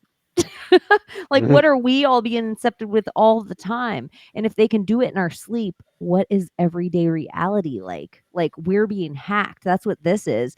They couldn't just hack our dreams. That was small potatoes. It was like the wife working. Like, they had to get the woman out of the house to tax all the worker. So it's almost like, okay, well, we can only incept their dreams. We need to incept their reality. And that's where all the Black Mirrors come in, and all the printing presses and all the books and all the films and everything. I think that's where it kind of comes into play. Yeah, you mentioned Zionists earlier, and I just think that's about Matrix 2 fans. Like in that movie, right? Are we talking about the Matrix now? And the idea that that movie comes out and just sort of melts everybody's brains, like they hadn't seen movies before. They don't know what a story is, and then that becomes their new gospel. So for the last 24 years, the working gospel for many conspiracy theorists or truthers or those types of people has been the red pill, blue pill dialectic thing of, oh, the Matrix, that's our future, that's a real thing, that like there was some meaning and value, and they took that as the gospel. So then decisions were made after seeing the Matrix that would have been different if everybody just watched Dark City instead and forgotten about the Matrix. And there was a lot of movies that had similar sort of cyberpunk sort of simulationist theory. There's another movie called The 13th Floor, which has a date in a newspaper that happens to be 2024. So that's some homework to look into. The date of the movie, The 13th Floor. You guys feel making me beg because I'm sleeping? I'm like, oh my God, shit. Cody wants homework. My brain is just going etymology. I'm like, words are sticking out to me, and I'm just like, oh shit, oh shit, oh shit, oh shit. Zion, the black side or the black one. They have Xeon processors, don't they? Intel Xeon. Xeon Xeon. What is that about? Oh yeah, that's a tech company. Yeah, And they're used in servers. Oh, The black one. That's Kal. And Kali is the white one. Kal is the black one. Kali is the white one. If there were like, since we brought up Kali, another like Hindu thing is that there was golden cities in the sky that they could see through the clouds. And where would Nephilim fall from? What if there used to be a time that the cities were closer and that, like, maybe a spaceship even, and then it was about to take off and some of the aliens jumped ship because they were like, we don't want to leave. Like the alien ships, like, we're going to come back around every 71 years and we're going to check on them and blah, blah, blah. And they'll be like, they'll be better if we're here. But then they didn't know it was going to be so long. And then they're like, I want to murder these humans. we didn't even get into like divas from Hinduism, other gods, goddesses, celestial entities. There's other traditions too. There's some apsaras, which are the nymphs, the heavenly maidens that are renowned for their beauty and grace, dancing around in the court of the gods. Others, like the yakshas, are the benevolent nature spirits or guardians. And we didn't even talk about like animism. How does animism work? So if all of these things are true for different people at different parts of the realm, how do they all work cohesively in a simulation? If the simulation is the one mind of God, can God be influenced based off of the way people are going? So he'll like reward certain people and then like cause misfortune to other groups of people to guide sort of the evolution and development and raising of the consciousness of certain groups? Or is that heretical to even ask? Sorry. Well, there's the Mormon version of this, as I understand it, is less of like reward and punishment, but it's like everyone gets to go to heaven, but some people have to sit in the nosebleed section. Sure. And then there's people who are not Mormons. What happens to those folks who don't have? Well, they get to listen to it on the radio. Okay. Right. So when the Mormon missionaries knock on your door and they invite you to the Easter service and you say no every year and you never find out, maybe you should go and find out. There is some idea, and it might be off with the Mormonism or it could be Scientology. I always get them mixed up. But that you have to prove yourself as a being on this planet before you can become the god of another planet, before you can make your own reality. What one is that? Is it Scientology or Mormonism? That's Mormonism. Well, Mormonism. Some of that's been retconned because the Mormons have this baked-in ability to change what their official like story is every year. Like they get to come together and kind of like, veto certain stuff or rewrite certain stuff. But that was like a previous version that I think got retconned, that if you're extra good, then yeah, you get to become your own Jesus, your own God of your own planet, and that all of the children that you've ever had, they're the ones that populate your planet. And that's why it's all about having many, many wives so that they all have kids and that those kids have kids and that those kids have kids, because essentially that becomes your entire Earth population. Is that what's that guy with the egg-shaped penis was trying to do? Who didn't kill himself? Weinstein, Epstein. Matrix is Mother Matrix. Yeah. It's Mata, mother, womb. We talk 3. about this. Matrix. 9. Oh, I'm just blown away. And it's connected to the moon. And I know a lot of people say it's masculine, but they're lying to you, y'all. They're lying to you. It's very feminine. What moon for what? The moon. body. That's just your hardcore feminism lashing out at the world. Nah, I'm not a feminist, bruh. I'm not. I swear. I'm telling you. What if the idea of the other planet that came into our solar system, like, you know how they're like, oh, this planet X came in, it knocked a chunk of the planet off, it became the moon, yada, yada, yada. What if it just came and sat there like the Death Star? Like the idea of like on the outside of Spaceballs. Huh. And then it stood between us and what we should see behind it all the time. What if it's just a projector I've of heard the Matrix? I've heard that too, but I've just like when people like any of the things where they're like, oh, they shot the moon and it vibrated for 3 hours, or any crater that hits the moon, it doesn't matter, it only goes the same depth, or like they landed on the moon and somebody told them to get the fuck off the moon and not come back. Mm-hmm. I And kind so of they dig had to that have one. other footage, and like they knew they had to have other footage before they went because they already had like signals coming from the moon of communication. Mm-hmm. There was even Tesla talks about that he had gotten radio waves from the stars and the moon, If you and like actually, voices and stuff. you know what's interesting about the moon, and they usually just show photos of the moon, but if you actually look at the moon through a telescope on certain waning and waxing, you could see the craters actually like move. Like the moon actually fucking moves. It's like a plasma. I'm not saying it is plasma, but it does move like it's like an entity that you see the craters move all over the place if you're watching it through a telescope.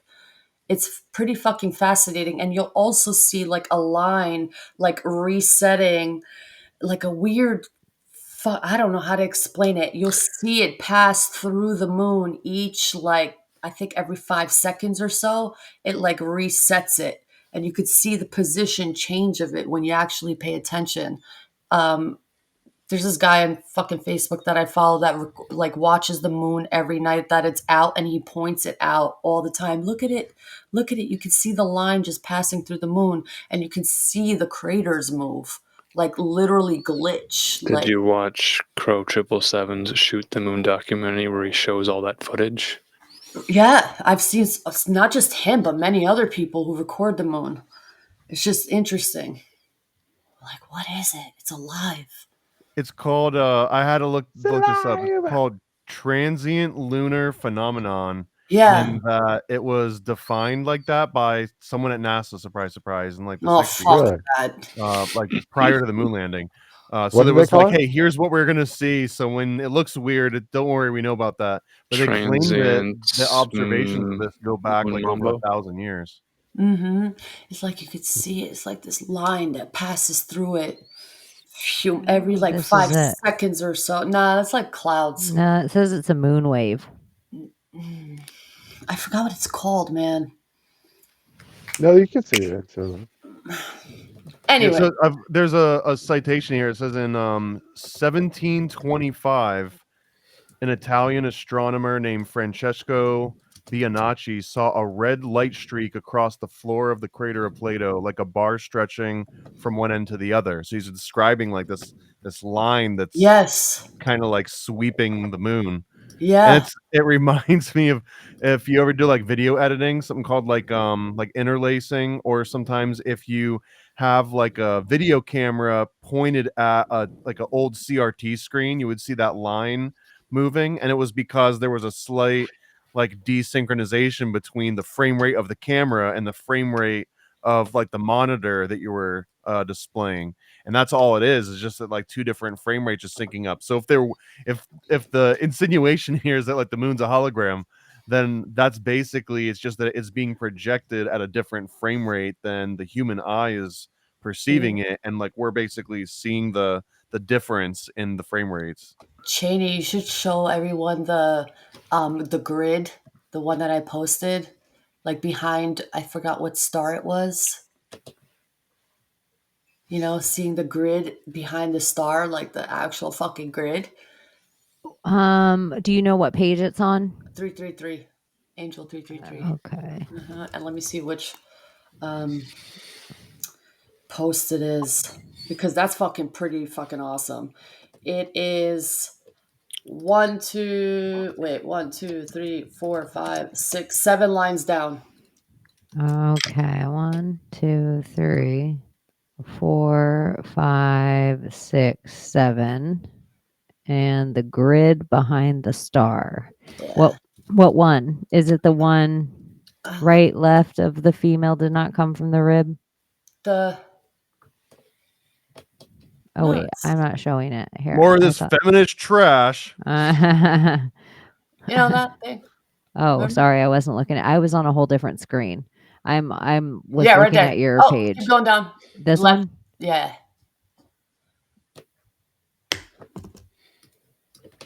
And this guy, he's a hardcore Christian, and he observes the stars through a Christian point of view in the firmament, and he records the sky every freaking night, and he captured the grid literally behind it, and he's never captured it before, and he records every night with the same fucking telescope, and that's what he caught. He caught the grid. The simulation. What do you think? Thoughts? Thoughts?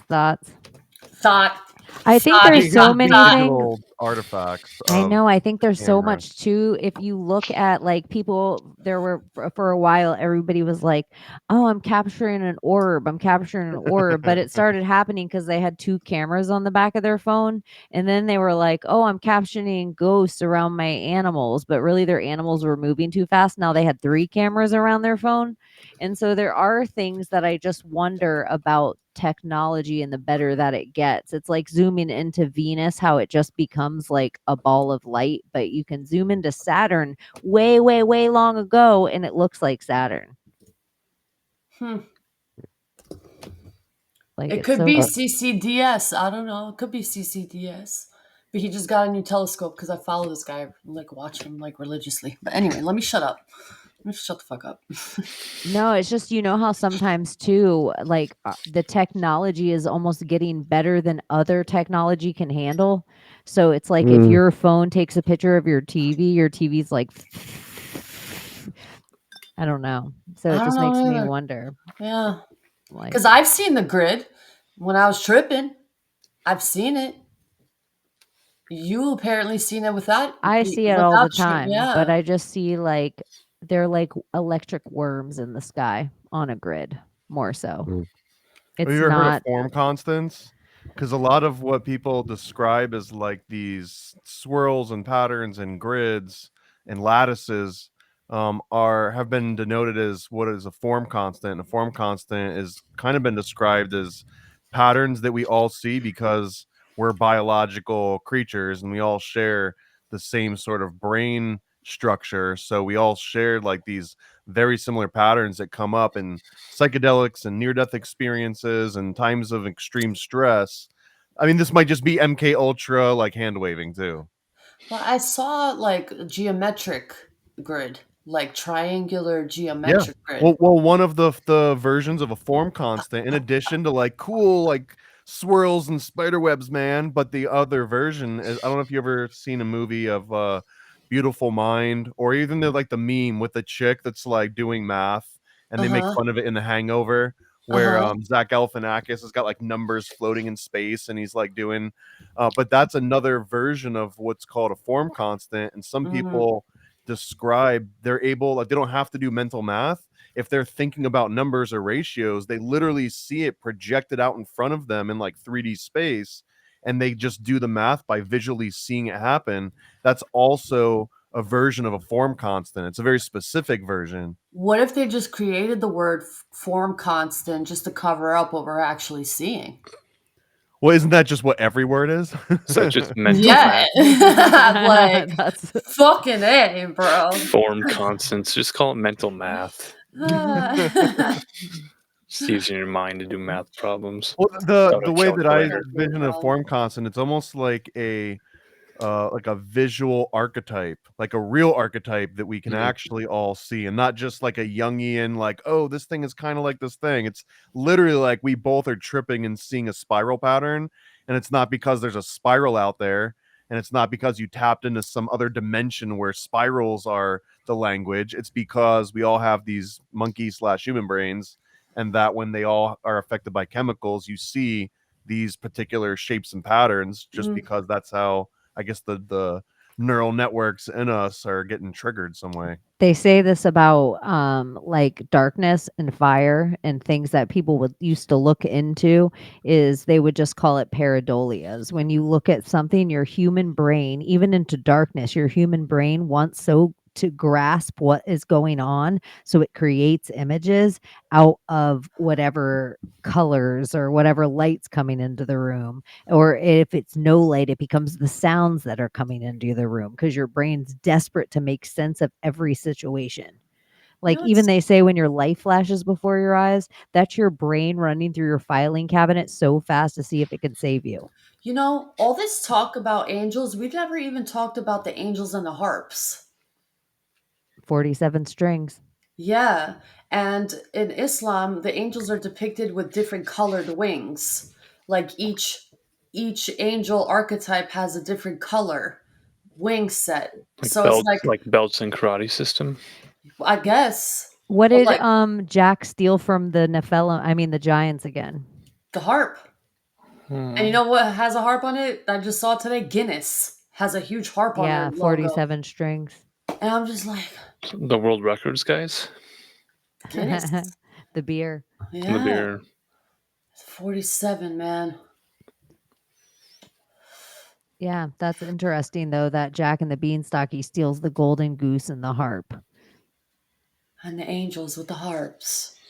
How they're depicted. Oh my I was God. gonna ask who has the most angelic voice. Me? No, stop. Shut the fuck Barry up. Gibb. Not Mariah Carey? Olivia Newton-John. And the dolphin speaker, Mariah Carey? I think the answer was Enya, but we'll go with Yanni. Enya? Yeah. I was waiting for Tiny Tim. Oh my gosh, that's hell. That's sulfur fart hell and Tiny Tim. That is the worst voice. Tiny Tim duetting with Yoko. I think we can make AI do that as well. We can absolutely do that. And it could just be called a protest song.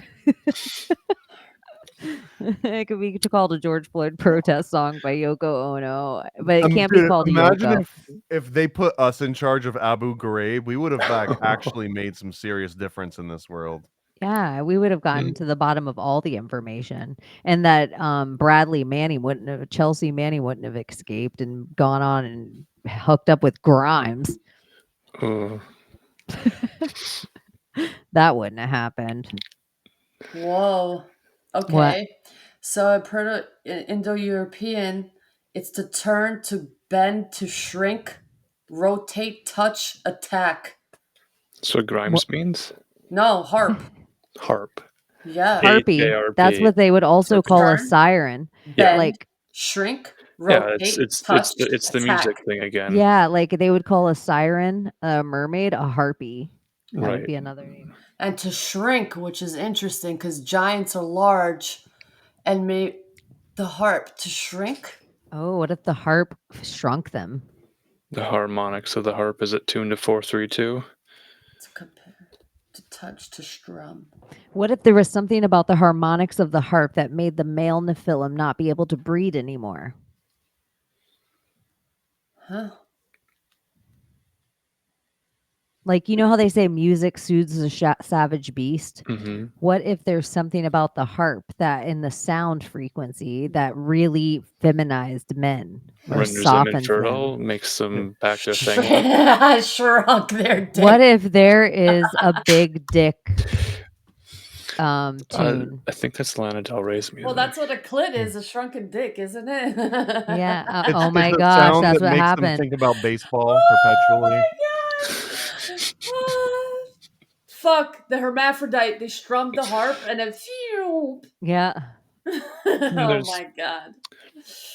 It made an atom out of what it used to be. It microed the macro. Oh my God. It shrunk it.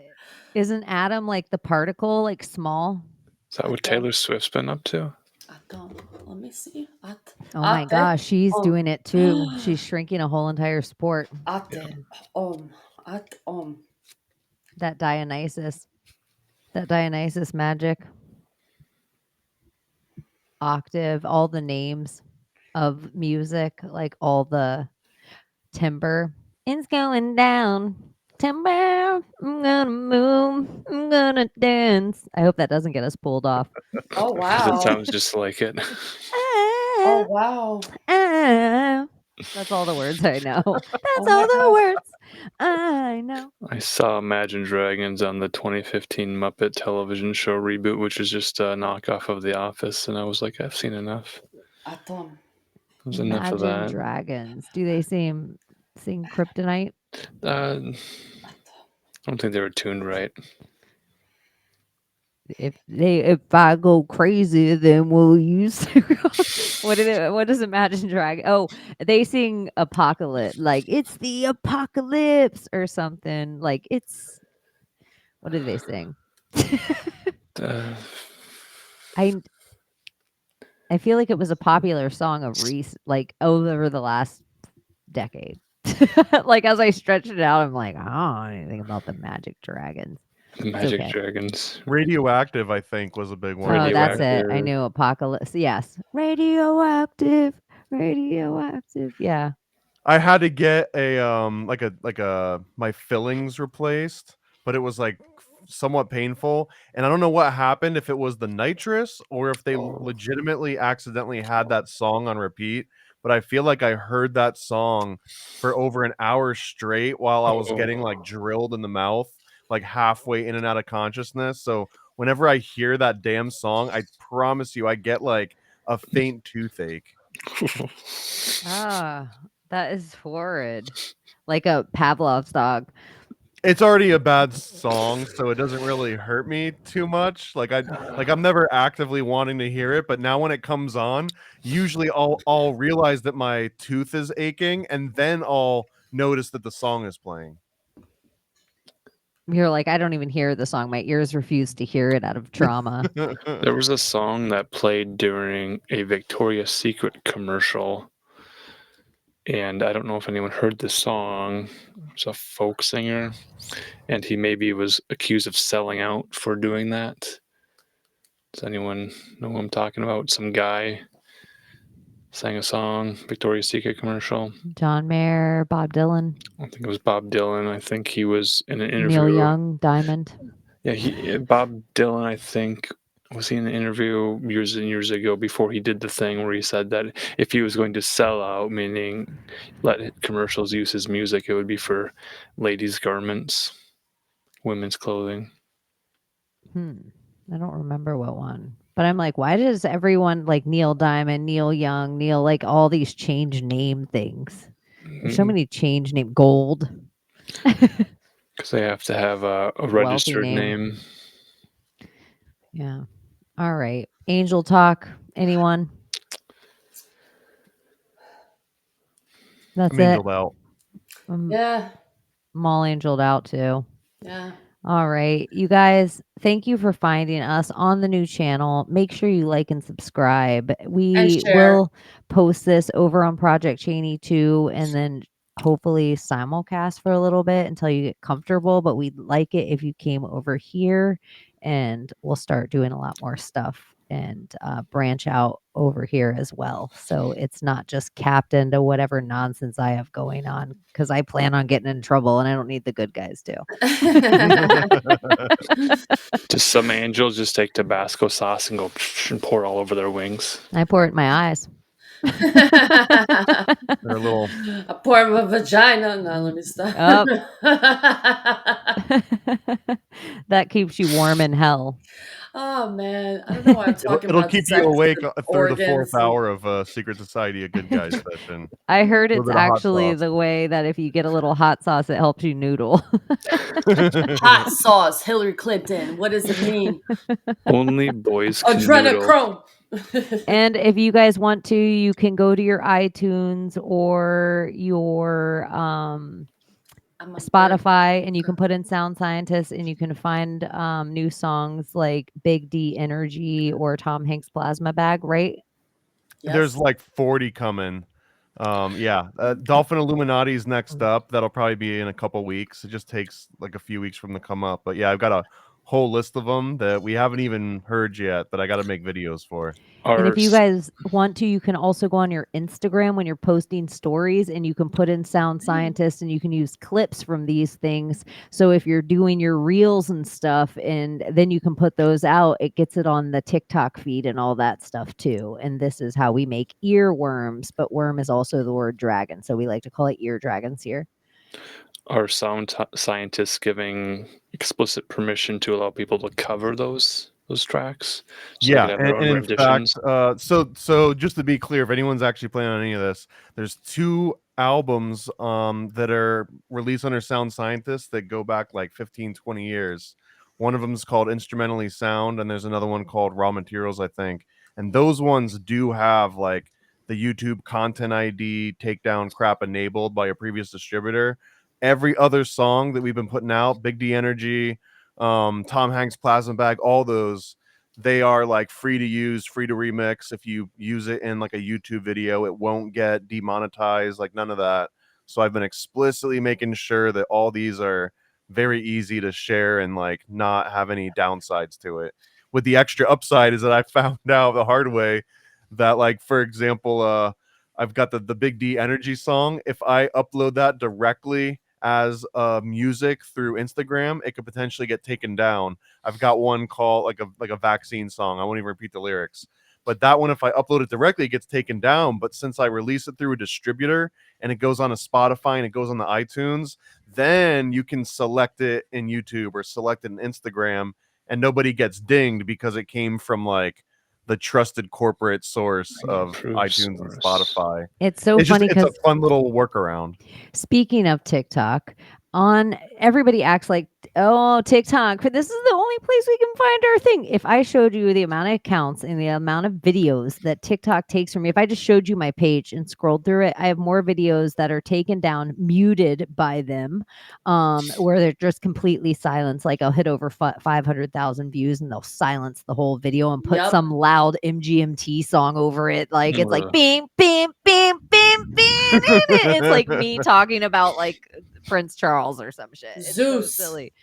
Zeus is throwing down his fucking thunder And right so, now. like literally. with it, one of the things I put Big Dick Energy on TikTok, and it got banned. But it says right now, because I dispute everything now, and I put like, this is a political smear campaign. I think this is a witch hunt. I write that now because I'm like, maybe these words are given to us for a reason.